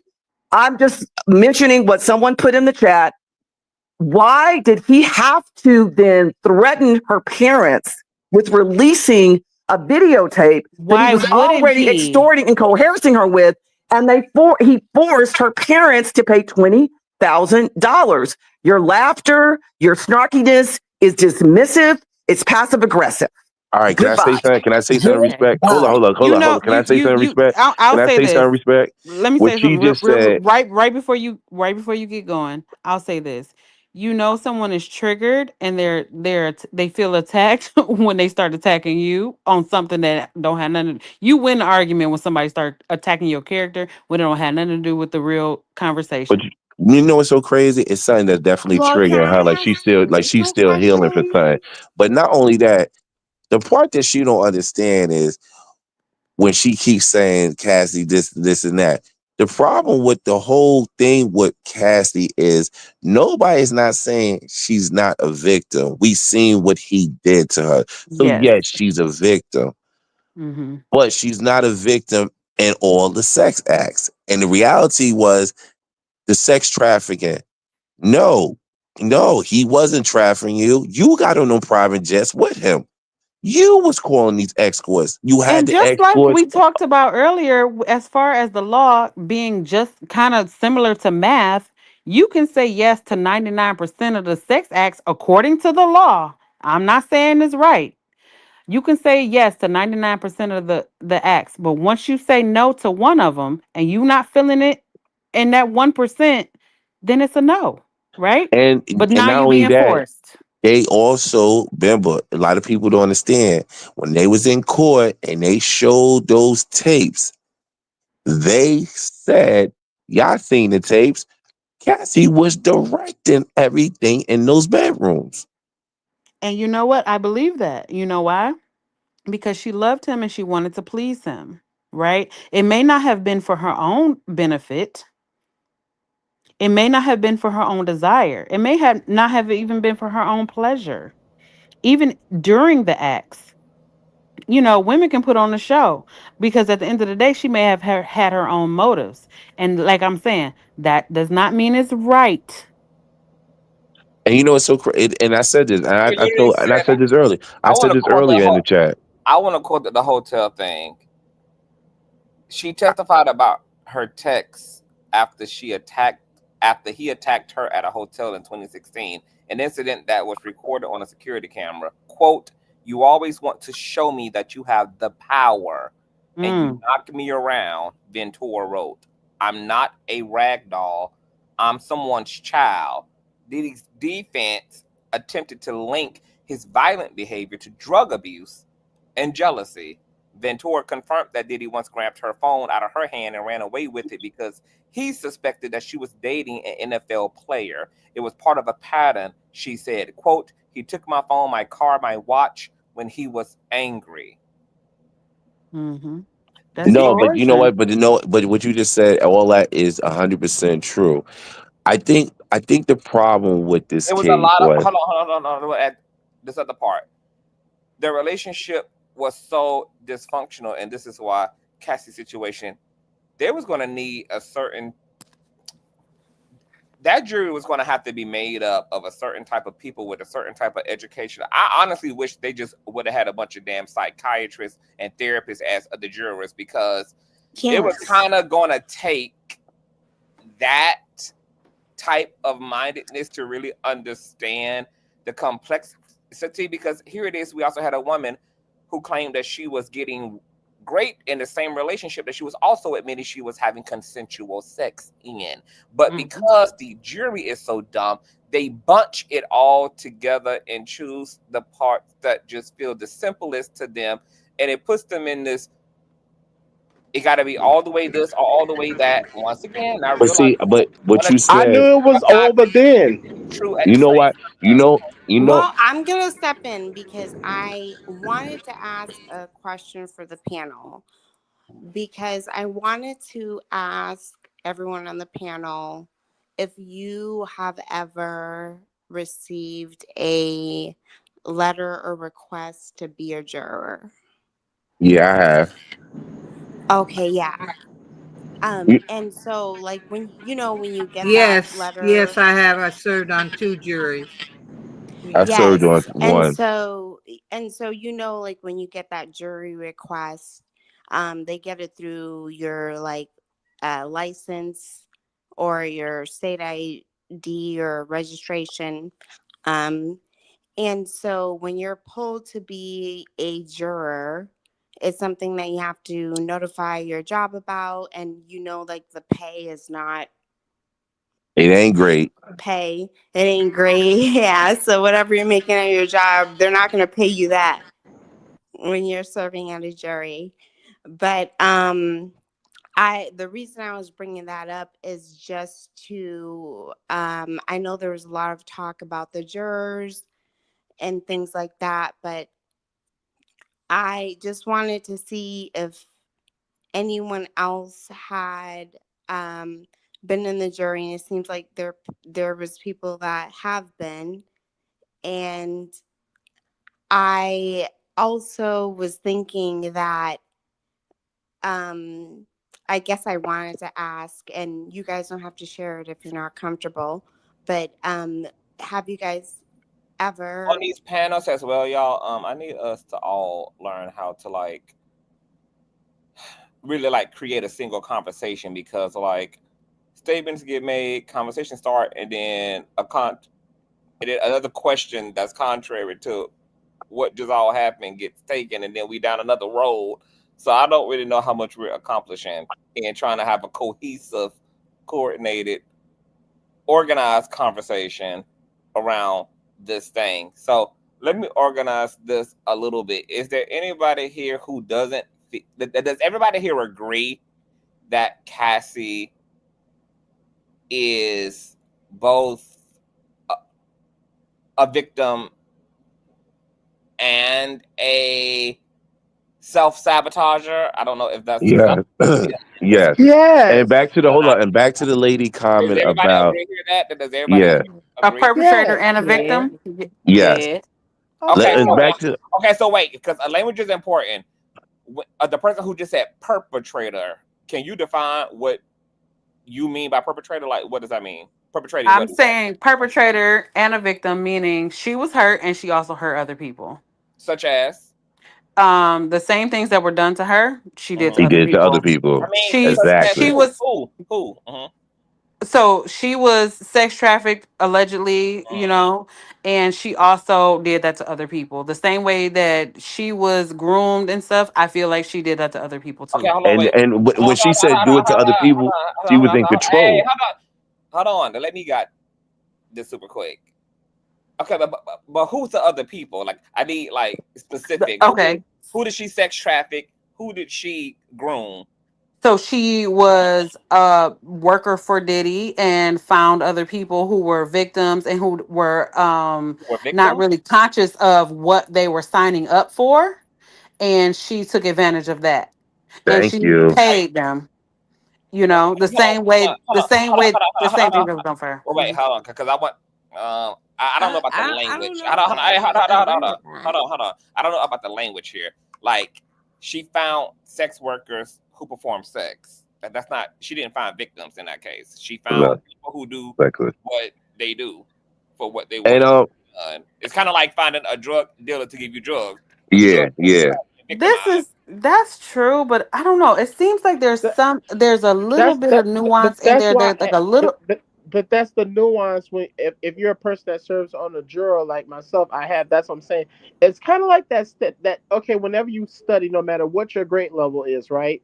When they lay down the information, they tell you what the charges are. As example, regardless of that, they ask you about that bias intent. You're to judge based off of the definitions that they give you and was presented That's by the right. That's letter of the 100% law. right.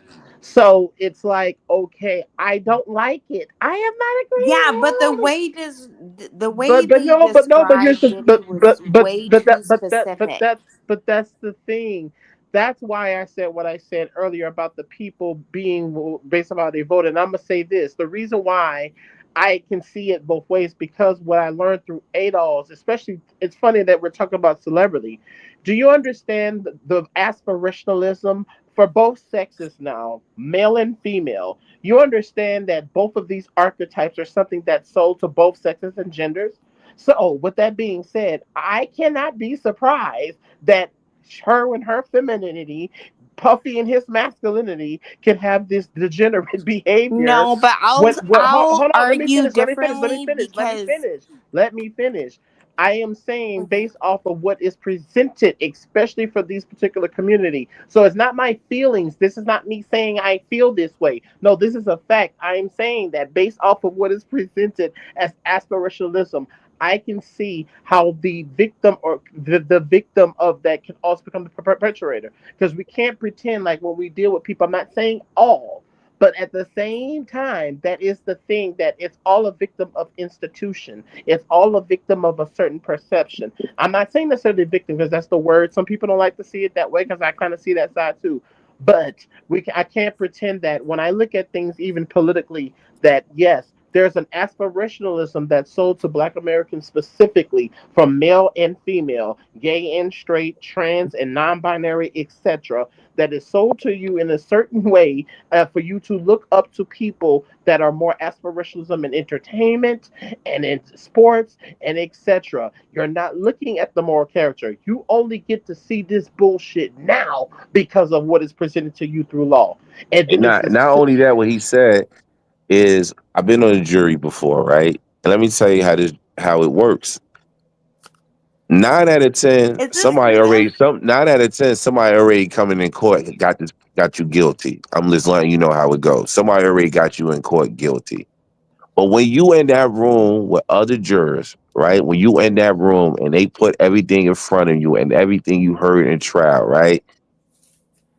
It becomes, I'm telling you, it's like you fighting your brother and sister at home because y'all all gonna be arguing, going back and forth at each other because you're gonna agree to something. This person is not gonna agree to something. This person gonna say you're not reading the notes, you're not reading instruction. It goes back and forth, right? But it always be that one person that hold out, that group turns that one person. You know why? What happens? It's even two things going to happen. We know the weekend's coming. We don't want to come back here on Monday. If the holidays, we know we don't want to come back here on the holiday.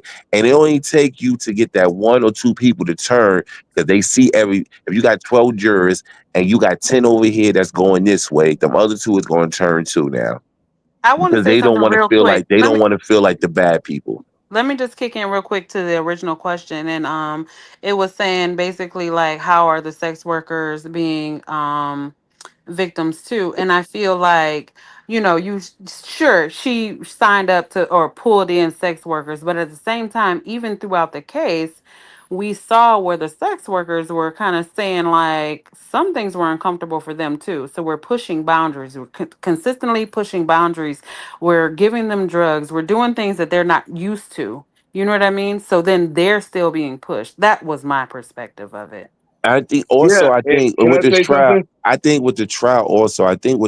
and I'll be honest about this trial, I think that with the trial, I think the prosecutor did a horrible job.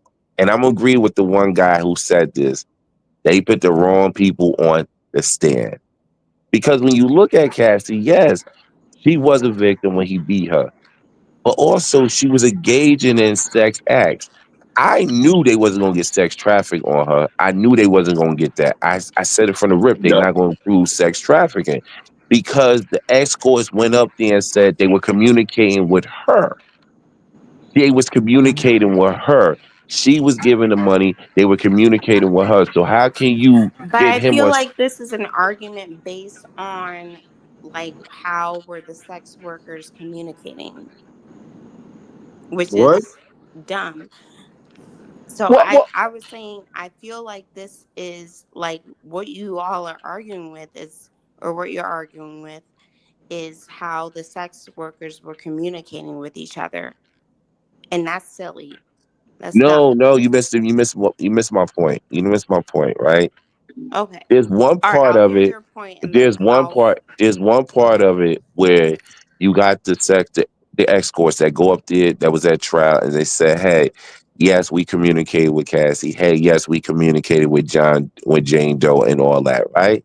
So we have the aspect of it, right? Then we have the aspect of, okay, how much did Cassie have anything to do with this, right? Was she innocent? Well, we have the freak off tapes, right? What we seen, the prosecutor showed the jury one part of it. But we seen when the defense team went up there, they opened the can where they showed them everything. And there was a jury person that came out that did an interview, and they asked, and she said it was an Indian type lady, and she said it. I remember what she said today because I watched it when she was she said it. She said that when we watched those tapes and we seen that Cassie was directing everything. That said, she is not innocent. But can I just say this? I want to say that when Cassie was on back pages getting these dudes, she had strippers come over. They thinking they about to strip for her and her husband. Y'all remember that? And so when they pulled up, she's like, well, actually, we want y'all to freak off with us. And that shows you she's part of this. She's part of the problem. So she's not a victim here. I'm sorry. Yeah, She's you're not a right. person. She did one for her husband too. You're right. That's another thing they No, pointed out. no. I'm not gonna sit up here and just let you say that you're right. Well, I mean, you can say it because it's your opinion, but I feel like it's not right because when it comes to like abuse, sexual abuse, you don't know like when you're traumatized and when you're going to be affected by it. And back to what CTV was saying about Cassie, Diddy met her at 19 and this and that. And so if Diddy started giving her drugs at 19, we can all remember How when we many were people? young I mean, but and growing up, when how we many were Hold on, times hold on. somebody? No, don't argue well, with her. I let I want to everybody ask you speak. this. I want I to let ask the everybody woman. speak. So can I just share my piece? Yeah, go ahead, go ahead.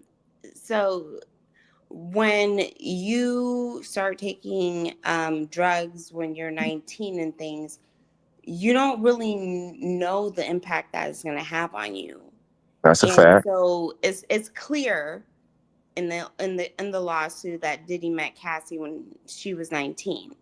Facts. And so I don't know if Cassie really knew, Was mature enough. wasn't mature enough, didn't know the amount of drugs. And then of course when you're dealing with someone who's wealthy, they have access to like a higher level of drugs. Can I ask you a So it question, can though? go from, hold on a second.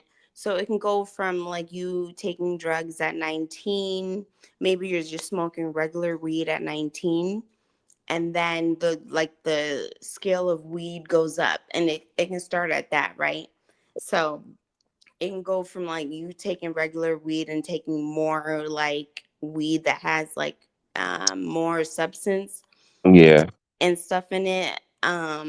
Not saying like Diddy was like putting like fentanyl or whatever in the weed, but the weed I can hope just not. be a little bit more stronger because if he's richer and he has more money, he can buy the good weed. And so then it can go from that, and then like that can get out of control. And I just wonder if, I guess I'll ask this as like an open question to anybody in the chat. Like, do you all think that like maybe the weed that was being supplied was taken up to a higher dose, or maybe possibly the pills that were getting supplied was taken up to a higher dose, like as the years went on? Because if it happened at 19, by the time she was 21, Your Honor, that's he speculation. What are we probably, doing? No, can I ask you? But hold up. Can I ask you a question? I'm gonna ask you a question as a woman, and I just want you to give me whatever answer you decide, whether it's right or wrong. It's your opinion. As a woman, what do you feel Cassie is guilty of?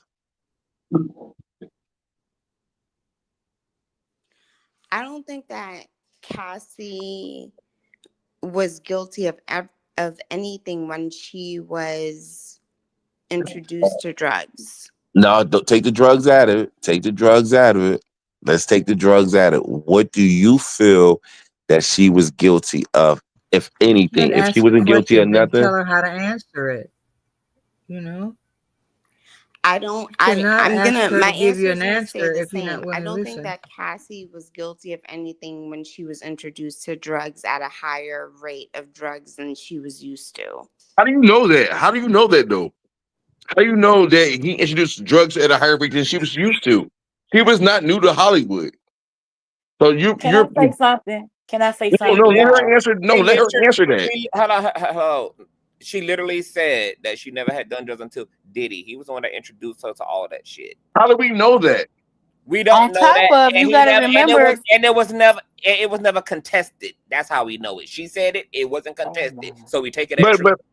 But no, it does not mean it's true. Just because you say something She doesn't mean said it's true. it wasn't contested, so we can take it at face value. It was their No, job we to cannot contest it take it if at it face. wasn't true. Constance, that's If not real life. If it wasn't true, his lawyers had the opportunity to object in his defense. They may not have felt to the need to. He said that's when she had it, so we can take it at face value. Ain't nobody finna go through the woulda, coulda, shoulda. It's But too much. Take it at face value. Well, then she doesn't we get the also right to have say to that. remember second that conversation. That For the is second No, but then she doesn't get the right to say because that. if Then. that's the case, so we can do the same thing to everything that Diddy ever said and ever claimed. Well, how do we know? How do we know? How do we know? How do we know? How do we know? How do we know? How do we know? How do we know? How do we know? How do we know? How do we know? How do we know? How do we know? How do we know? How do we know? When does it end? They said it, take it at face value, conversation moves on. no, but also I feel like she did entered the make a great point. She relationship. did make a great point. She But did let me make a say great something real point quick. because Let me say she was. something. Go ahead. We know that she entered the relationship before 25. And honestly, truthfully, scientifically, the brain is not fully developed until 25. Your frontal lobe, the decision making is not developed until 25. And then on top of that, with drugs, it delays that even more. That's true. No, And but the something that judge she had did say, also something that said she did during say, the hearing something, that he didn't something even she did know say, I some want to of give what her, I these want to give her drugs flowers. were. Something that Like she did the say, judge was confused about some of these drugs that were named on the list. So I understand like young people take some drugs and it might not be information that like the law enforcement knows or things like that. But the drugs that were mentioned during the no, but that's why I hearing, said I the want to give you judge was like, flowers what the because I fuck? don't think nobody ever thought about that. That's why I said I want to give you flowers because you're right. She was doing weed. Then she started doing ecstasy. She was doing Percocets, and then she started doing Molly. So her Tasmania probably was going up higher and higher and higher when it came to the drugs. So that is a good thing what you said because you really got to think about that. Like, what was her level of to the drugs?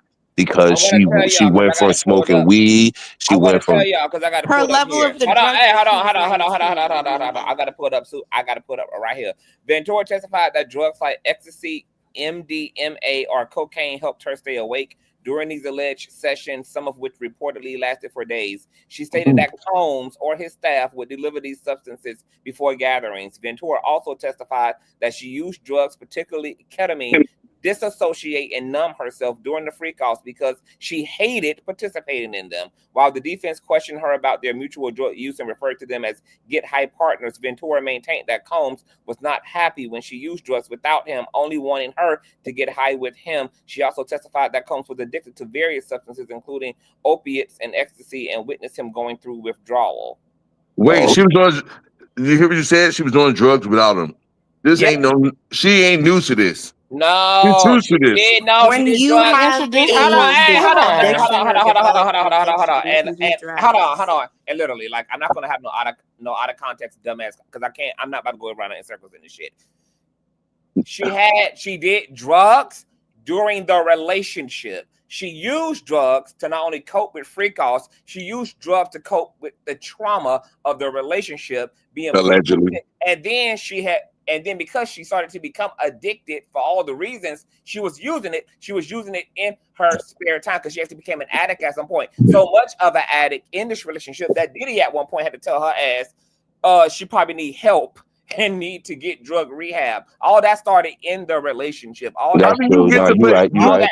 How do you get to put things into context? How do you get to do that? You don't get the right to do that. Sorry. That's not what was said. You don't have the right to become an addict. All right to do what? All right to do what? You want to put it in the context. You want to put it in the context. All right to do what? To put it in the context that fits your narrative. To put it into a context that fits your narrative. The context is her narrative based upon her testimony, That's not mine. true. That's what she said. Yes. It's not his narrative. That's her narrative based upon her narrative.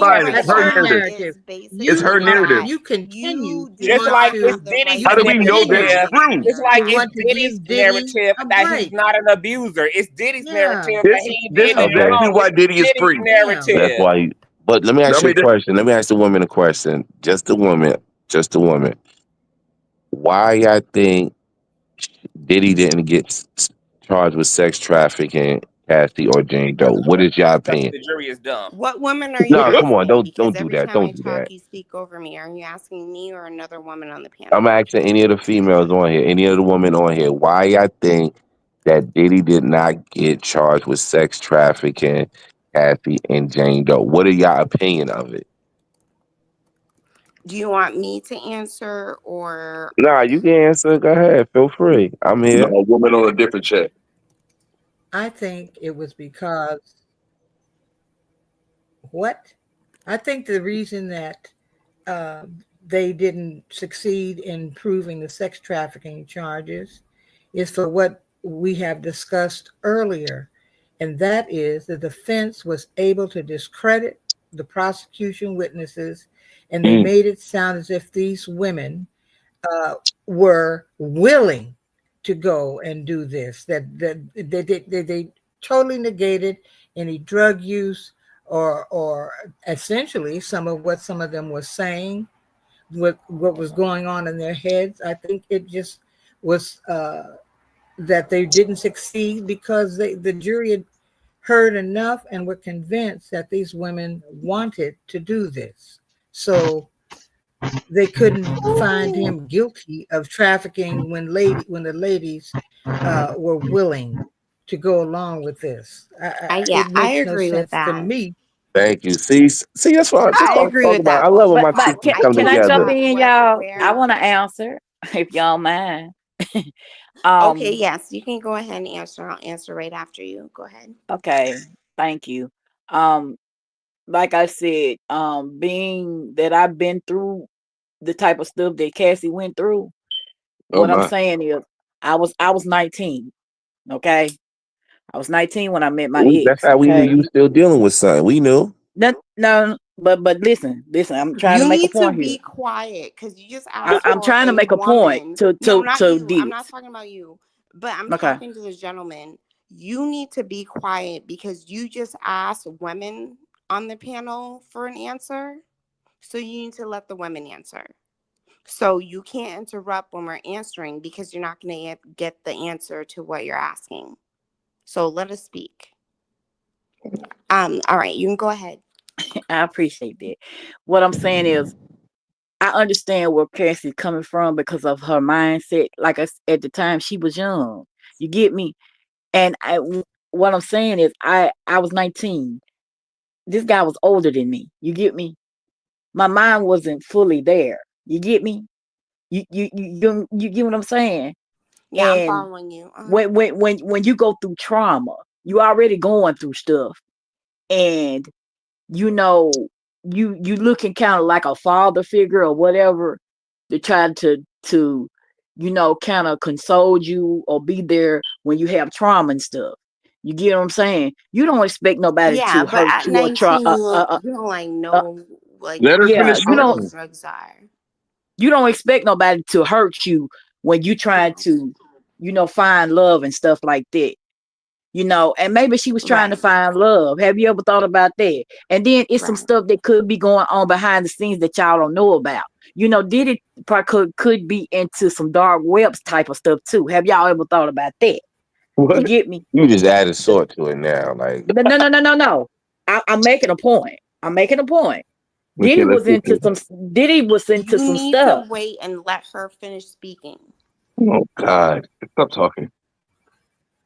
Diddy was into some dark stuff. Like I said, I've been watching Diddy from back in the day up until now. He hadn't changed. He got worse if you pay attention. You get what I'm saying? They want him for other things. And here's the thing. Cassie was so in love with this man. That's what I'm trying to show y'all.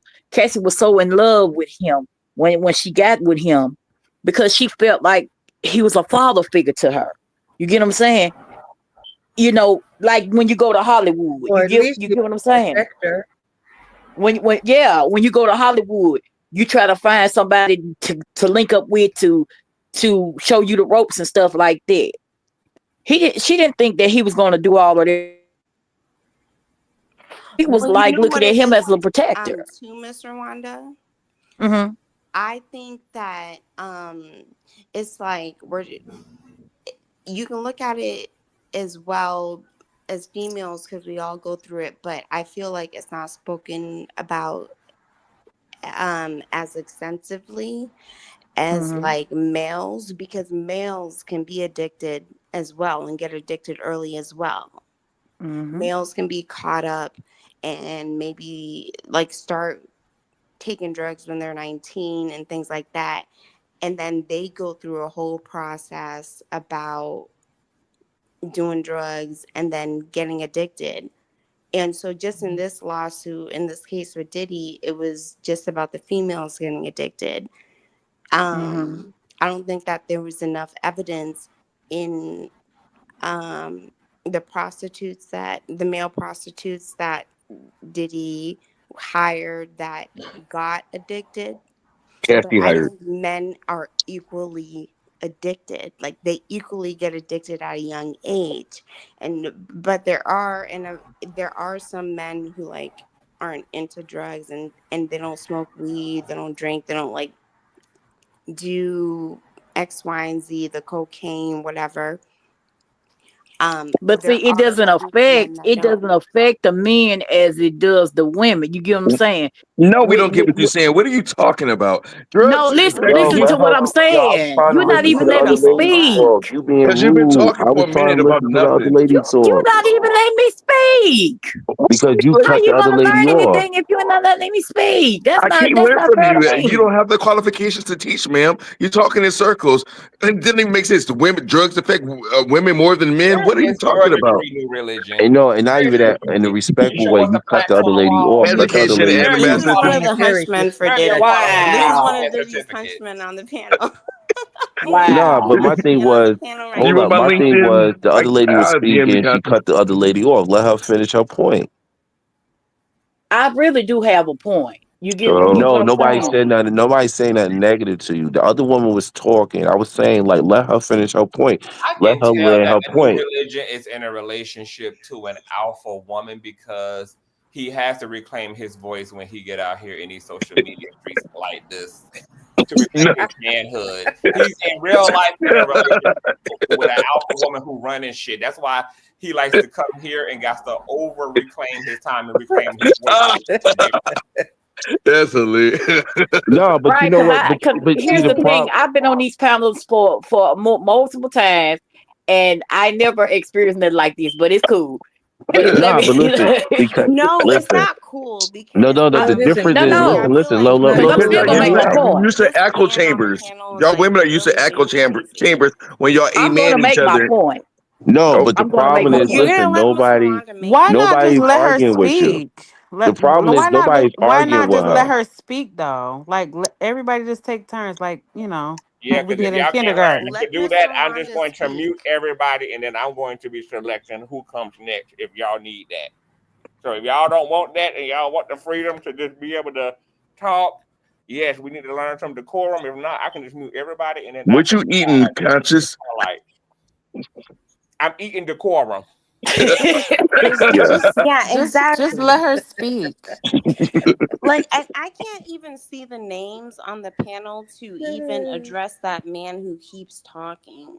Like, I New think that religion. you are doing way too much. You Hold do on a minute. way too much. Hold on a damn minute. Okay. Another victim.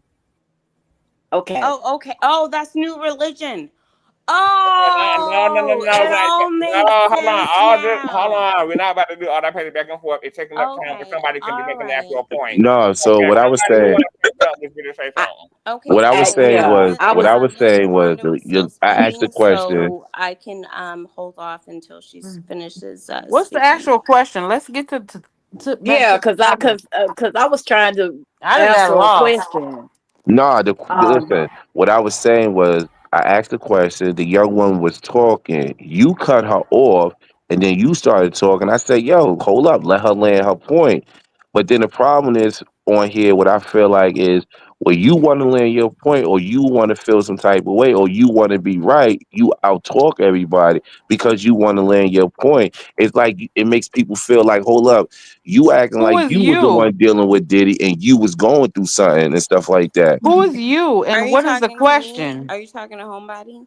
oh my Who God. is you and who is the question? The question was Who is why. you?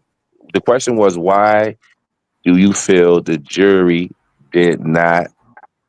Why the jury did not put indict him on sex trafficking? And the Okay, first and woman then who spoke. is you?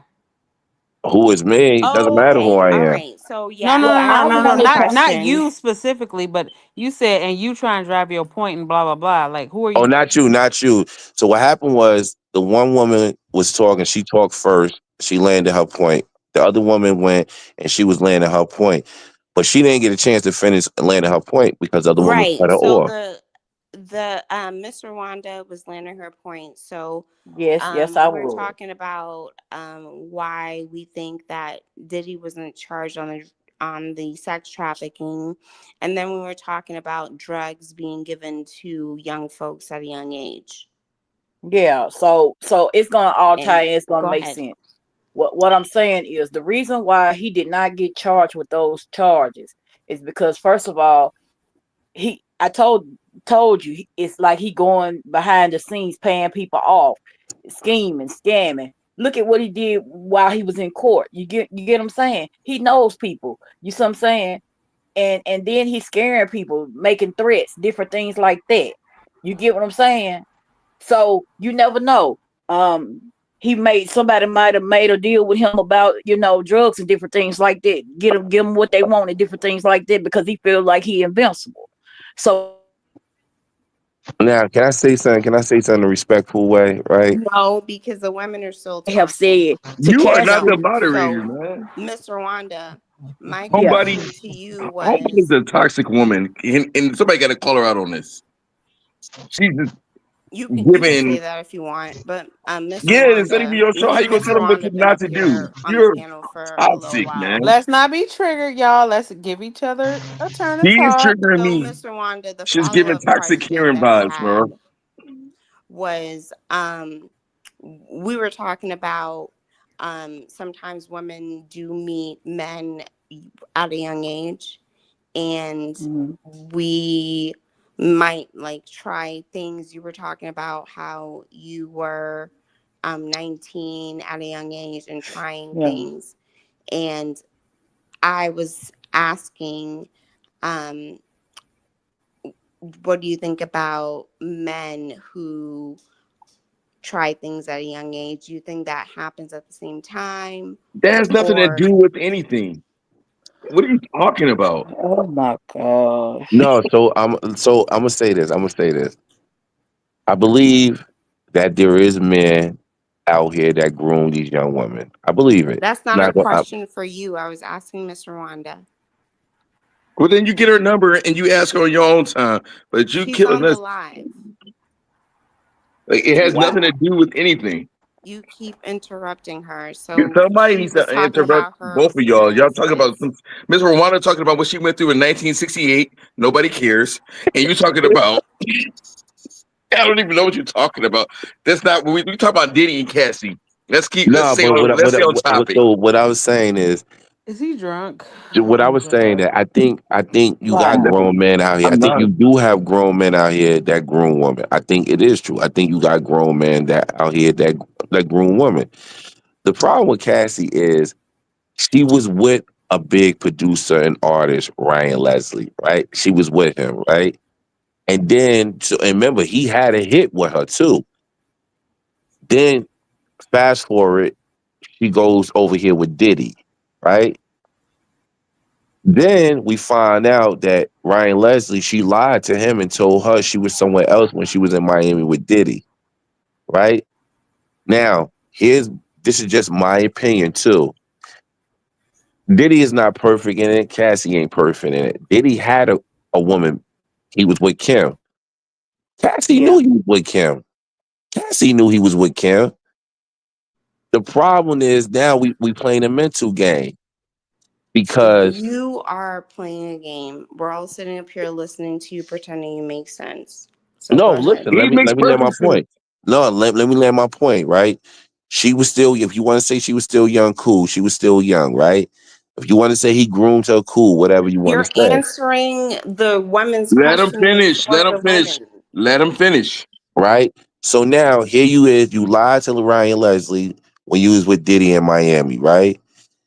Now you with Diddy and knowing Diddy is married to Kim Porter, right? So now you played the side chick role. He treated you like the side chick, right? Now, whether he's right or wrong, that's between them two, right? We not here to judge, right? You get caught up in all these with these escorts and all this, right? Diddy's not bringing you to the mansion. He's taking you to hotels. But at the same aspect, you've been with this man for 10 years. So something You're about it. repeating your point again and again. Let him finish. So Diddy was never married to Kim Porter. Well, Is whatever. this That's Uda? baby mama. Uda, is All right. that you? Uda, you on the panel? Is that So- Oh no, I'm just somebody new, Hold just up. listening. So let me finish. Before I make a But when long she point. talking, let her finish too, so we gonna all have the same respect, okay? Oh no, I was just chiming in saying that he was never married, so Kim Porter Not was you. I'm also the saying side chick. He had. Oh no, I'm not no, talking okay, about cool, you. cool. I'm saying in general, when she speak, let her speak too. See, let him finish his little point, and then when she speak, it's time. Man, for 10 years. Yeah, was it all good? Probably not. Did she have some good times with him? Probably, yeah. But during that 10-year time, she was in a certain lifestyle, right? Whether it was money, the flying on the private jets, to going on the trip, getting dressed, spending money on her. She didn't have to come out her pocket for nothing. He was making sure she was good. And at the same aspect, yes, was he still with Kim Porter? Yes. Was he still probably dipping and dabbing with other women? Yes. Were they both getting high at the time? Yes, both of them. Now, was she messing with escorts? Yes. My thing was, she knew all along who she was dealing with, right? Now, did she probably know in the beginning? No, I'm not going to make no excuses saying she knew who she was dealing with in the beginning. No. But during that pattern and during that time, did she know who she was dealing with? Yes. When she went over here to Kid Cudi, right? She knew what type of person she was already with. She ain't had to go back to Diddy. She could have stayed with Kid Cudi. You know what she did? She ran right back over here to Cudi because Cudi money went as long. This has to be Uda in the chat. Uda, is that you? because she knew where the finances was at. Uda, is that you? Yeah, most definitely. Oh, that's you, Uda? What are you talking about? That's you in the chat? And let's get to this last point. The trainer, that was Diddy's personal trainer. Uda, I've seen out. See, this woman is mentally unstable. Conscious, can you please get her off the line? So look, this was Diddy's personal trainer. Diddy hired this personal trainer to train Cassie, right? What happens? Them two fall in love. Whatever happens, cool. It happens, right? It happens, right? Right? The whole thing with Cassie is she wanted something in that relationship, whether it was a baby. but it was marriage. The only thing changed is when Kim Porter died and he went up there and he said Kim Porter was the love of his life. That's when Cassie felt some type of way. It hit her as a woman like, hold up. Damn, I was doing all this for you, and this is a woman you call the love of your life. What makes you feel like you was the love of your life when you were staying in hotels? You wasn't going to his mansion. You wasn't sitting at his table with Thanksgiving. You wasn't at the table with him for Christmas when he was opening gifts with his kids. And what did you say? I wish I can do that. So to me, is she innocent in all this? No, the only part she's innocent in, him putting his hands on her. But as far as everything else, you was down with it. You knew that man had somebody. You knew what this man was into, and you had an out when you was with Kid Cudi. You didn't have to run back to that man. I got a question for y'all on this panel, since you said it. Okay. Let me ask y'all a question. If you put in that same situation, you young, and the situation was different, and the woman, was, like Diddy, how would you handle it? Well, so all right, so what you saying, like Diddy, if I have an out, why am I going back?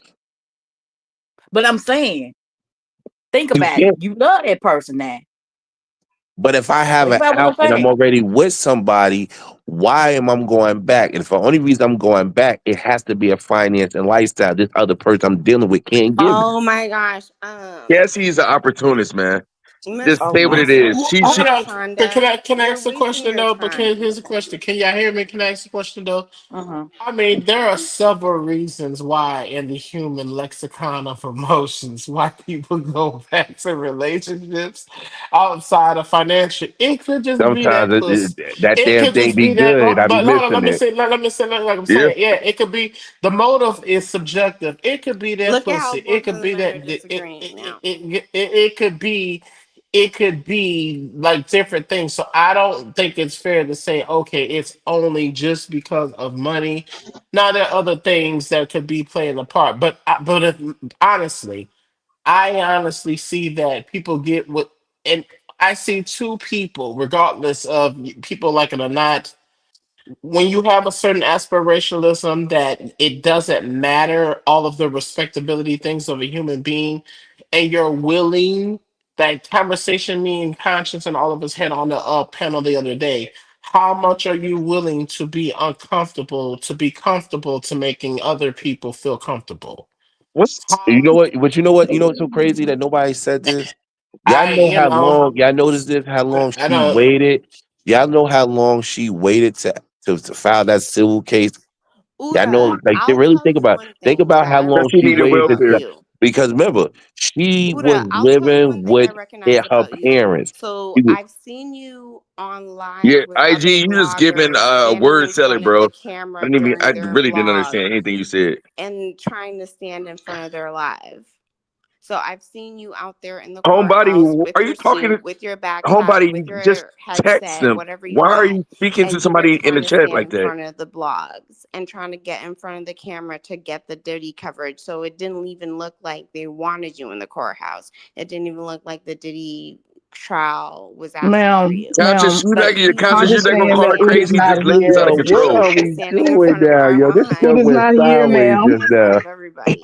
So Yo, I this whole remember thing just seeing went you trying sideways to just use fast. your voice Homebody and off on her yelling into the camera Xanax. She's out of in their control. shot. That's how I remember you. This She got, lady, she got her tonight medicine. She got her tonight medicine.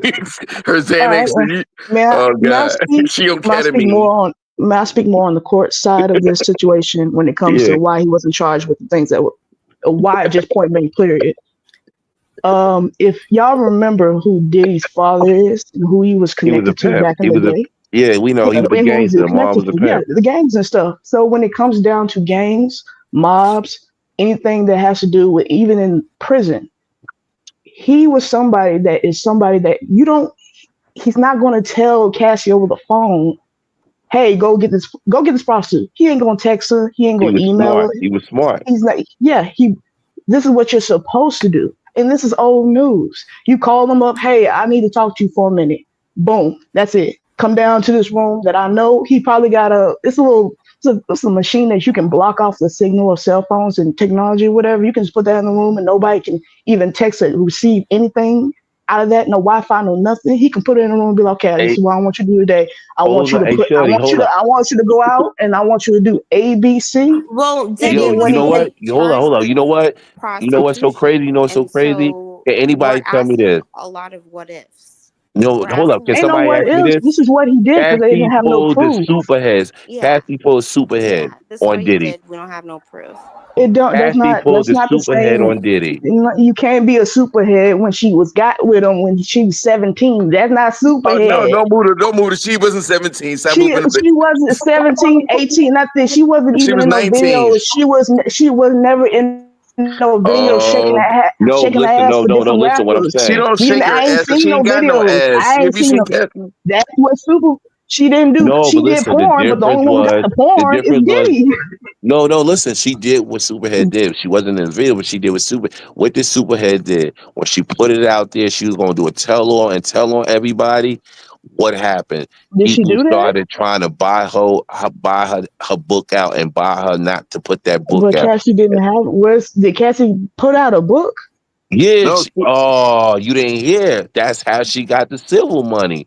All right, it was in court too. She was going to put out a book I about her didn't think that. relationship with Everybody Diddy. kept saying that her. Yeah, she was going to put out a book. She was going to put out a Yeah, I book would about assume that her she and would do Diddy's that if relationship. if this court thing didn't work out, then yeah, you're gonna put out a book. So what Ain't that what happened? everybody do? No. She Even when it already ain't got did the nothing to book. do with any court stuff, every celebrity does that. Every Yeah, so celebrity she does that. already White, black, no, Asian, they all do that. no. She already put the book out. So she gave it to somebody that she knew that was But cool with everybody Diddy does. to give to Diddy to read the rough to I guess a couple of pages Oh, I remember So this. he Yeah. was going to make a profit off of it. No, If she she was gave the gonna book make to a Diddy, profit off do of you think Diddy him. wasn't going to get no money out of it? You think Diddy wasn't going to get No, she this gave man him the take book because she everybody? wanted him This to man pay took her, lady. He She was wanted trying oh to. to cool. Yeah, I bet. And then he didn't, and then she went to court because you did me wrong, sir. no, I'm but not. listen, can I no, that's not how it works. See, that's not how it works. The problem was people don't understand this. Most celebrities, was athletes or celebrities, anytime there's a civil case that come out, most athletes gonna pay it off because they want to stay on the football court, they want to stay on the basketball court or the football field, so they gonna pay it off. Whether it's true, whether you lying or telling the truth, it's cheaper for them to give you the money and let you walk away and sign NDA, right? What Diddy did was, I'm gonna beat you to the punch before you go on ABC, NBC, and NBC or one of these shows, and they interview you and you expose some stuff out there for $1 million because people would And pay to hear your story. what she did, she got in her book and she admitted to committing crimes, and now here we are today. Thank you. You said it. Here's where we are today. So now, He's the they're reason. investigating him. They're investigating him, and He's the he's reason why. charged. He's the reason why this all happened. Of course, she has a right to profit from her life story because everything she went through with him or anybody else, her family, her mama, etc., is her life story, is her history. If she wanted to turn it into a movie, autobiographical, she has the right to do that with her lived experience, even if it's at somebody else's expense. That ain't got nothing to do with her.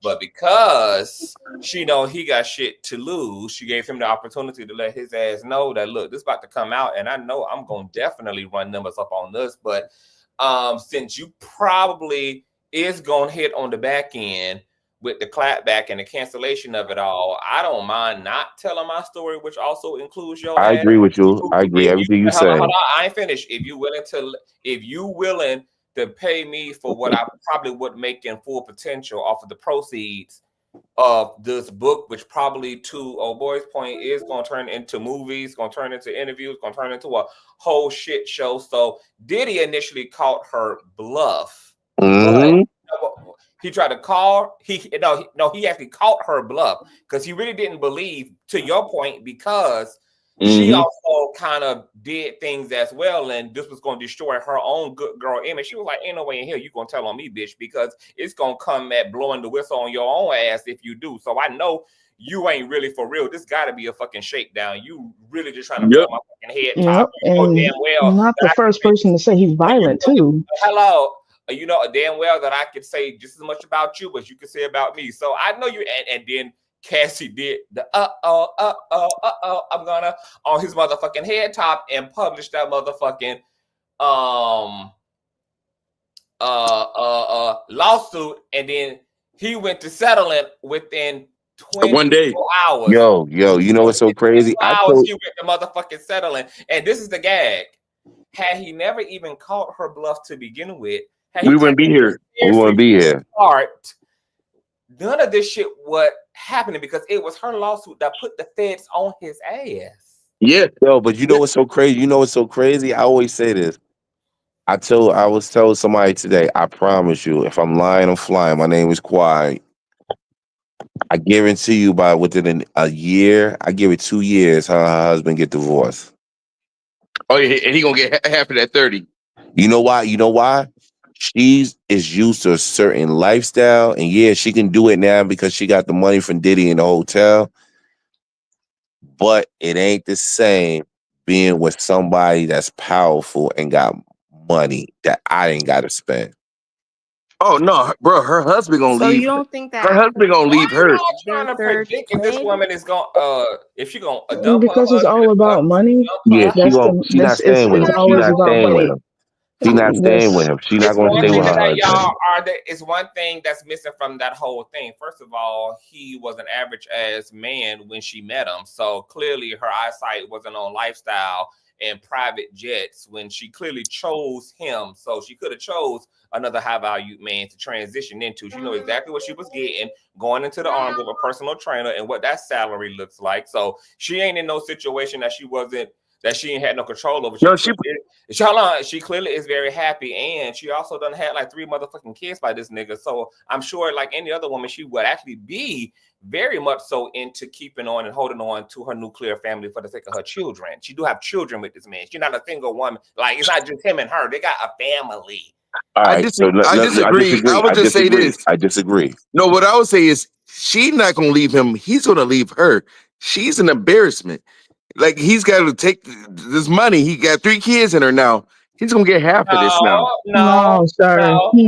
No. You probably encourage her to come forward. I'm gonna tell you what's she got pissed in her mouth. I don't want this as a wife. What's helping him to go to bed real nicely with his embarrassment is the fact that they $30 million richer. But he can leave her and get the wife that he really want at this point. It don't matter. He already It didn't know all this stuff. With her, she already done gave. He didn't know all this stuff when he married her. This just came out. You don't think that Cassie said her and her husband had a whole conversation before this trial even happened? No, he didn't. He helped her. He helped her to survive this. He used her out of all of this.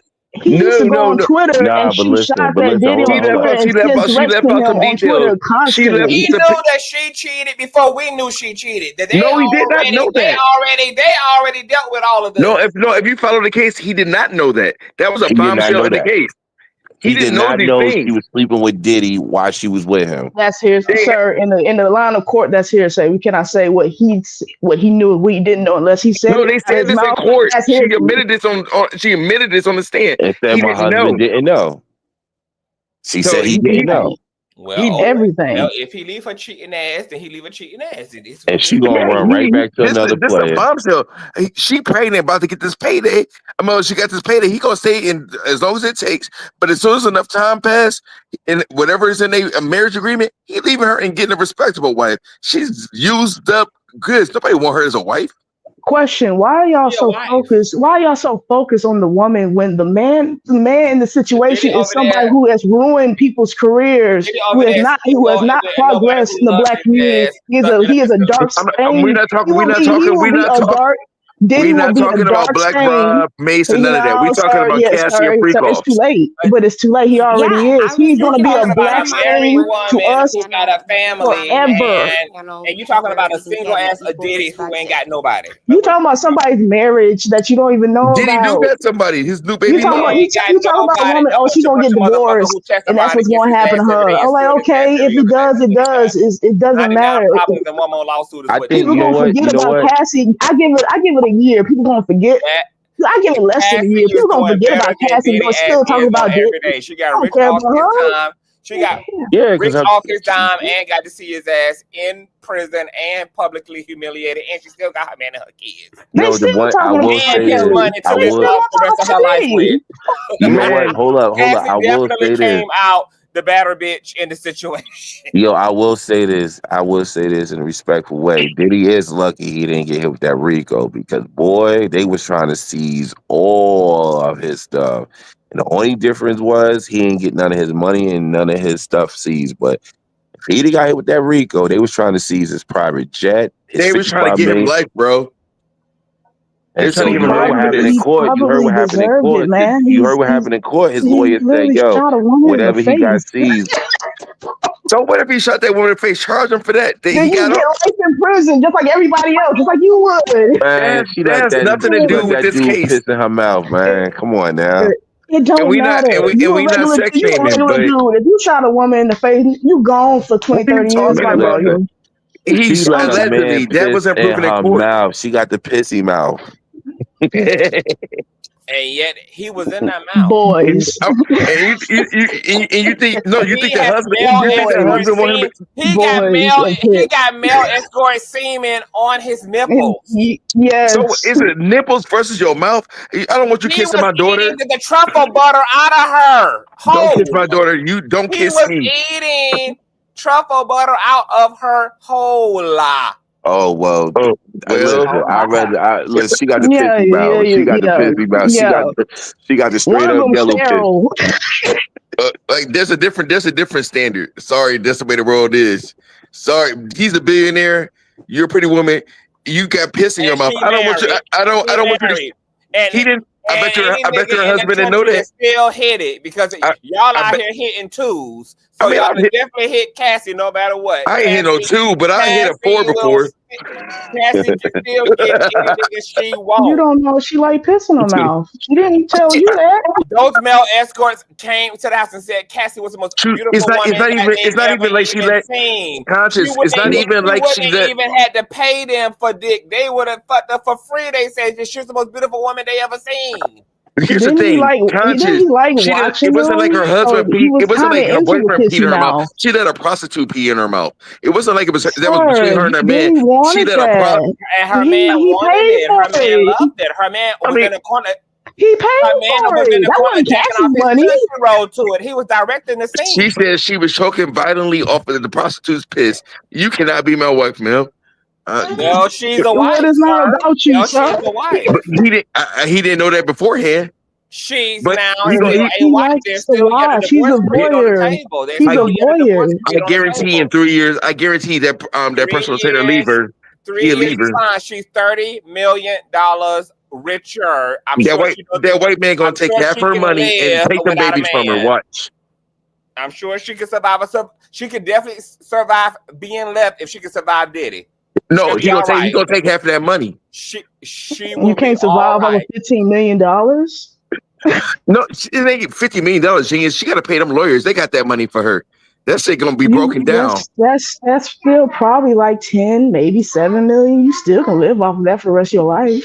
It's funny how you men on the panel act like she y'all probably done Diddy flipped and that have money that 7 Diddy times money, over and since they're she still got it. not Diddy money.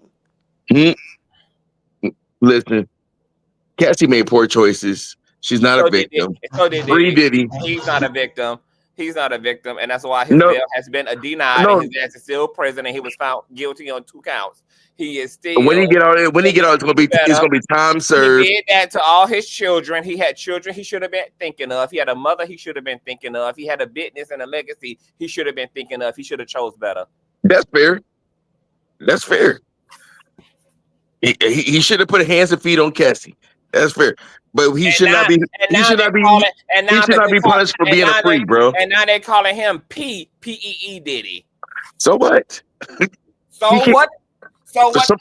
We do freaky things, man. So what? That Cassie fuck escorts and drunk piss. So what? So what? So what? So what? So what? I just said she can't be my wife. So what? She can't be my She wife. will never. She never will be, sir. So let it go. Let So it she about to go. be divorced. Even if she didn't have piss My or my whatever, my I'm argument sure is Cassie she's is. not a If victim. Cassie was a clean woman and this No, she never happened wasn't. to her, How do no, you I'm how do saying you think? hold on, sir. I said if this never happened to her and she was just some woman walking down the street, bumped into you in the grocery store, I'm sure you still wouldn't get her. I'm sure it wouldn't happen either when she was a I'm normal lady, fairly a attractive. normal lady. No, speak for yourself. I'm fairly attractive. I do all right in life. I probably would have got her. Yeah, I but dare your you to came up personality, and yeah, prove but your it. personality would have made I her dare you leave to you came after up and probably prove. 6 months. I dare you to came up and prove that new religion because a Cassie cammed up. Oh my. I don't mind getting on the camera, but I like dry. Hold on. It's okay. Let me put some water in my face. Okay. Okay. Put that oil on your face. See, no, you got to take it too far, homebody. Oh, y'all took me out with prostitute piss. What did you think we were That's talking about, I though? basically what feel it like okay, so let is. me see if That's I what can we- ask another question. So I feel like for a little while on the panel we've been discussing the case with Diddy, but we're not discussing what is. I feel like a lot of things happened during the Diddy trial. We're talking about what could have been, should have been, would have happened. But the fact of the matter is he was charged with prostitution cases. So he was charged on the prostitution charges.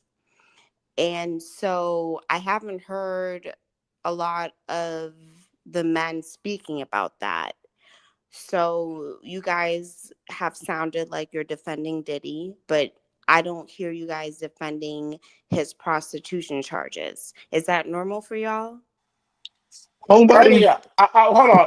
I said something earlier. Here's my thing, right? Because I see what happens in the trans women community and cisgender women I'm not a community. trans woman. You No said I'm no a no trans no woman, but no I'm no no not no a no regular no no Somebody no. give her her pills, man. I didn't say you were. I'm saying I believe earlier that I am for legal transactional between adults and sex workers. So that's what I said earlier. It's not that I'm supporting P. Diddy, but I asked that question. That's what I'm saying.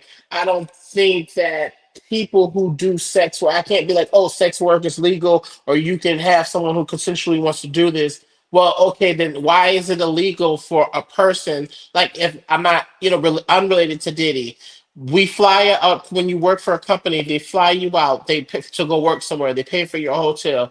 Religious leaders, they fly out singers and pastors, they pay for their hotels, they provide their meals and pay for them to come preach or teach or sing or whatever. So I don't see in the sense of, now I'm not, this is unrelated to Diddy. I would not see why if someone not under coercion, Otherwise, not under duress, not Well, under duress. I don't see. I'm saying that. Okay, so what does that mean for people who are honestly legit sex workers who enjoy and have an actual contractual agreement yo, with what are you their talking actual about? person? well, So, I don't know so if you can say it's unrelating to Diddy because the whole live has been about the Diddy case. So no, I don't yeah. know if maybe Buddha can clarify. Were there trans I don't know how workers you can that say Diddy how hired as prostitutes that he's being I'm not. charged for? I am not speaking. I don't know how you can speak for how I'm saying why I'm saying what I'm saying. I said what I said. I said that related, unregardless related to Diddy, it makes me ask the question, why is it then? Because we talk about, okay, sex positivity and stuff like that. I'm saying with this being in law, as this being prosecuted, I'm saying why is this is how is this a thing where a sex worker who legitly is a sex worker, not a person under coercion, right? So that can be considered prostitution, even if you have a legitimacy sex worker relationship with this person, and you just fly a bitch from Texas to New Orleans, a bitch from Georgia to California, and then and it's a legit sexual relationship contractually, that will get you underneath the law. So that's all I'm saying is that if we're gonna have this, if people say that they believe in sex worker or you can just get you a hoe, so how is it that illegal if I think prostitution that is question illegal. is a little bit over my head because I'm not a trans and I'm not It's a not sex about being worker. trans. Oh my God. It's just that So but trans I people have can't, to I be don't know sex. about like Trans trans women have to business. often be sex workers. Okay, let me give you a little education. Trans women often have to go into their lifestyle being sex workers, not fooling no one, not saying that no. So I'm saying legitimately having clientele. So what does that mean for people, regardless if they're a male escort, if they're trans, or if they're a woman? What does that mean for people who are legitimately sex workers? I'm just a Right? straight woman and I pull niggas. Never. Like You have a good I day, don't ma'am. know. So CTV, I might have to bow out because I don't know the questions being asked. But Because you on that shit. you might have to bow out and Okay, so, I'll speak to you all right, later. okay, so we got the new religion on. Okay, so I'm not gonna be a player hater. I'm looking for I'm getting a haircut tomorrow. Is a handsome man. I They appreciate it. are calling you a hatfish. So do you want to take off the hat? Hell no, I need a haircut. Wait for it's 4th of July weekend. Y'all trying to destroy my character. No, you got all this to say about Cassie. Because 4th of July coming up, I'm waiting to be fresh. Over there ain't together and looking like a rug rat, but you talking all this shit about this high value woman. Why would I get a The haircut barber shop earlier? is going to be packed tomorrow, sir. What? Why you wait at the last minute to get your hair done? I have an appointment. That's how that works. Did you brush it at least? I ain't really got no hair. But I usually go bald. Y'all trying to move the goalposts. So what? Y'all saw me. Let me see the rest of y'all. Nope.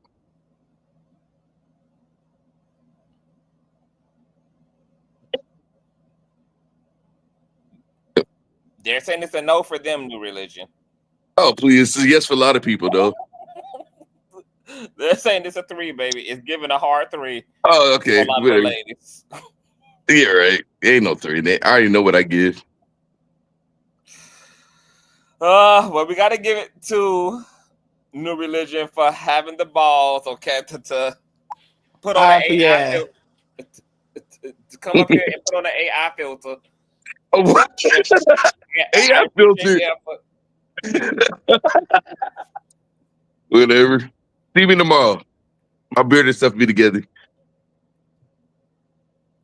Yeah, I'm about to hop off here, Conscious, y'all. It was always a pleasure, you know. Thank you, IG, for hanging out with us. Yeah, this was my night to, I felt like having a little sip. You heard me, a little smoke. Yeah. And of course, I enjoyed. Yeah, it was a vibe tonight. I enjoyed myself. I appreciate the brothers on the opposition and with the conversation. It was nice having a back and forth with you gentlemen. Yeah. I'm gonna go to sleep good tonight, Jeremy. I'm gonna go to sleep stimulated. All right, folks. Well, thank you for being here. All right. And with that said, y'all, let me get up out of here too. I got a doctor's appointment in the morning, and then I got errands to run. I got checks to cash. It's been a good, riveting episode. But anybody got any lasting words they want to part with? I do. Can I say Do y'all something? need a panel later on today as well? Yeah. Okay. Yeah. Oh yeah. After I get my beard and shit cut. Yeah. When it's later on. And I'm not laying down. Oh, so you only dress from the titties up, new religion. So that's why you had that big ass blanket thrown across that fupa and that big ass belly. Got it. Oh, my body nice.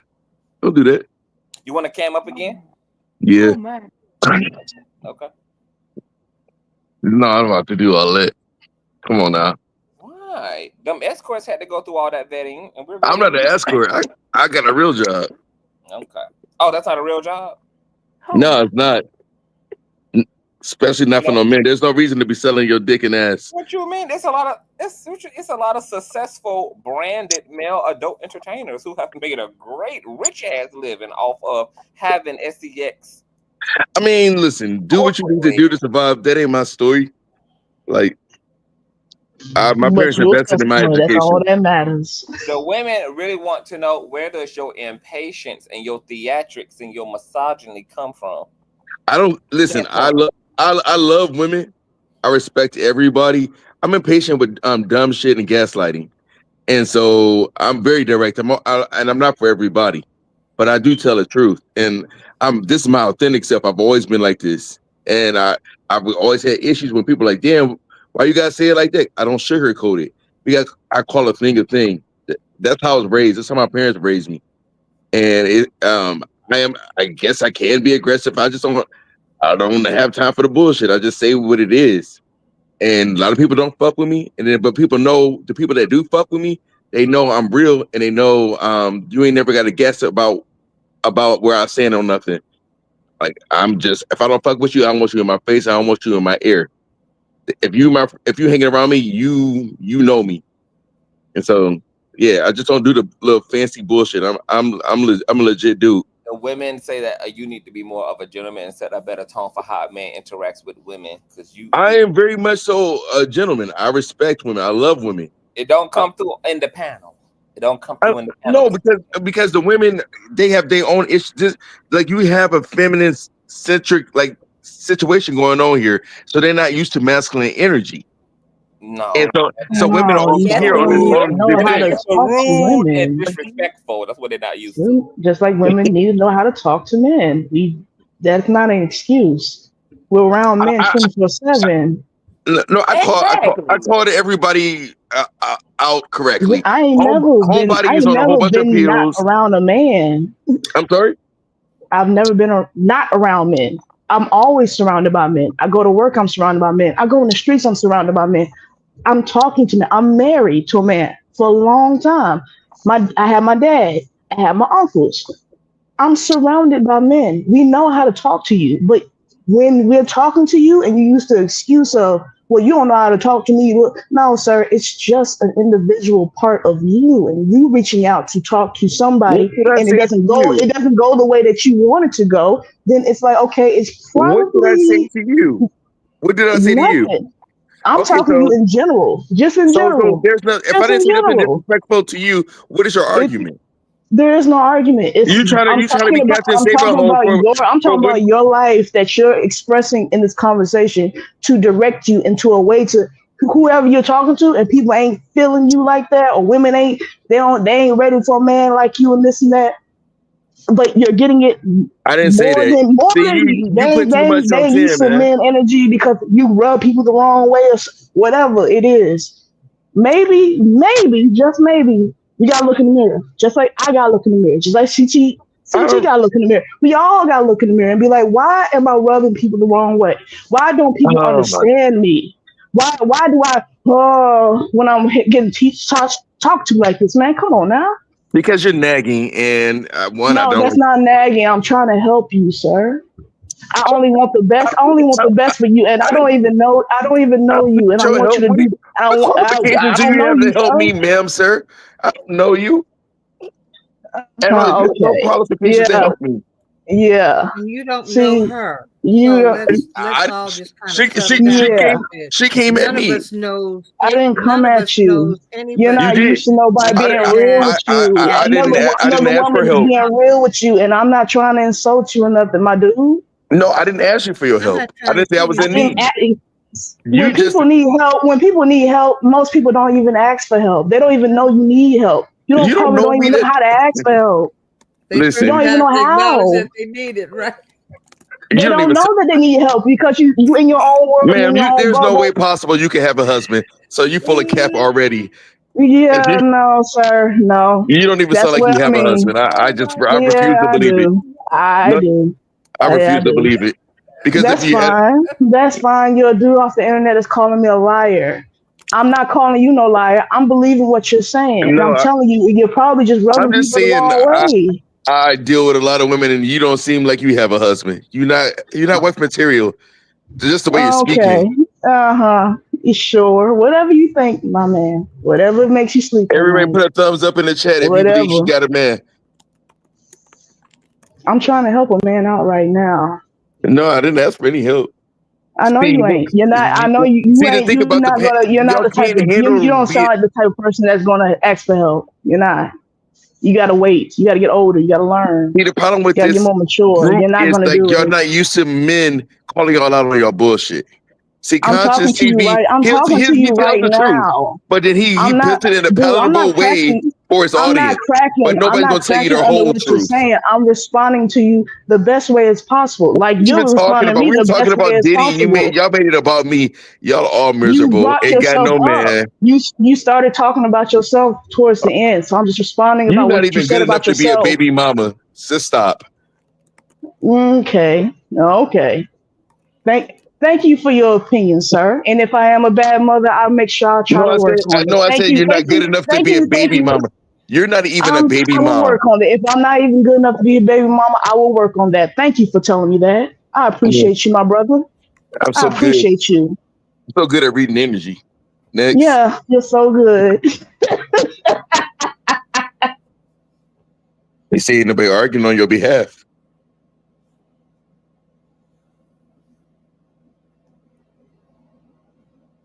You sound like a man of new religion whose woman has to withhold pussy from you a lot. Why would she she's not gonna withhold anything from me because we not built like that. Like you want to be with me because you're replaceable. Like anybody replaceable. You can't withhold anything from me. If I want to get something, I'll get mine. Withhold it if you want to. You're not special. Wow. And contest, FBI. can I say something? This is part of the reason why a lot of men can't take rejection. If you get what I'm saying, a lot of men can't take rejection, and they go act a fool. That's part of the problem right there. Oh, I can take rejection. I can take rejection. You won't because I know I have good dick. I can deal with us. That ain't got nothing to do with it, sir. That has nothing to do with it. So what I'm telling you, what I'm telling you No. it's never been withheld from me. Take sex out of it. What do you have? Can you have a conversation with a woman? Absolutely. Absolutely. I don't disrespect women. And the women I date, they get me. They understand. I'm very blunt. I'm nice. I'm thinking about you. If I go out, get myself something to eat, I'm bringing you something to eat. I'm bringing you shit to your job. I'm sending you flowers. I'm very thoughtful. I want to do nice things. I don't like to stay in the house. I want to be outside. I'm a good guy. I'm just not all fluffy like how y'all.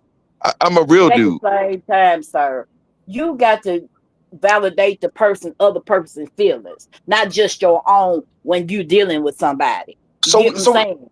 I respect that, man. I really do. But we're having a conversation, and there's like some of the people on the panel were talking about nonsense and their personal experience and projecting it upon the Diddy case. And I'm like, that has nothing to do with anything. I'm keeping things on track. I'm just being honest. Now, if I was in a real situation, I would still be curt like that. But you don't understand why people brought that up.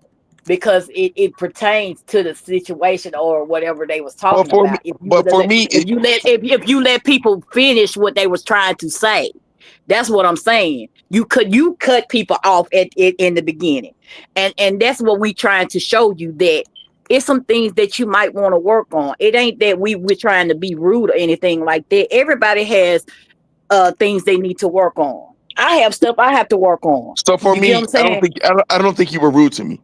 I think you stood up for yourself.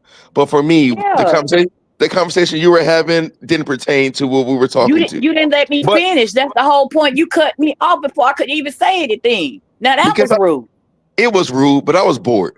And so was the rest of the panel, and so was the chat. They just didn't want to tell you. And I didn't want to babysit your feelings. Because I don't owe that to you. If I did you like that, you wouldn't like it. No, so but I wouldn't be boring and I wouldn't be off track like that. And if somebody ain't gonna be your cup of tea when they talking to you. That's the whole point. I mean, I'm not everybody's cup of tea right now, and I'm listening, but I got a rebuttal on it. Like Contra said, he was gonna Baker act me, and he said I look like I had a marijuana butts in my beard, all kind of shit. But I didn't take it personal. But it's like one thing. This is we only have a limited amount of time. It is entertainment, and if I'm bored and I'm spending my time to talk to y'all, I don't want to hear about what happened to you in 1968, ma'am. But this ain't got nothing to do you with got to be respectful. Hold up. This is conscious platform. Okay, Yes. I've been on this panel more than one time. He'll tell you, I would be respectful to everybody on here. I don't be rude to nobody. And that Right. hurt. I'm gonna tell you something, sir. That hurt my feelings that you did me like that. Don't come I at me like apologize. that because you don't know me like that. Well, I You don't never know want to hurt. what I've been through. You don't know, or you don't have a clue what I've been through. I respect it, and I'm not trying to really. I'll be 100% with you. I ain't trying to hurt nobody's feeling. I don't want you going to bed feeling no type of way. That's not my spirit. Okay, and so you never know what you're right. You never know what somebody going through. Now, if I affected you that much, I do apologize. But from my experience, Thank you for that. no problem. I'm just having a conversation, and this is my legit personality. We all meet from different worlds. We have different minds. But I don't want you going to bed with no bad spirits, and I ain't got no ill will for you. I want you to have a good weekend. I never trying to tear my people down. I was just giving my point of view, and yeah, I am Kurt, but I don't want you feeling no type of way, lady. But but also think about protecting your own mental health, and don't put yourself in those situations when there's when there's a personality you may not be able to tangle with, because I can't help but be me. And if I hear some bullshit, I'm gonna have to say I hear some bullshit. If I hear like fake But news, that I'm gonna don't say stop me from being a good person. That's what I'm telling no. you. I believe you're a beautiful person and you're honest and you were vulnerable to say that I hurt your feelings. And as a man, I'm gonna say I don't want to hurt your feelings, and I feel bad that I hurt your feelings, because at the end of the day, I don't want nobody internalize what I'm saying and be affected that way. I'm talking about rich ass people, and I'm really giving a real perspective of how men are really feeling. But to cut you off, if I cut you off and you felt really truly unheard and disrespected, and that gave you some kind of trauma, I'm not trying to add to your trauma, and I do truly apologize for that. Thank you for that. No problem. Thank you. Cause that meant something to me. I have lost. I have been through all kind of stuff. I just told you I went through the same thing Cassie went through. I've been DV, SA, all kind of stuff. So I understand where she come from. So I brought that to the thing so you can understand about how women feel. Okay. So that was my point of doing that. If I say something, it's for a reason. I ain't just doing it to be doing. And Conscious know that. I get it. Conscious know my heart. I get it, and I feel like a lot of women feel like how you feel, and that's why it's so strong. But my main thing was just not what at the crust of everything. Diddy wasn't charged with these things. He was charged with something else, and they were trying to take this man's life. He should be in jail for domestic violence. He should be charged accordingly. But for all this And it's other still stuff, wrong. That's what I'm trying to. That was my whole point of saying yeah, everything. Diddy's It's not anything. wrong. Diddy is demonic. But Yes. in this situation where they got him in jail for, it's not right. Now, if you want to go back and get him on all the other stuff and charge him for those things specifically, then do that. But don't make up no weird ass, gymnastic ass case to take this man down. Charge him on the stuff. Get him up for beating the shit out of Cassie, kidnapping her, holding her in that hotel room when she was trying to get away. Get him for that. But they can't do it because it's past the statute of limitations. So they done made up some shit and try to get him on that RICO shit, and it just don't make sense. Because if they can make up a law all of a sudden to try to take this man down 10 years later about something, then they can do that about anything and take any of us down. That's how I approach it. But he's not a good guy. This is Diddy's karma from back in the day, from the Biggie stuff, from shooting up that club possibly, but he was always able to skate by. And this is why he getting all this weird energy right now. But for me, I'm not okay with the government May I taking say them down something? for May I this. say something? I don't think I've farmed for like 30 years.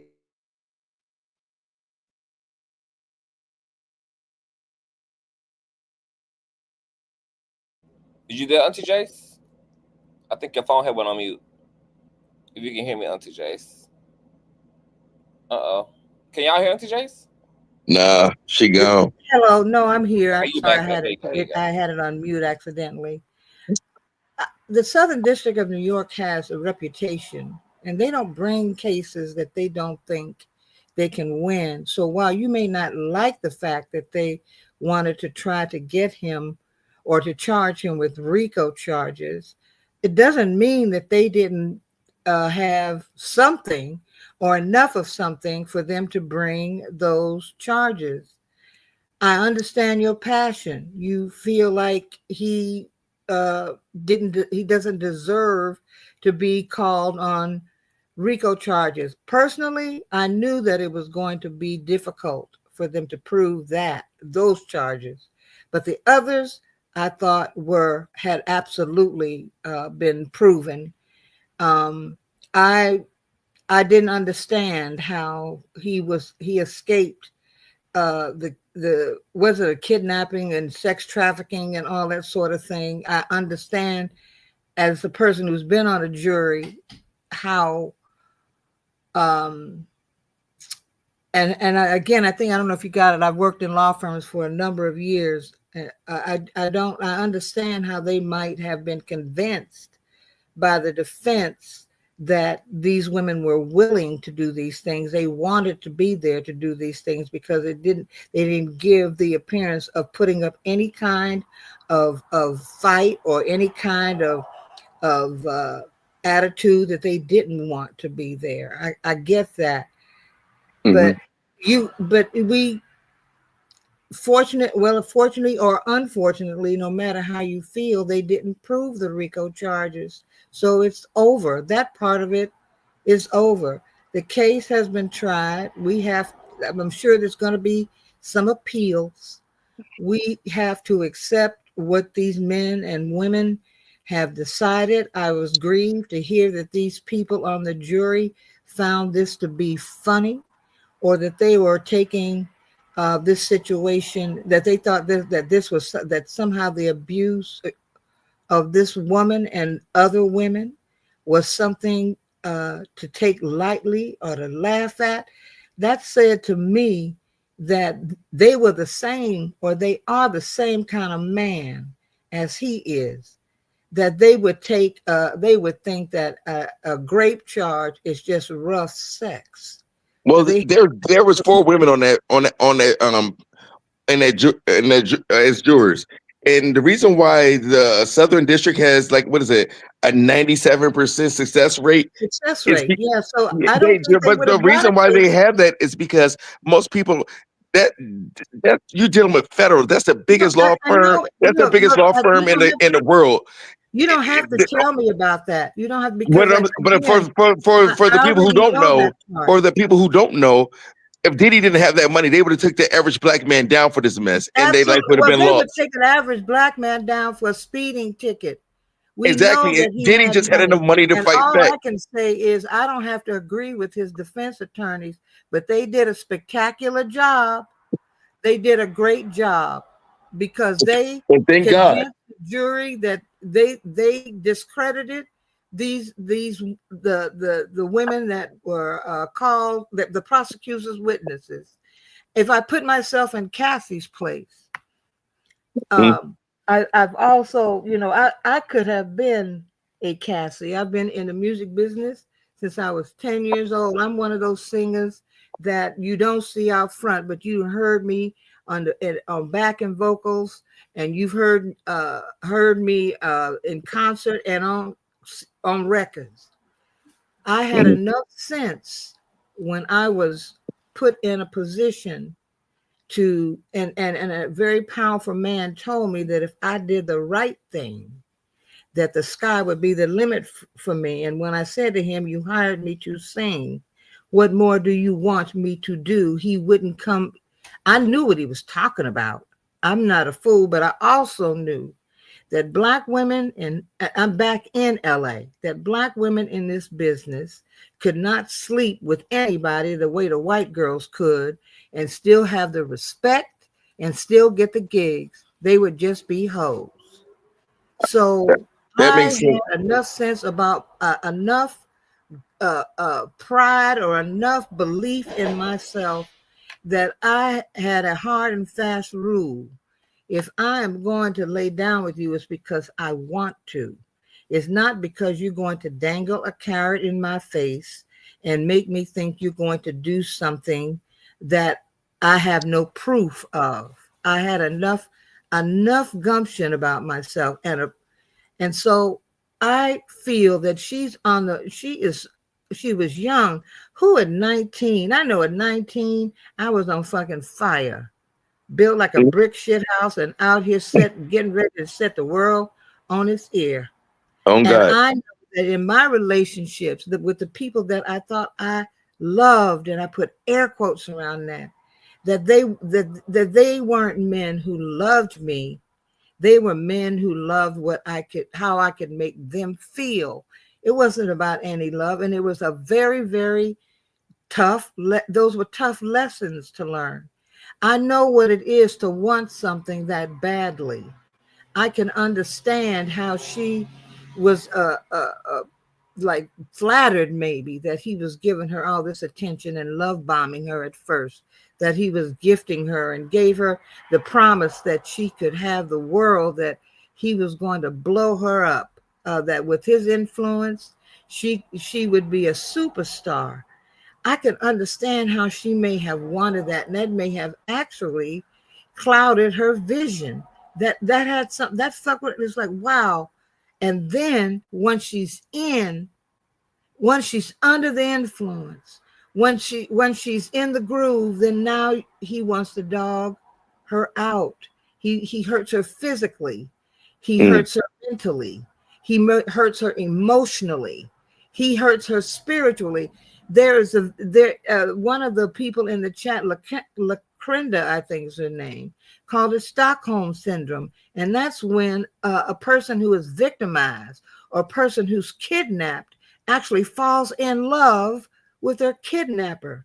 She thought she was in love, and I think that she might not have, that there was nothing she wouldn't have done for him if she thought he was going to approve of her, or if she was going to get the feeling that he actually loved her as much as she loved him.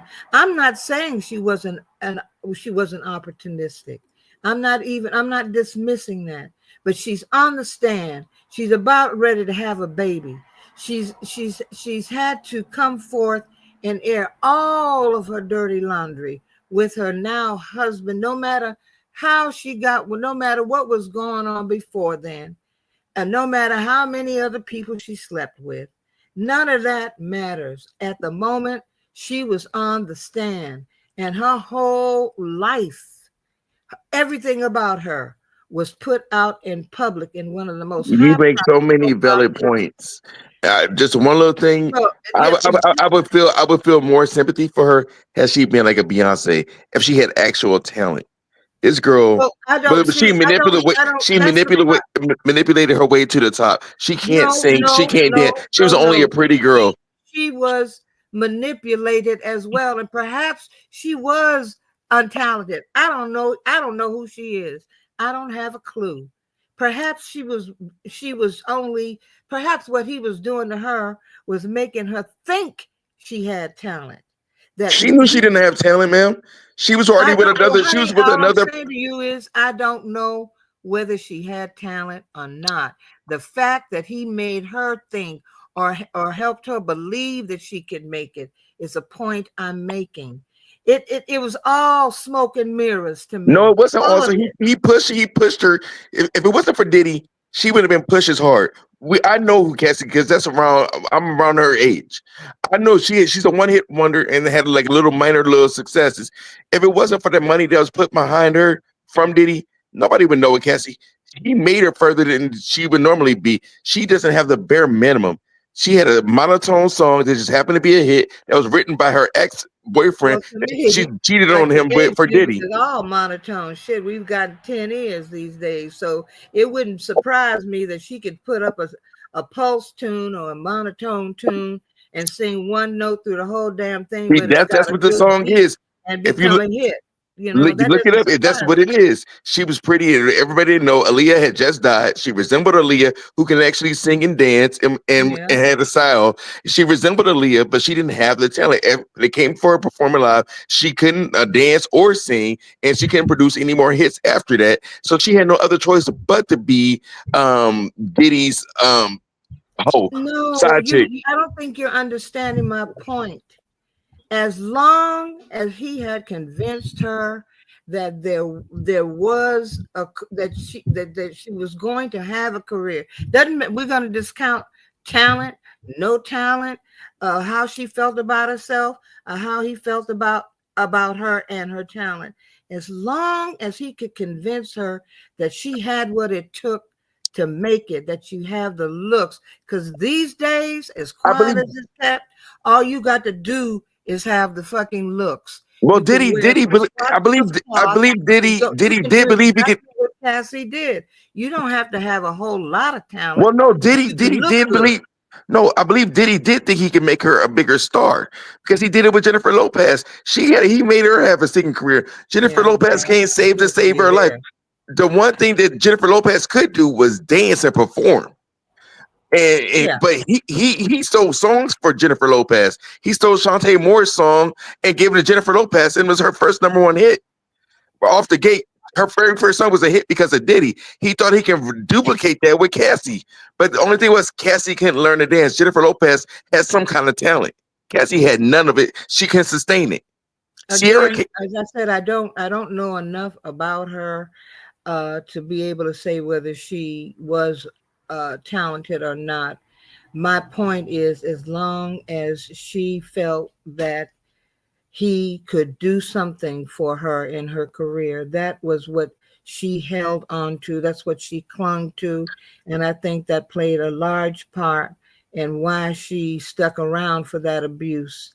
As Well, I said he did early dump on, money into her. I had enough in me, and I know enough about what I can do and what I can deliver, that let me tell you, just to give you a quick story. I was sent to, at that time, one of the largest agencies in this city, with one of the biggest agents in the city. I took my music, my resume, and myself, and presented myself as a talented singer.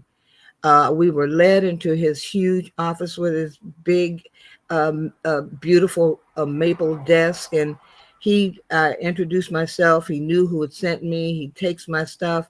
He listens to it for about a minute and a half, and then he turns it off, and he says to me, well, what do you like to drink? Would you like something to drink? Or you like drugs? What kind of drugs you like?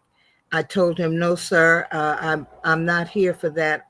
I explained to him that I got at the that would had nothing to do with why I was there. And even if I was the biggest cocaine snorter on the planet, that wasn't none of his business, and that was nothing I was gonna give up, because that was leverage. After he listened to the music, acknowledged that it was good, he wanted me to go and move from the desk and go sit on his beautiful leather sofa.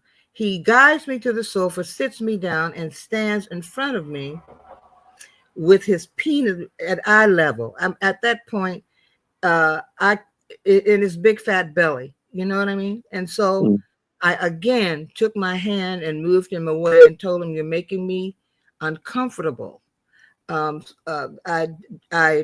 don't want to mislead you, and I hope that I don't want you to get this situation twisted. But what I did was say to him, I came to see you because the agent who sent me, you know about what I've done in this town. And I came to you because they felt that you would be instrumental in helping me in my career. I know what you are attempting to get to. I know what this is all about. And if you want to do that, let's make that a business proposition. Okay? Because if we make it a business proposition and your fat pot-bellied ass has got to pay for it, then you won't be out on the streets telling nobody about it. He got very angry with me because at that point I had backed him up against the wall. It wasn't because I didn't want what he could do for me. It wasn't because I didn't have dreams of having the kind of career that like the Shockers and Jill Scott. It wasn't because I didn't want that, but it was because I knew that I couldn't sacrifice myself, or would not sacrifice myself, to get that. And he really tried to sully my name, but it didn't do any good, because I wasn't the only sister that had gone to see him and had similar stories. I understand how this young woman felt at 19. I understand how she could think that she was in love. I understand everything. What I don't understand, and what y'all have talked about over and over, is why she kept going back. Part of me understands it. Part of me understands it. And that might have been the opportunistic part of her. She's going back because the lifestyle, when you think about it, private jets, designer clothing, and obviously all the drugs you can do. I'm not dismissing that. But I have to throw in the piece that she was victimized. She was a victim as well. And she fell in love with, or was in love with, a very person who had become her kidnapper, or her Svengali. She wanted that. I couldn't imagine being almost about to burst with that pregnant in a courtroom and having all of my shit, all of my life, prostitutes pissing in my mouth, all of that bared for the world to hear, not just the people in that courtroom, but for the world to. I cannot imagine what that must have felt. I was surprised that the woman didn't go into labor or have a miscarriage at that point. The whole thing is ugly, but what we found out about him is even uglier. And he's got 70 more cases, and we don't know how many more might be in the queue that are suing him. And I don't give a damn if he walked out of the jail tomorrow. His life will never be the same. He may never, ever have the same kind of respect or the same kind of adulation that he enjoyed prior to going into prison. And if he does, it won't be from any high flyers. It won't be from that convicted felon president crowd. It won't be from the big wigs it won't be like that for him. That's not true.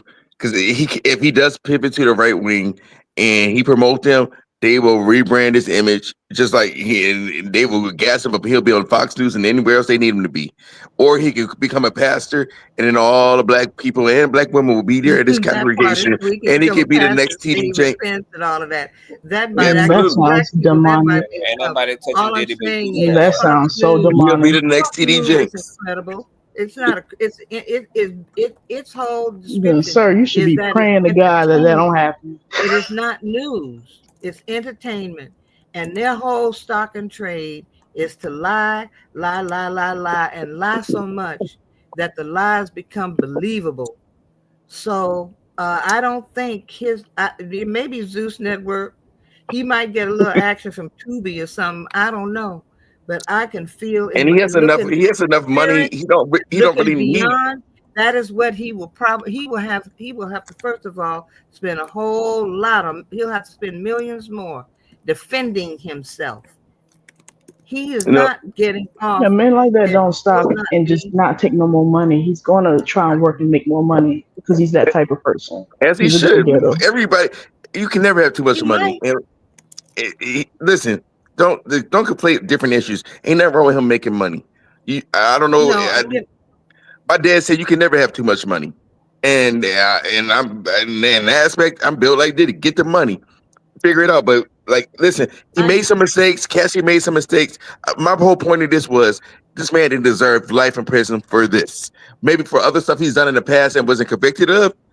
Fine, but on this stuff, the government overreached and they lost, and the jury saw through it. There was nothing wrong with the jury. Well, how is that any different than when them catching or whatever? Said that from the beginning. I did say that. If you had come up and right now, I'm feeling, goodness coming from you, and you are able to honestly and calmly make your point If you had done that in the beginning, perhaps there wouldn't have been so much friction and static in the conversation. I can say I agree with you. RICO would have put him in prison for life. Was I again, I think that of all the charges, that would have been the most difficult. And so I wasn't surprised when he was found not guilty on that. I do want to see him do time, and not just time served, but I do want to see him do time for what he has been found guilty of. Which is what prostitution. It's just prostitution. He should. What else? That's all he's guilty of. He should be released. No, it's sex no, trafficking. it's more than just He was not found guilty of sex trafficking. He got money. He's not going. He wasn't found guilty of sex trafficking. It doesn't mean this man travels the world. You don't think he just goes? You don't just we're not talking about thinking. We're talking about real things. We're talking about real things. That's actually a normal thing to fly somebody out. No, but he wasn't found. He wasn't found guilty of sex trafficking. That's still a normal thing to happen. We're talking about what he was. We're talking about him or any other rich man that's not a celebrity. That's still a normal thing that they do. That's common. I'm sorry, ma'am. You are not smart. You just are not smart. No, sir. I know plenty of rich men who prefer. Actually, prefer. You don't know one rich man. You do not know one rich man. Yes, I do. Let me tell you what they mostly want. They don't want most of them would like the woman to be free. If this is a busy man and I'm a rich person, I would like my spouse to be free to my access when I get home. I don't need her to be out working like that. I don't need her to have this big career where she's on tour a bunch of times. No, I just prefer her to be there comfortable. Keep your body up. Do what you gotta do at home. Take care of the children. Or if you got a lot of money, go get a nanny. Go get a chef. Go get a housekeeper. But I want you to make sure that body is tight. You there for me, and you only there for me. What rich man don't want? What rich man don't want that? And that's what Cassie. I'm talking about Cassie. She didn't have no good career. She didn't have that career that she was hoping for. No, the other young lady that was speaking, that was a singer. She was making sense. She's reasonable. I don't know what you're talking about. And this you can't even. But you're telling me you don't know what I'm talking about. I don't know what you're talking about. The other lady who I was talking to, she made sense. You can't even explain why you don't understand. I literally don't know what you're talking about. You can't even explain what you don't know. You just say, I don't know what you're talking about. You've been saying that this whole conversation. I don't know what you're talking about. I don't know what you're talking about. But you don't even go into details about what you don't understand. Because you don't even know. What is she saying? It's a whole other language to me. The other lady I was talking to, she was reasonable. She was smart. She was dropping gems. This other lady is just ridiculous. Like, did you graduate middle school? What's going on? Don't do that. Why is the only thing that you know how to do is say, I don't know what you're talking about, and then drop it in? I can't see this why you don't just know. Y'all say new religion, you're too aggressive. I'm aggressive with stupid talking people. To you like that. Ain't nobody talking to you like that. Everybody on this panel has not talked to you like you talk to everybody else. I figured out you respect. I'm showing you respect. My trigger is stupid people.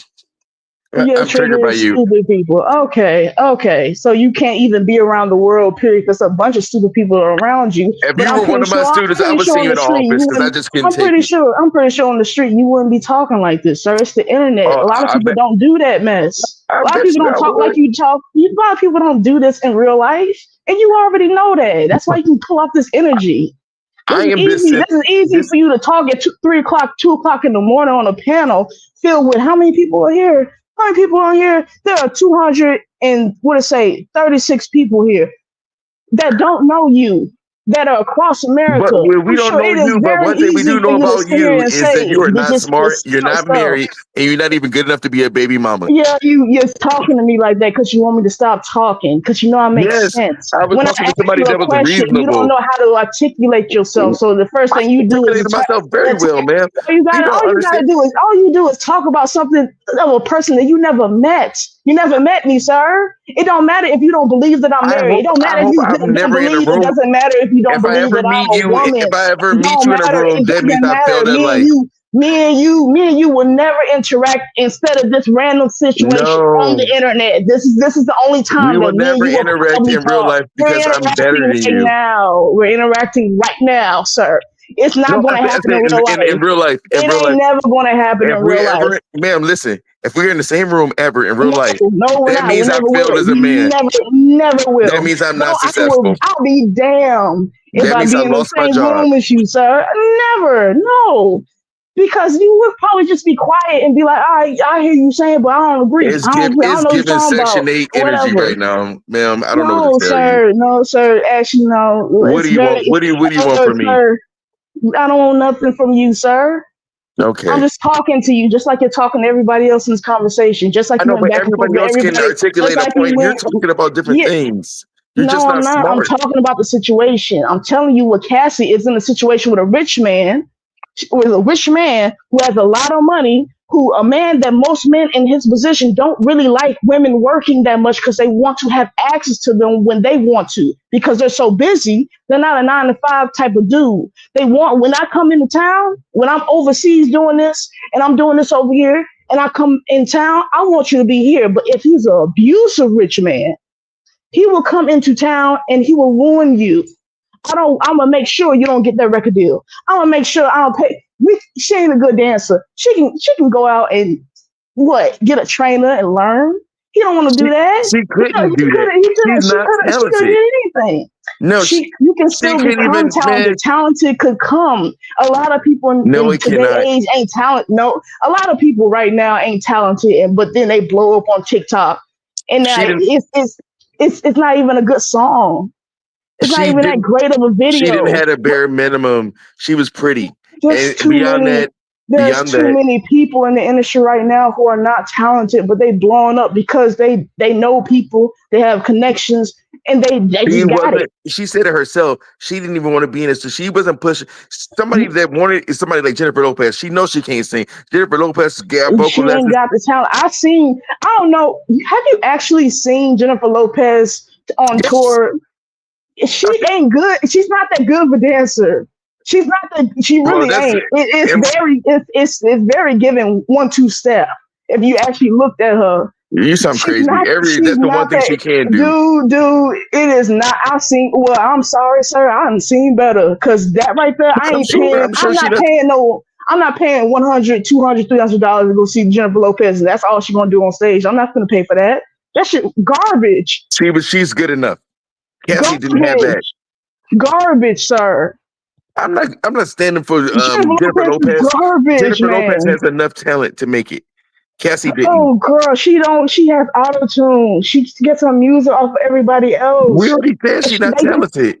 Dude, She was talented she enough. can't sing. She can barely dance. She don't had You're the songs only person stolen I've from ever heard say, Ashanti. She had songs ma'am, stolen this from how I know you slow. You're Ashanti. the only person that says she can From barely dance. Ashanti. That's her one gift. I looked at videos of her. I seen her. Well, I'm gonna have to Dude, let you. it's not I'm gonna that have to. great. I'm telling you, I'm it gonna ain't have to that protect my mental health, great.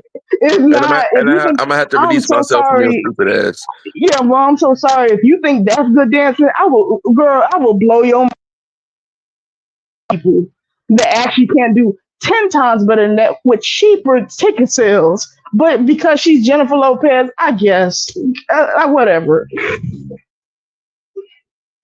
You ate with that one.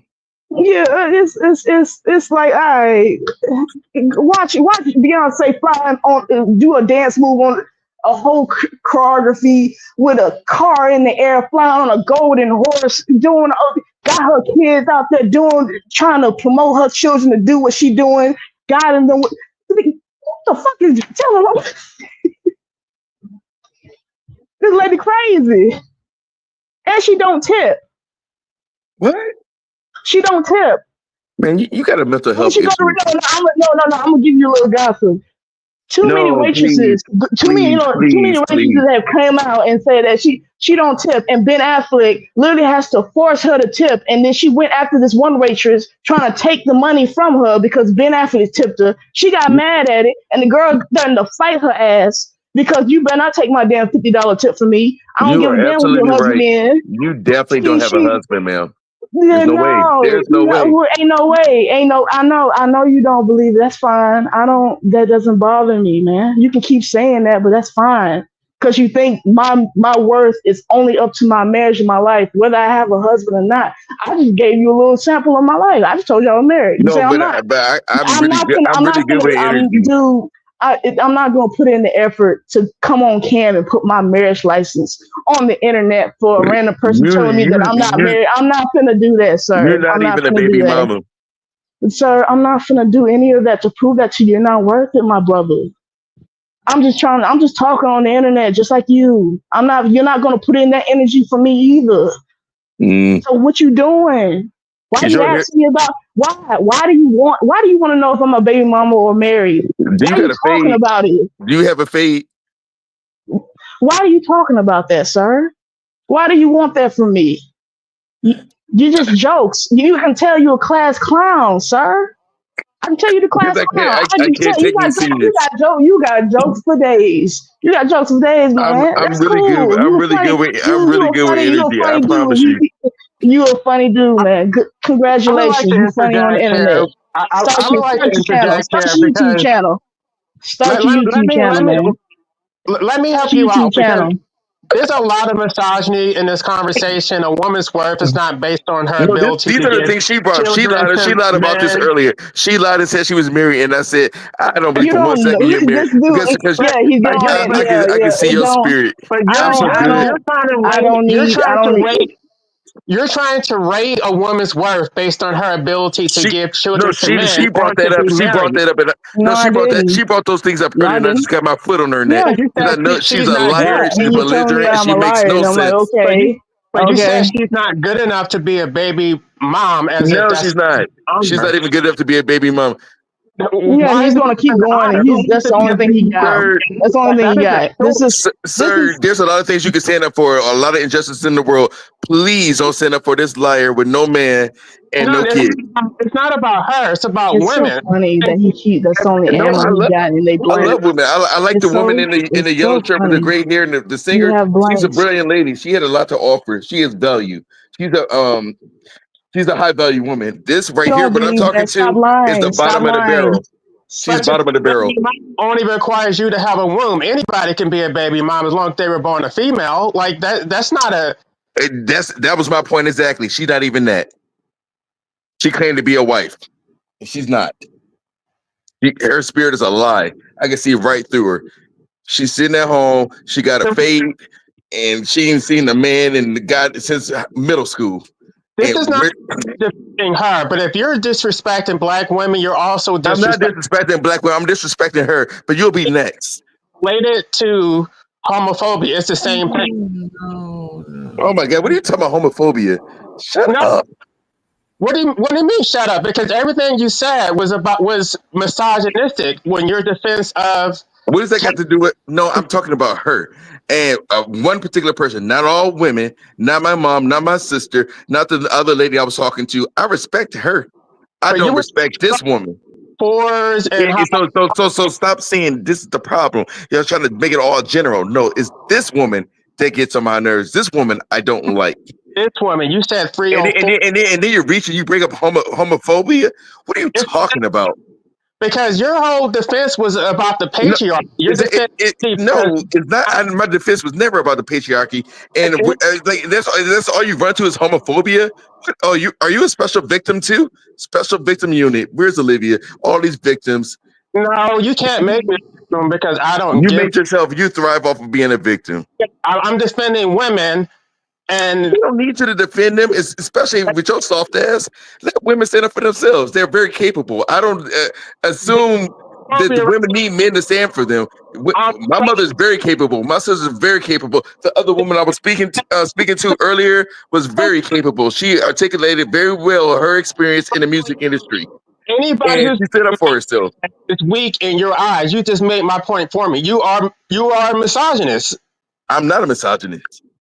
Then this is the problem. This is why we have Donald Trump as our president, because everybody leans on that Me Too movement shit too much and use it in the wrong circumstances when it's not needed. Just because I disagree with you does not make me a misogynist. I have a different point of view.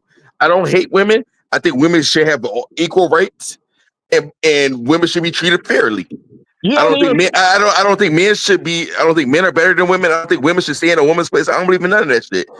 But I do believe women should be called out. And just because you're a woman, don't mean I can't curse your ass out.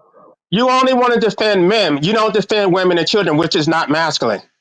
What do you mean? I defended Megan Thee Stallion when they were saying that Tory was innocent. Why What do you mean? Why were you mean so hard? I don't understand your rationale. I understand the legal arguments, but you know that his conduct was I'm not emotional, and like I don't know. You might be really in tune with your feminine side, and that may explain a lot, and there's nothing wrong with that. But I'm not emotional like that. I'm talking about I don't work in the gray area. It's black or white for me. You can't be forgetting because you were emotionally attached to this case for whatever reason. I'm not emotionally attached. I'm having a conversation. We're exchanging ideas. After this conversation, I'm going to sleep and I'm going to get up early because I have work to do. But like, I'm not emotionally involved. Just like the one lady, she said, I hurt her feelings. I said, I'm not trying to hurt your feelings, ma'am. We're talking about rich ass people that we'll never meet. And I don't want you to go home or go to sleep with nothing on your heart. You want to insult me and say that I'm soft, like as if I give a shit. You are soft. You are very beta. I mean, it is what it is. Feminine. Is that an insult? There's no. I know feminine men that are alphas. Masculine. I don't want to be like. I think Conscious is feminine, but I think he's an alpha. You are a beta. I'm a sigma. I'm not an alpha. I'm a sigma. There's a difference. I don't try to control people. Well, we gotta agree to disagree. Okay, well, you can disrespect these women, but you're not going to disrespect me. And I don't, because I personally don't give a shit. You're not going to hurt my feelings. I have a lot of self-esteem. I believe that. If you believe it. Anything else to add? Like I said, apparently it takes a feminine actually give the smoke because your man is actually going to do it. You've been dominating all these women, trying to overtalk them and disrespect them. The problem is you want somebody to dominate you. You're welcome. But you can't. You're big enough. I'm sorry? You're big enough. You can't dominate me. Okay. I can't even understand you breaking up. But I'm sure you got me good. Dick is not big enough. Okay. Ooh. You added no value, sir. Like I said, it's just a waste of a man. I don't want to be a fucking man. I'm a fucking human being. So you can. Okay, so then if you don't even know what you are, like, what are we doing? Like, you're defending women, but you're not a man. This is the problem. I don't give a shit about figure out your own situation, and then you will have something to add. To me, you add no value. No, I don't think you added any value. I think you derailed this entire conversation, and you No, I said things that you guys didn't like. I said that you guys are in an echo chamber. You're in an echo chamber, and you're not used to the truth. You guys are used to kumbaya.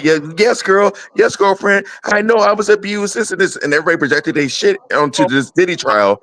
Be intellectual with you because this is about calling y'all on your bullshit. This is about checking you for your bullshit, being disrespectful, over talking everybody, and you were the one who were not making any intellectual points. You were the one going off on tangents and making misogynistic critiques about women and Cassie and everybody else, dispersions, just broad-based assertions about women and what women want and what women do, and they're not good enough to be. No, I was very particular about the women I was talking about. I was very direct. I was so direct that I had a scalpel, and so I didn't say all the women. Like I said, I was talking to another woman in a yellow shirt with a nice hair, nice face.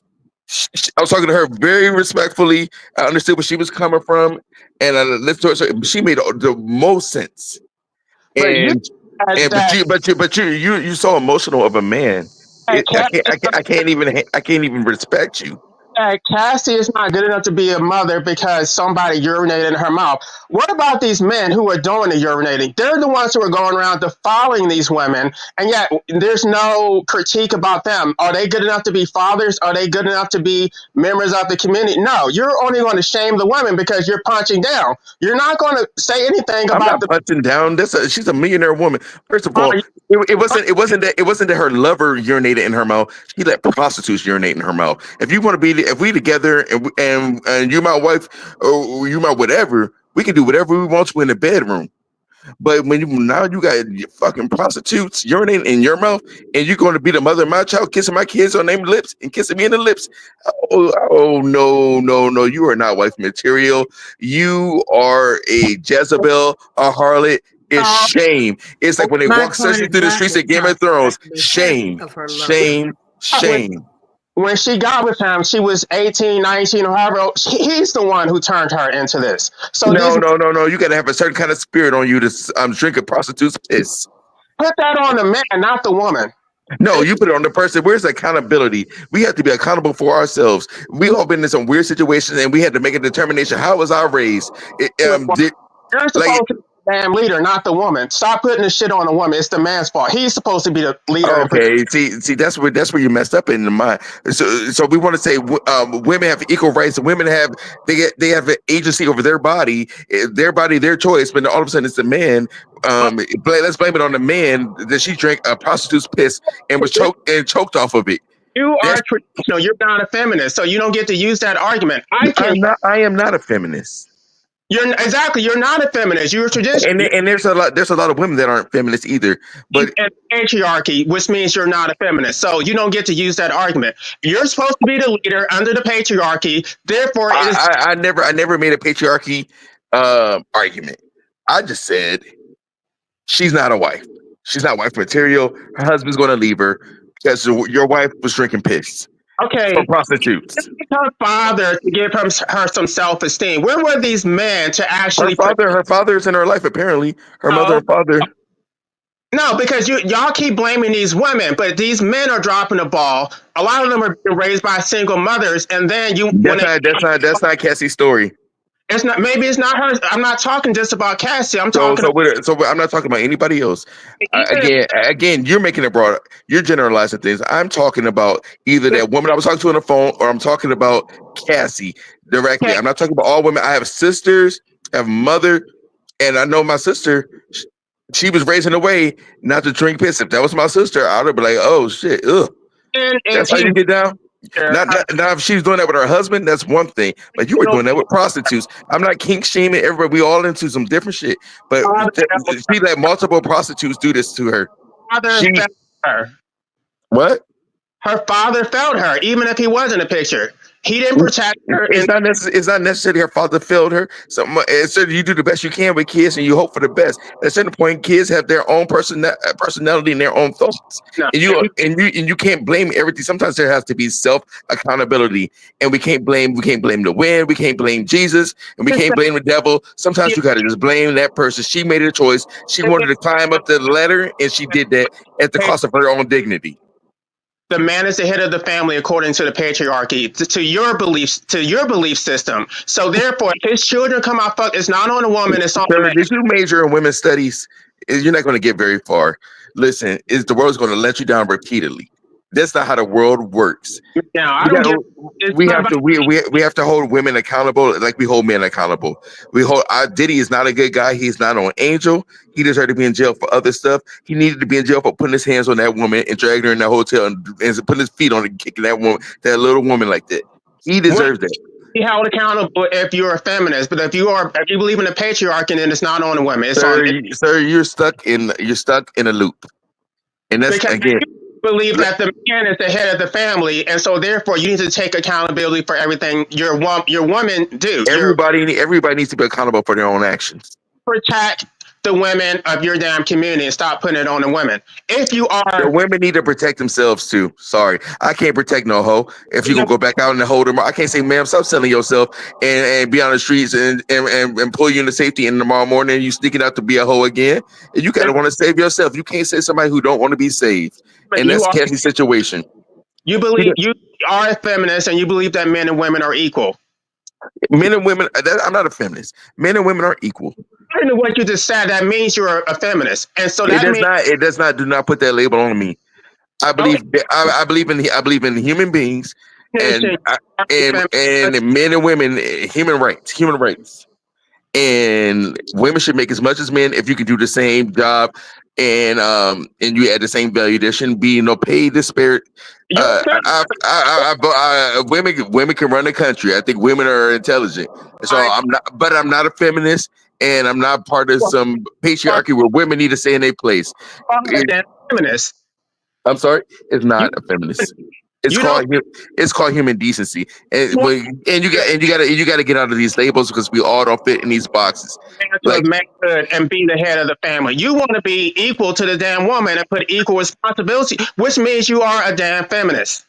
Sir, okay, you're not smart either. Unfortunately, I see how many degrees you have, and then try to match them with mine. Are you out your damn mind?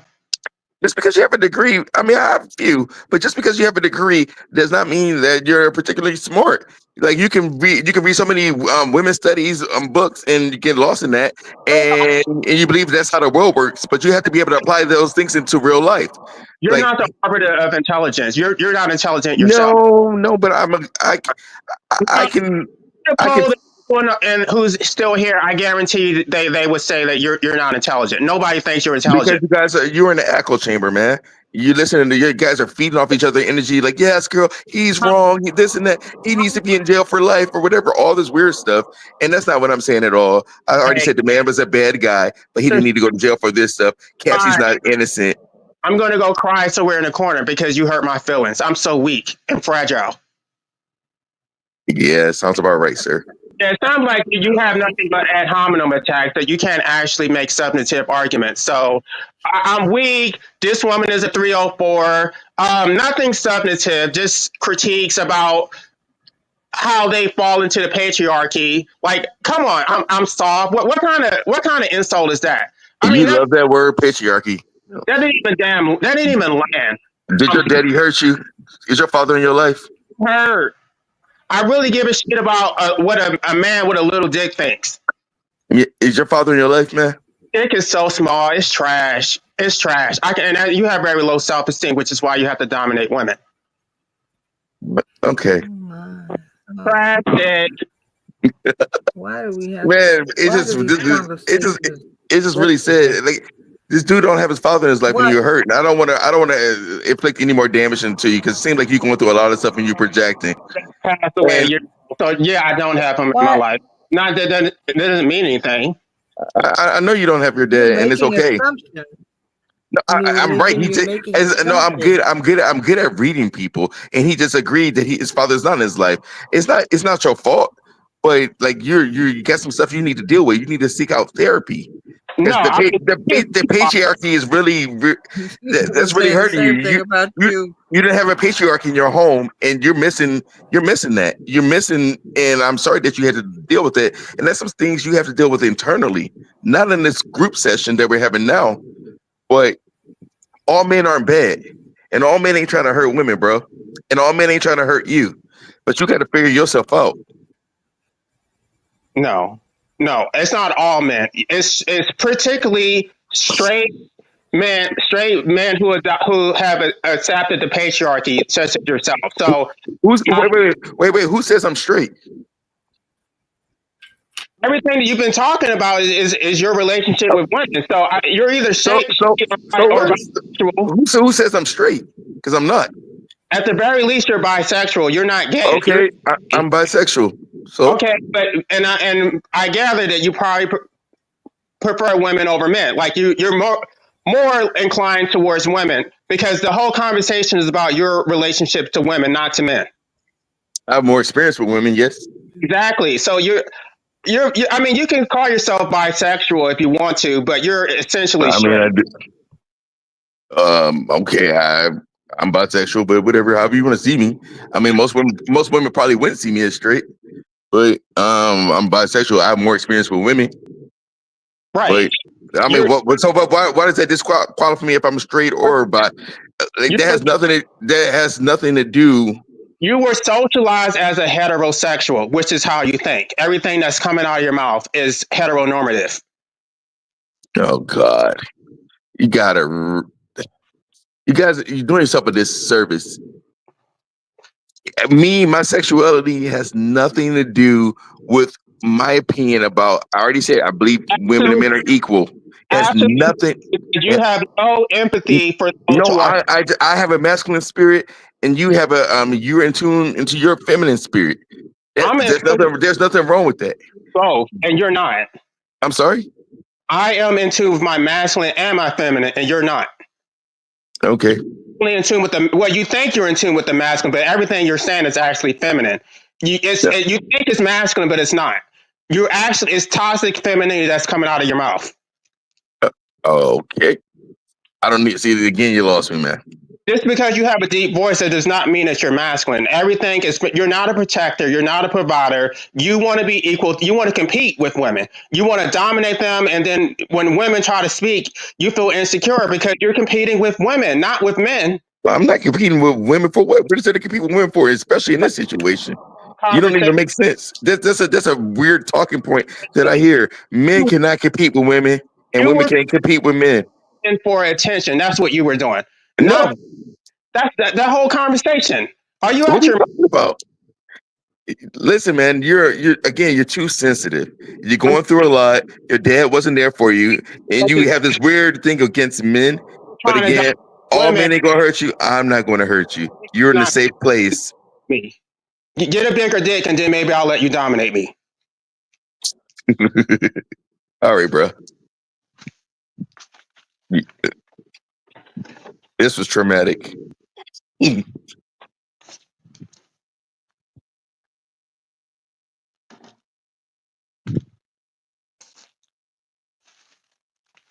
think I said my piece. If anybody else wants to go, I felt like somebody needed to do it because nobody else was really giving him the smoke.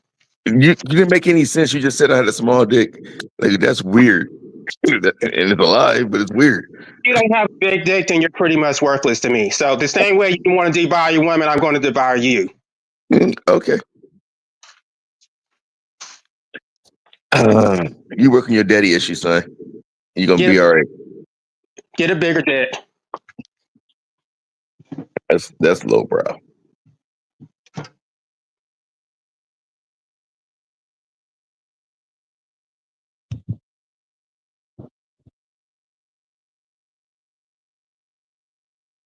Not picky to energy. That's funny.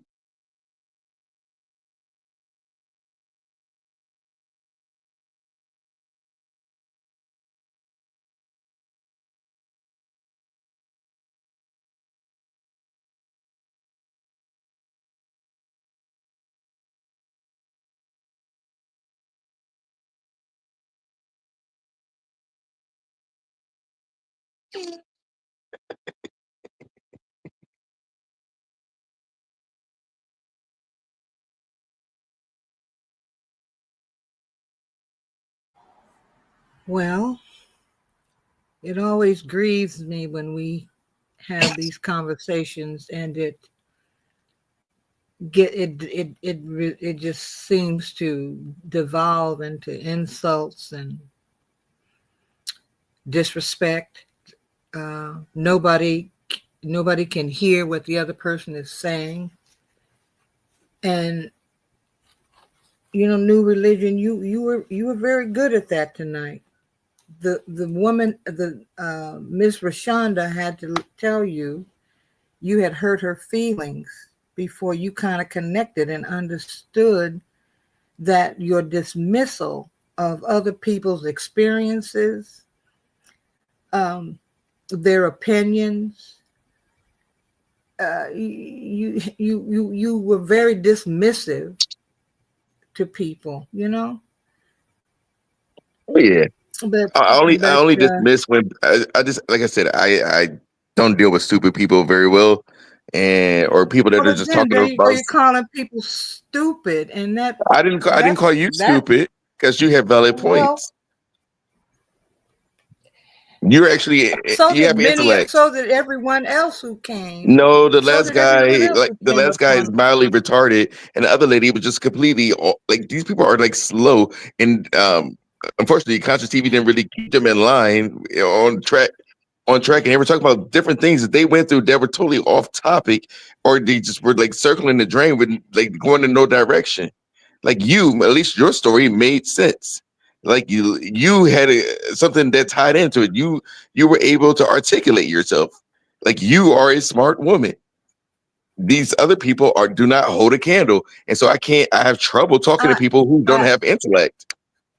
If you had just listened, you might have been able to connect. Nobody.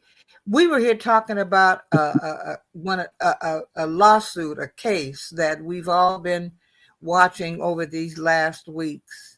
And I agree with you that we're talking about people that we may never ever in our lives ever hang with or be in the same company as them.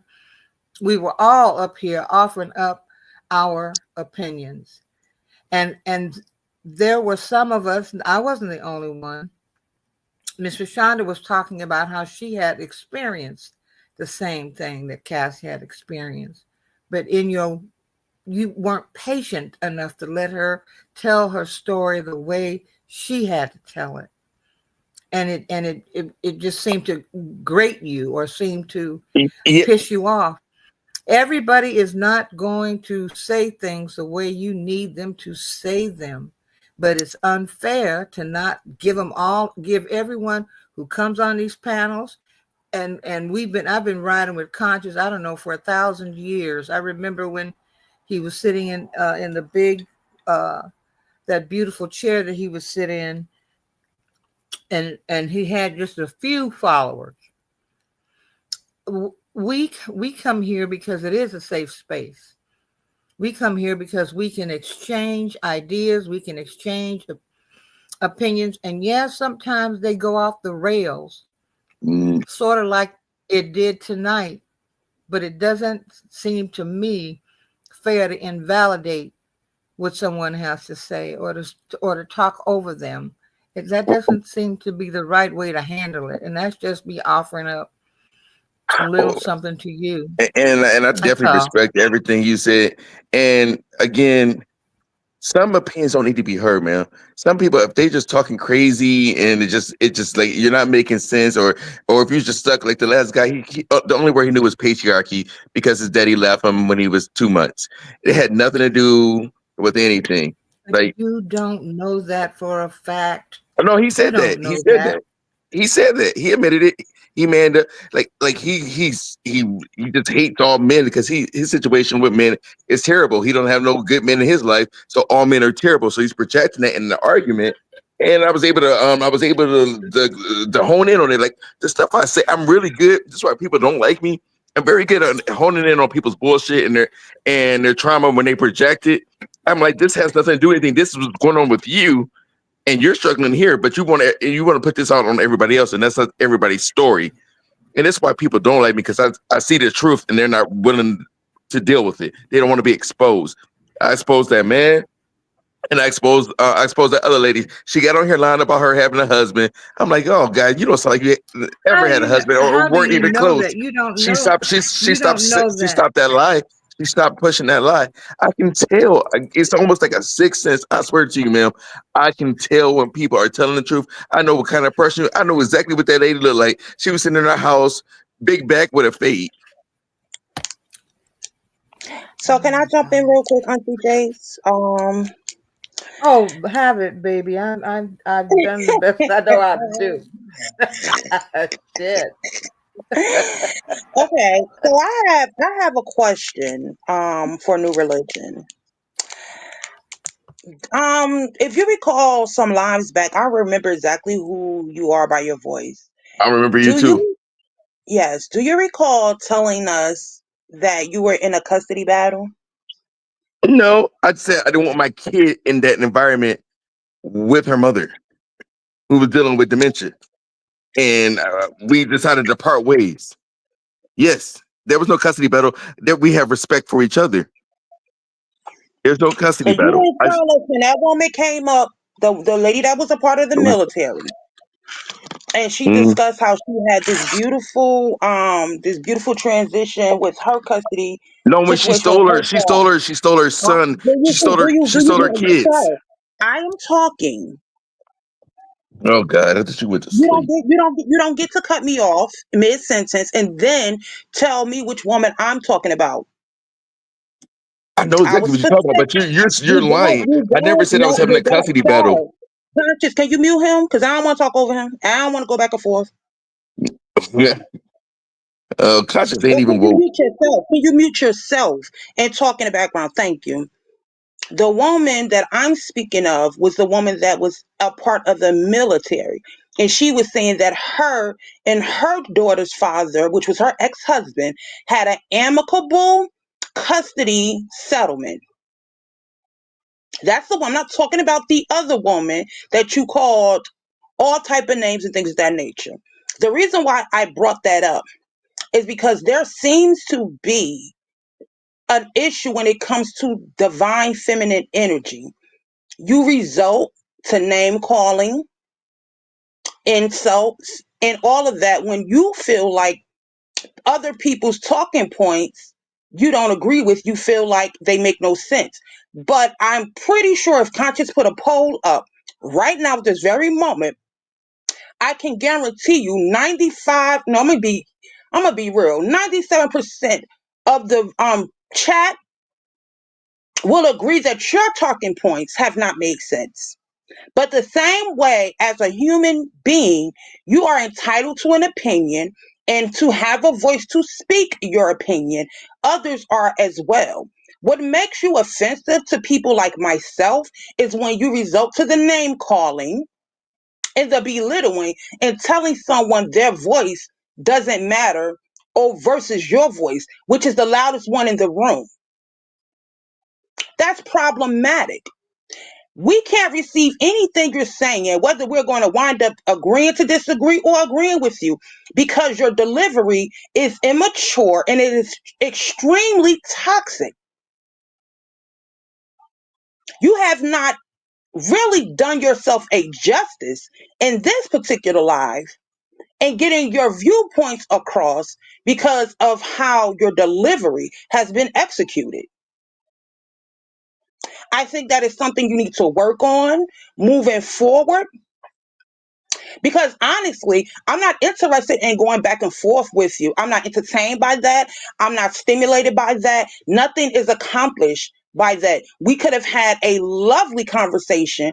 And even though I probably wouldn't have agreed with your talking points, it would have been a pleasure to hear the opposing side because it gives people, women especially, the idea of why men in general think this way. But you failed us in having this conversation because now all of us in the chat and on this panel, I could pretty much say and speak for everyone, we're all like, we're just chumming you up as a toxic man, a bitter man, someone that doesn't have a woman, lonely man, and all of these things. When the reality is, none of that shit really matters when it comes to this topic at hand. It ain't serving purpose other than chaos. And unless you came up here to cause chaos, I don't see the point. That's all I wanted to say. The only reason why I came up here. I'm leaving. This is the most Deuces. coherent. This is the most coherent I've ever heard you. I can appreciate what you said. I don't have a problem That's with it. offensive I'm as glad you can well. receive it. It's That's Oh okay. my I'm God. glad offensive you as can well. Let receive me it. say something for a minute, rumors. Okay, can I respond to that? So, no, New Religion, you said that you feel like attacked and I thought you you OD'd off of aren't Xanax or something familiar a with while this ago. panel and You everyone in back? this panel. Maybe I didn't quote you correctly, but you said something to the effect of you aren't being treated well in this panel. Maybe everyone's attacking you, but That's what you've been doing. And the thing is, if you follow this panel for as long as some of us have, there's been people up on the panel who've let you know that they've been on this panel for a while. You get to know people on the panel. And I think that you've only been here for a short amount of time. But in the I'm listening time for a that while. you've been here, you did share your story about your custody battle. It was not a custody Which battle. you deny is a custody battle. So I won't argue with this. Amicable. I won't argue with you about that. Your kids are your kids. You can deal with that. But my thing is, you have been up here getting at people, and every time someone has something to say, you argue with it. And I was in the comments listening. I was listening to the live. I hopped out of the panel, but I was listening and commenting in the comments. And you had a back and forth with another gentleman on the comment, and then you also had a back and forth with CTV. So it seems I like didn't have a back you and forth have with a lot CTV. of, hold on a minute. It seems like you have a lot of animosity or anger and upsetness for women. And I know that you did share, or you said, well, what if I am gay? What if I am homosexual? Nobody cares on this channel. You I can be didn't whatever say what you can he be asked. whatever He you asked. He are. said you're But what straight. I want you to know is that this is a safe space for everybody, but you're not making it a safe space. Do you understand that? Do you feel like you're attacking people, or all of us are attacking you? Because we don't do that on this channel. Do you feel like every time you Can come you up can you here, can you you're actually hear being me? Because I don't know if attacked? Conscious has me muted or not. Can you hear me? Okay. Hey, I'll take the silence as you can hear me. I am not attacking anybody that don't deserve to be attacked. When you're foolish, I have to call you out on being foolish. A lot of you guys are used to being in an echo chamber where you all amen each other and dapping each other up, and nobody's really challenging each other.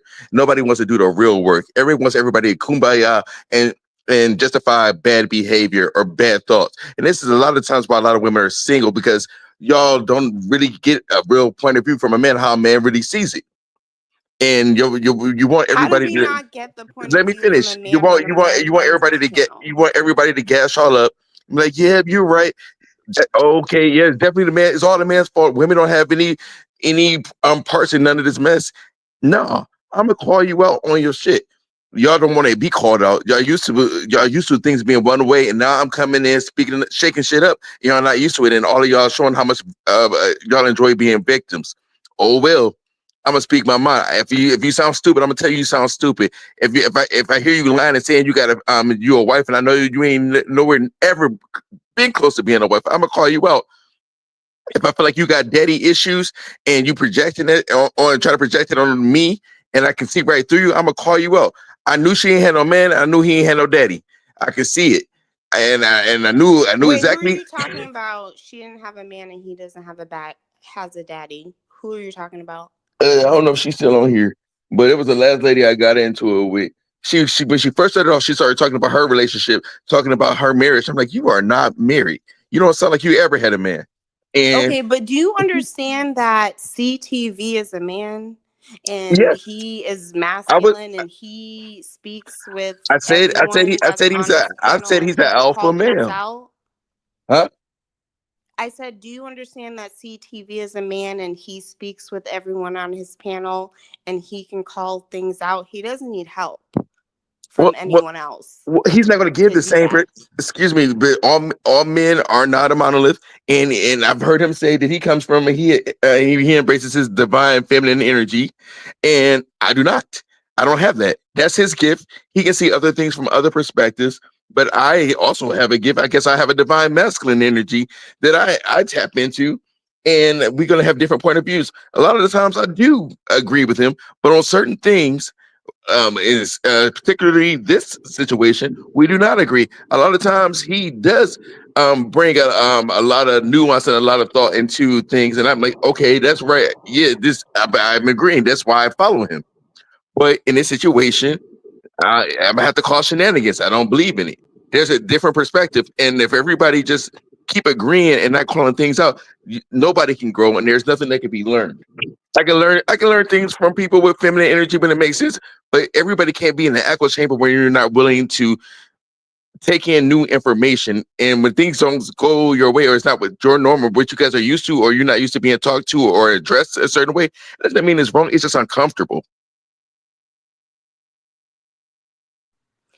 So before Rumors and Teas came up here, you had said that you can see when women have depression, when women have anxiety, or if a woman is unmarried and this and that.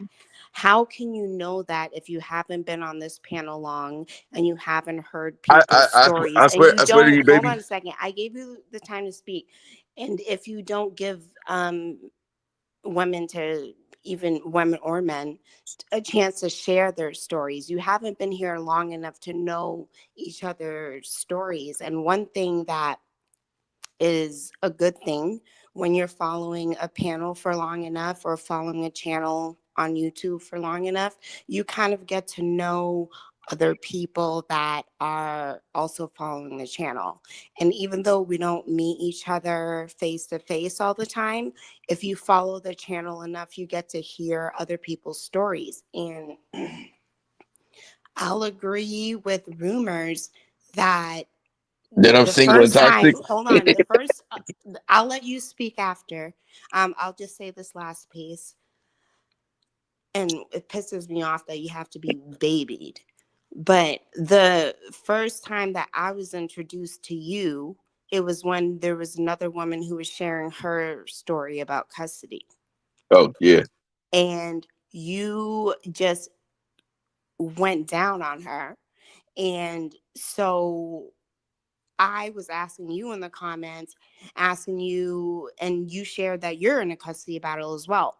I'm not going to ask you questions about your custody battle, but can you see yourself and anyone else on this panel that is sharing their stories, or anyone else on this channel that Yeah. are sharing their stories? And why are you so upset with us is I'm my not upset. question. One, Why I'm are not. you so upset I'm with not. I'm us? not upset with anybody. I'm a truth teller, and yes, I saw myself in the other gentleman that was on the panel who's no longer here. He made a lot of sense, and I think it was another woman on here that made a lot of sense. And Venus Revolution, she's a smart, intelligent woman that I can relate to. She has value. As far you ask so many different things, I can't even keep track.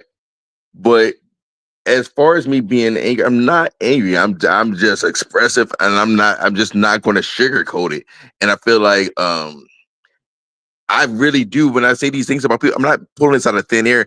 I really have that ability to pick up on things about people. I can pick up on the way you talk, the way I just hone in on You certain can things. pick up on things like that from your trauma. No. No, Stop. you No, can pick up on that from you your said you would own let me talk. situation. You said you would let me talk. Okay. I will. Okay. Okay, so this is not the first time I dealt with this. This is why I have people that want to fight me in real life, just like off first impression, because I pick up on things, just based off of what you're saying. I listen, and I'm like, okay, I listen to inflections and everything. It's almost like a psychic. I hone in on those things, and that's why people get so upset because they're exposed and they weren't prepared to be exposed. But I got everything right. Nobody pushed back because at the end of the day, everybody knew I was telling the truth. Everybody knew that man didn't have a father. The only word he knew was You didn't patriarchy. get things right. How do you know that you got things He right? admitted it. He admitted it. But y'all was so busy attacking me, you didn't hear him. He said, I'm "Yeah." He back said, now. "Yeah, you're right. My father's not in my life." Blah No, blah blah. You have a small dick. he Like, died last year when I was a grown man. He raised me. It's not like he wasn't in my life. That's not correct. oh, don't switch it up now, sir. You're No, lying. the last No, time. he's not switching it up because you don't know his life story from being online. He said it You don't earlier. know He anyone's. said it earlier. He said his father was not in his life. I But said, you understand And everything that you in hear this about issue, the people online is he clings to women. He clings to women because he has not had good experience with men. no, And no. Stop right there, because my mother was a teacher. She beat the hell out of me with extension cord. She was a terrible mother. So you can't even say that. And if you I listen to the channel, I criticize the way black women a lot of them raise their children. So you can't say that I don't also criticize black women. But right now, what I saw with a lot of toxicity in the way that you were talking to these women on the panel. So I just wanted to add my 2 cents in it. But it's not like I don't also criticize black women. Yes, and thank you. Sir, you are a liar. The other women. You are a liar. Again, you are a beta man with no value because you can't even stick to your own story because you admitted to it Hold on earlier. a second, because now you're being offensive again. Because you just said that he's a man with no value, with this a lie. That's a lie. He doesn't offer any value. He clings. So, New Religion, let me ask you this. Can I ask you just a clear question, and I'll give you the opportunity to answer it? Sure. When you spoke tonight about you either being bisexual or homosexual, was that something that you planned to share? And how long or when did you know you were bisexual or homosexual? What does that matter? And I only brought it up because he brought it up. He said, you're a straight point of view or whatever. I'm like, it's because you're a straight man. I'm like, and he tried to say I was homophobic. And I'm like, he's grasping at straws. He's putting things on me, and he doesn't know. He doesn't have that ability. No, he's not putting anything on. No. And that's what I said. I'm not. How do you know I'm straight? And that's how. Yeah. That's the question you asked. You said, "How do you know I'm straight?" You said, "Maybe I'm homosexual, maybe I'm bisexual." No, I didn't. No. And then he said, then you have to be bi. And I said, yeah, I'm bi. And then he started saying, but then you call yourself bi, but then he says pretty much saying like I wasn't bi because I deal mostly with women. But I'm like, okay, socialized. That's what that and then you came on and said I was socialized by the patriarchy, and that I could never understand, which is not true because I already said like I believe that everybody have the equal rights. I just believe in calling people on their shit. And I just didn't sugarcoat it in the way that I didn't wrap it up in a nice little bow for you all.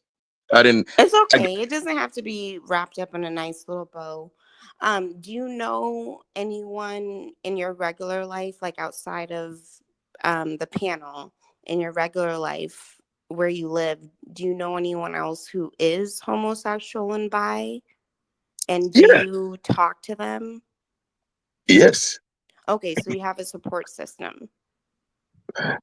I have gay friends. I have bi friends. I have straight friends. I live in a world like everybody else. Everybody else should have those things. I have trans friends. Everybody, I live in a world just like everybody else. This is not a new thing for me. I mean, I live in South Florida, so I mean, it's everybody down here gay, damn near. Like, it's not a big thing for me. Never has been. I'm only asking because it seems like you have like agitation, and I could be wrong. See, listen, but it seems you don't have the prerequisites or anything to diagnose me. Because again, like earlier, when you wrote a line, it sounded like you had took it looked like it looked like you took all the pills because you were having a whole conversation where literally Conscious had to say he was going to Baker act you. Like you got a lot going on, so you don't. Just don't. You don't have it. Told me I have a lot going on. Well, he said he was going to Baker act you. Okay. I guess like I don't know. Have you been Baker act before? Have you ever been put in the hospital against your will? Have you, homebody? I'm going to ask you a question. Have you ever been put in the hospital against your will? Be honest. Yeah, I've been put in the hospital against my will. Okay. Yeah, I like sometimes I've broken my ankle a couple times and no.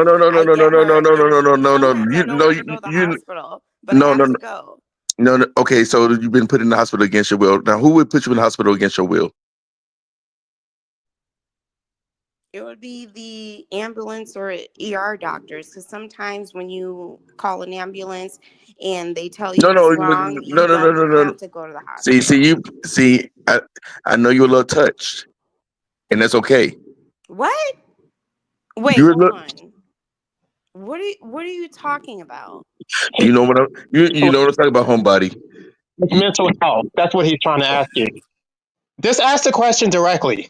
I did ask her. I said, "Have you been Wait, put in the he's trying to hospital against ask her what? will?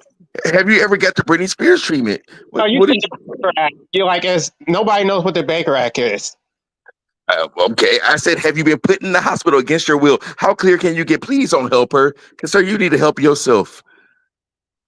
Wait, what treatment? What treatment are you asking for? See, you're a I mean, gaslighter, and this is my problem with you. I see you too, and I see you. I don't Unfortunately, get this. I see Like, I'm someone so lost. I see someone who struggles with mental health real bad. You see me as someone who's struggling with mental health? Yes, ma'am. What type of mental health are you talking about? And how would you know that from talking to me online? I feel like you bipolar with personality disorder, So I have borderline bipolar schizophrenic. disorder. Am I wrong? That's a big thing to diagnose something. Am I wrong? Honestly. Yes, you're wrong. You're So absolutely wrong. I didn't hit nothing. First of all, you I didn't don't hit need to be nothing. No, on a no, panel I didn't get diagnosing anything right. anything. I didn't get anything right. No, you didn't get anything right.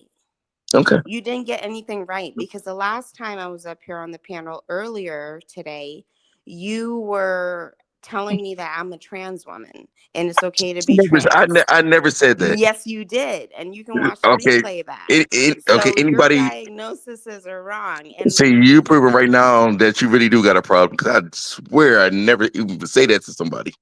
I think that what you do is you argue with people until they have enough and they don't want to argue back. But I feel like I treated you well and asked you fair questions. But I feel like the questions that you're returning to I me feel like aren't no, due with respect. And you I'm were so unhinged asking earlier. I feel like you took some Seroquel and it's finally kicking some in. Seroquel. Hmm. So there you go, making another diagnosis. Have Oh you my ever been on God. Seroquel? Risperdal? Okay, so I guess the only thing that I can ask you now, and this will be my Oh my last God, question, man! is I see you. well, this will be my last question is do you want to be a part of this panel? Because what we do here is we have deep discussions about various This is a things deep discussion. and You we asked a question. share. Right, hold on a second, and then this is just my last thing, and then I'll give the floor to you. But what I'm saying is that on this panel, we have deep discussions, and it's a very educational channel. So CTV shares a lot of things, and people interact and also share their life stories. CTV also shares his life Well, stories. And so there's a lot of interaction. And so we get to know each other very well. And so, do you want to be a part of this channel? And do you want to be a part of this family that we have here? Or do you just want to just kind of talk and see if this is a good fit for you? I'm not understanding. I'm not understanding you. There's no family here. I gave my opinion. You asked me questions. Again, I said something that you didn't like, and now do I want to be part of a family? Hell no, I don't want to be part of no family. I got my own family. I'm here having a conversation and getting other point of view and trying to educate where I can, where people who want to listen. You asked me questions, and I said how I came to my conclusions. I said I'm very good at reading people. I feel like I read you very well. I feel like I read Anarchist very well, and I feel like I read that other lady very well. It just you didn't want to be exposed like that. I I can tell for me, I'm not even trying to gaslight you. I really do feel like you deal with mental health real bad.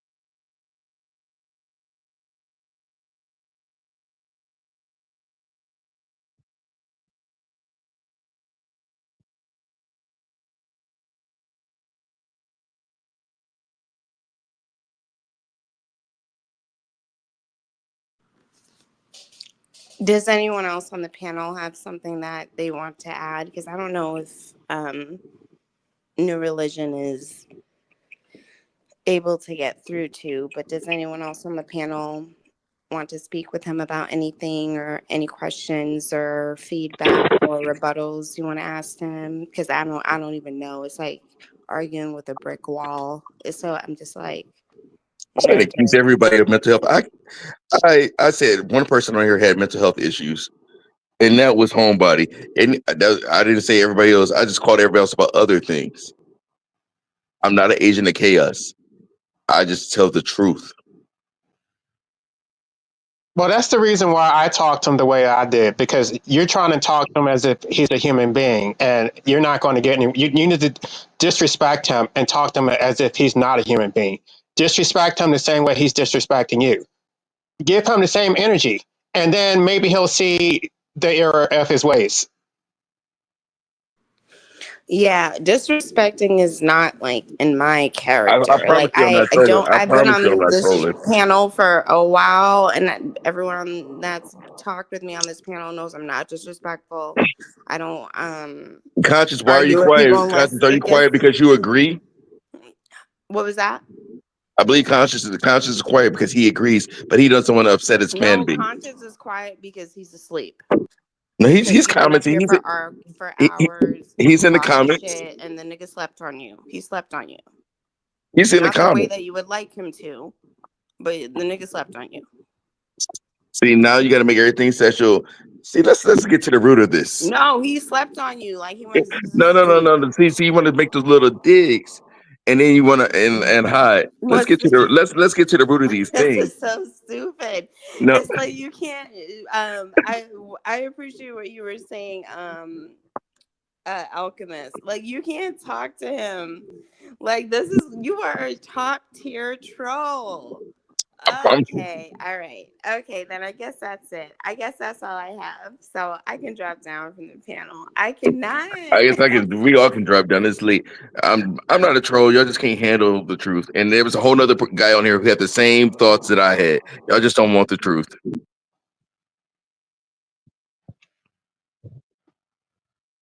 Well, it is late, and I think this is a good interim. We're going to be waiting for you to get that haircut, New Religion, so you can pop up with your new wig on today and show us what underneath that hat looks like. And I say thank you to everyone. I've enjoyed it. I love you, Conscious. I love you. Thank you so much for having me up on the panel.